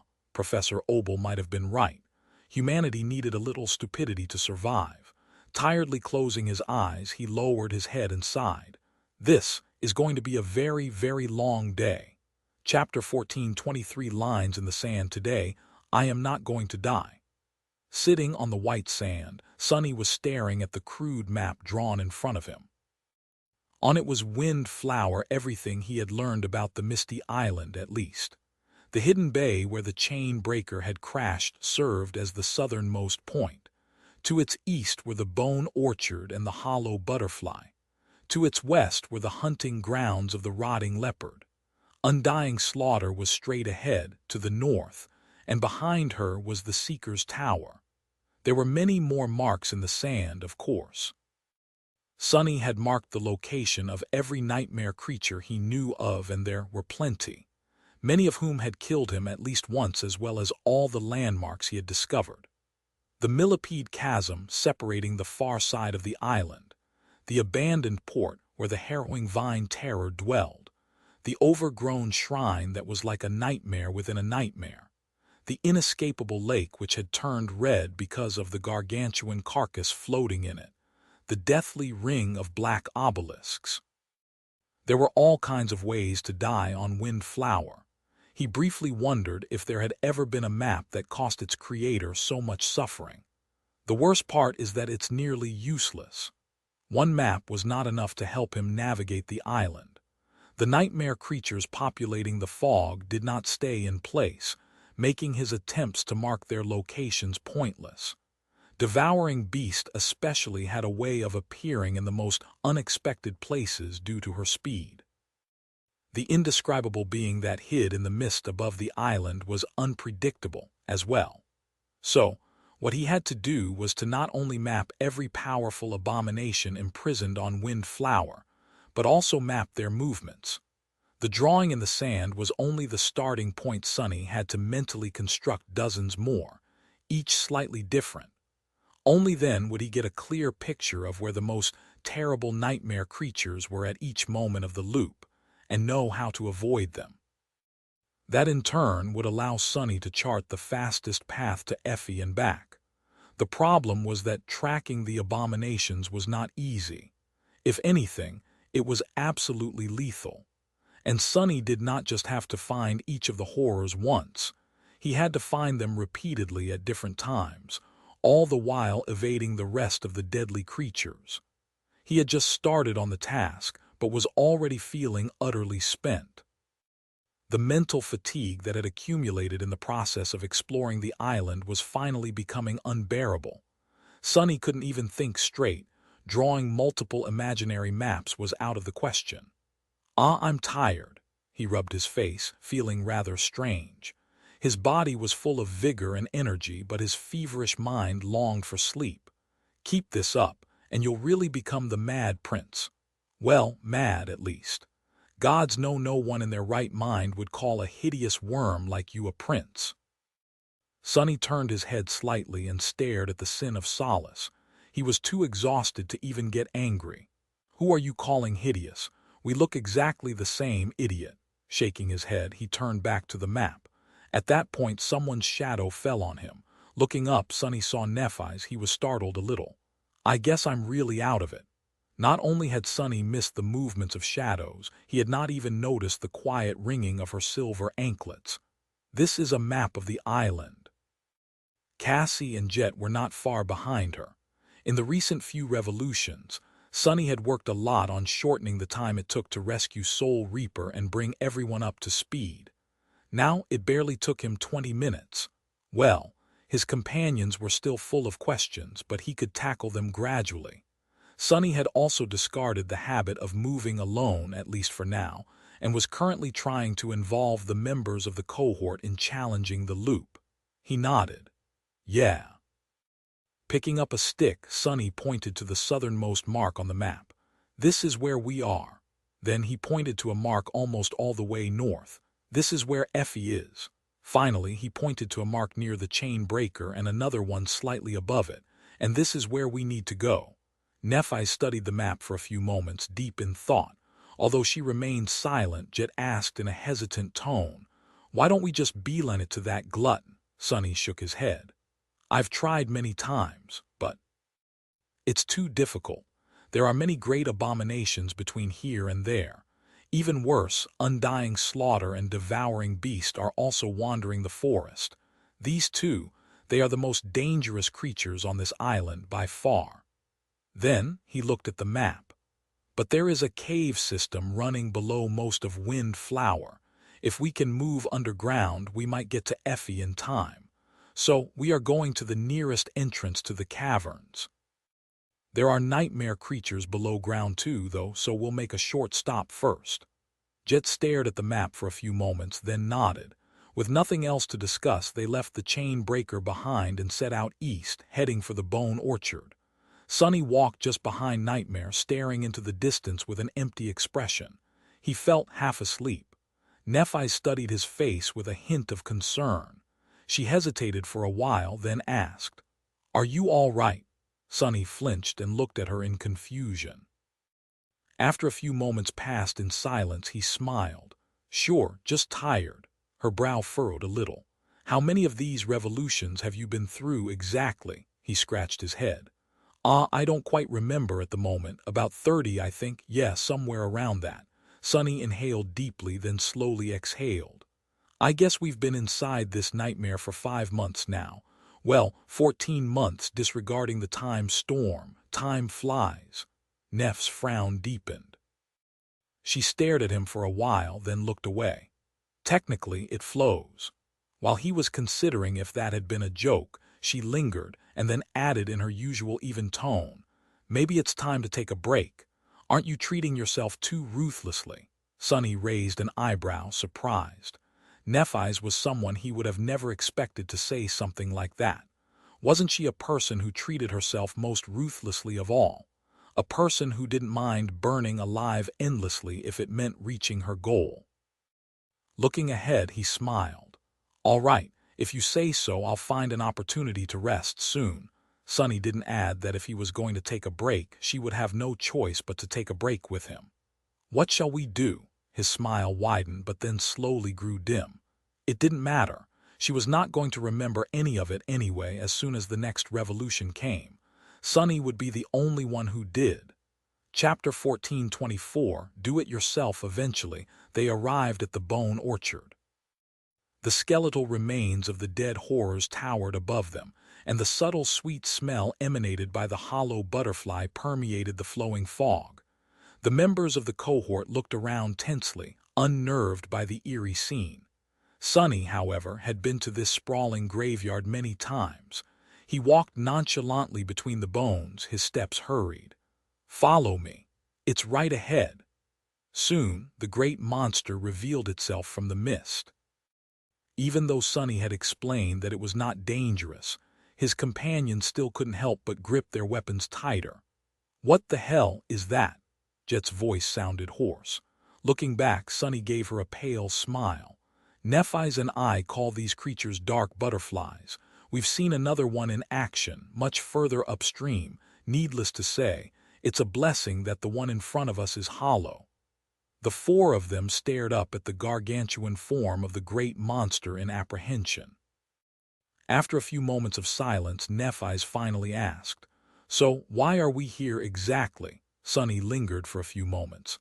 "Since it's hollow, we won't earn anything by killing it. No soul shards, no memories, but its body is perfectly healthy, and it's a body of supreme quality, so we are here to butcher it." White sparks ignited in Neph's eyes. "You want to craft weapons out of its chitin?" He nodded with a tired smile. "Yes, a few pikes, I hope, if we succeed. The pikes won't have any enchantments, but they'll still be akin to supreme weapons. That should be of some help on this damned island." Sonny stared at the motionless butterfly silently, then sighed. "Let's get to work, shall we?" The idea to repurpose the body parts of the helpless great monster was not that deranged, provided that one was capable of rending its impregnable carapace. Sonny was by no means a master artisan, but knew more about blacksmithing and crafting than an average awakened, did mostly due to the brilliant Emporium. He was almost certain that they would be able to achieve success, even though it was going to take some time. But wasting some time here was also part of his plan. Neph had yet to replenish enough essence to use her dormant ability, which meant that Jet's wounds were still unhealed. Sonny did not want to enter the caverns before both of those things had happened, so they camped in the middle of the bone orchard for a while. Luckily, this place was one of the safest on Windflower, perhaps because the hollow butterfly's scent scared the other nightmare creatures away. Nephi's and Jet simply rested and observed, while Sonny, Cassie, Saint, and Fiend were hard at work. Their target were the 6 legs of the great monster. Severing them was no easy task, but with the help of the 5 shadows and the augmentation of the Crown of Dawn, as well as a scattering of useful utility memories, the work progressed at a steady pace. Saint and Fiend, with their transcendent strength, were of great help as well. By the time Nephi's had finally regained enough essence to heal Jet, the lower parts of the hollow butterfly's legs were laid out on the ground in front of them. They were still too large to be used as pikes, each at least 10 meters in length, so Sonny had to splinter and shave them down some more. Now that Neph could use her augmenting ability, everything went much faster. Eventually, there were 6 makeshift pikes in front of them, each crafted from chitin of supreme quality. There was also a bundle of crude javelins and a pile of long splinters to its side. Looking at the collections of weapons, Sonny couldn't help but remember the siege souvenir, a javelin he had crafted from the remains of a corrupted abomination, then enchanted and used to kill a fallen titan. Sadly, there was no time for him to enchant the ones in a similar manner. One day was too short to create any kind of meaningful spellweave. Remembering the siege souvenir also reminded him of his battle with the ravenous fiend. The vengeful creature had used a crude sword fashioned from the tusk of an unknown nightmare creature back then. After thinking for a few moments, Sonny picked up a slightly curved splinter of the hollow butterfly's chitin. Its edge was sharp enough to serve as a sword, so he tossed it to Fiend. He also handed another piece of black chitin, this one flat and roughly circular, to Saint. Sonny had personally made it into a shield before. "I think we are ready." As ready as they would be. At least in this revolution. Each member of the cohort, as well as Saint and Fiend, picked up one of the pikes. The javelins were divided between Sunny, Nephi's, and Jet.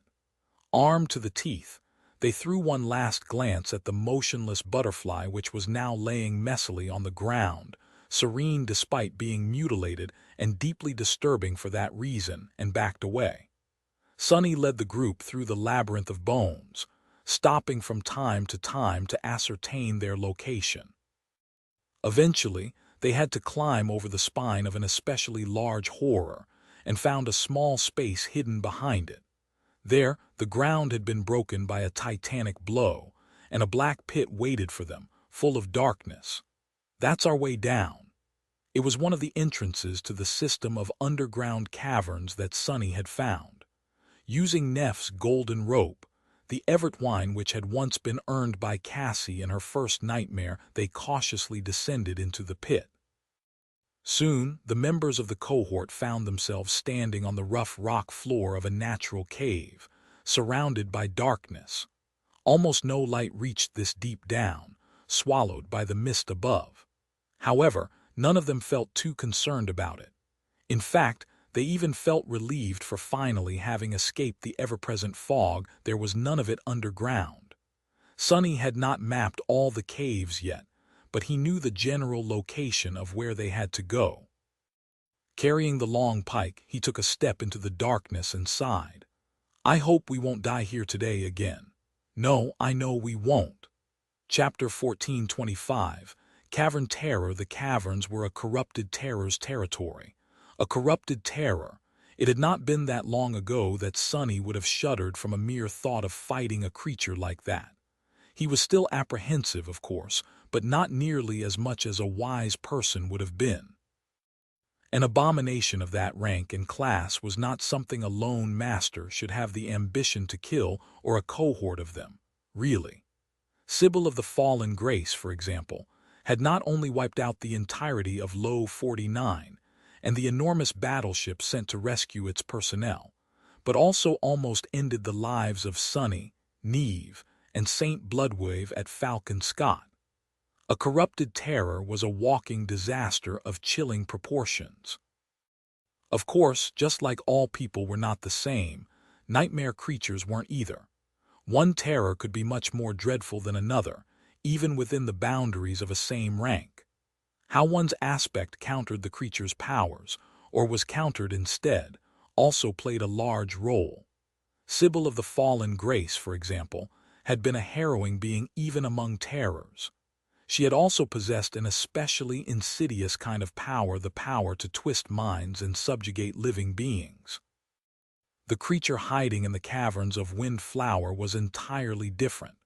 This terror did not possess powers that allowed it to play with its prey's mind. Neither could it destroy the prey's soul. Instead, it was viciously strong and covered by nearly impervious armor. Or maybe it was not nearly, but absolutely impervious. At least Sunny had not been able to break it yet. As for powers, he wasn't sure, but it seemed like the incredible toughness of the creature's hide was a part of them. Sunny also suspected that the very existence of the underground caverns had something to do with the terror. If not for the fact that time on Windflower only encompassed a single day, who knew? Perhaps, in the near future, the whole forest would have been swallowed by the growing chasm beneath it. He could also imagine entire cities turning into ruin as they collapsed into the maw of devouring Earth continents, perhaps, given enough time. However, Sunny was not too tense about clashing with the cavern terror. There were two reasons why he felt hopeful about the upcoming battle. Firstly, the creature was clearly out of its element. Not only was it trapped on an island and surrounded by water, with no time to let its dreadful influence spread, but it was also without an army of minions. Things would have been much more dreary if the system of caves was flooded with hundreds, or even thousands, of lesser abominations with similarly tough bodies. The second reason was Jet. Her ability to ignore all forms of physical defense directly countered the most threatening trait of the powerful terror. As long as they lived long enough for her to deliver several strikes, they would win. The long pikes were meant to buy them that time. As the cohort moved deeper into the caverns, Sunny explained all these points to his companions. Nephi's nodded, expressing her approval of the plan. It would be wise not to kill it too quickly, though. He looked at her in surprise. Why? She silently pointed to Cassie. Cassie needs a little time to gain knowledge of its attributes and powers. Even if we kill this terror now, we'll still have to face it again in the future revolutions. Her insights are much deeper than what any of us can learn from pure observation, so with her help, fighting this terror the next time will be easier. She paused for a moment and then added evenly, in fact, in your place, I would have brought Cassie with me everywhere, to learn about every abomination on this island from her. Sunny stared at Nephi's for a while, then turned to Cassie. Actually, she's right. He had been dying over and over again, slowly learning more about the dreadful prisoners of Wind Flower with each death. Bringing Cassie along would have sped up the process dramatically, and even allowed him to learn things he would have never learned otherwise. And yet, he had not, because it meant that Cassie would die over and over again, too. And while Sunny shuddered at the thought of being cruelly killed, watching his companions die was so much worse. Watching Cassie die was especially hard, maybe because, despite the fact that the delicate blind girl had proven her strength over and over again, she was still the weakest of them. And he, deep down inside, he still saw her as someone who needed his protection. Cassie was quiet and unassuming, so it was not easy to keep her martial prowess in mind. Sunny sighed and lowered his head. I'll have to involve her regardless. My progress is too slow. At that moment they entered another large cavern. The darkness here seemed especially deep and oppressive, barely retreating from the light of their luminous memories. He suddenly sensed the shadows moving ominously behind the thick rock wall. Looking up sharply, Sunny lowered his pike and shouted, "Right side, prepare!" In the next moment, the wall of the cavern to their right suddenly exploded, several tons of broken stone flying at them like an artillery shells. Sunny barely had time to dodge a slab of black rock when a massive shape revealed itself from the cloud of dust, already descending upon them. Curses! The terror resembled a giant, monstrous termite. Sunny could only see its massive head and an opened maw, with saw-like mandibles protruding repulsively from its edges. Its head alone was almost as wide as the entire cavern, and it was flying at them with dreadful speed. The dark chasm of the creature's maw was like a cave itself. Sunny had perished painfully inside its darkness once or twice, so he knew that there was no escape from it. His eyes glinted furiously. Not this time, damn it. But at the same time, another, exhausted part of his mind thought, so what if I die again? I'm so tired,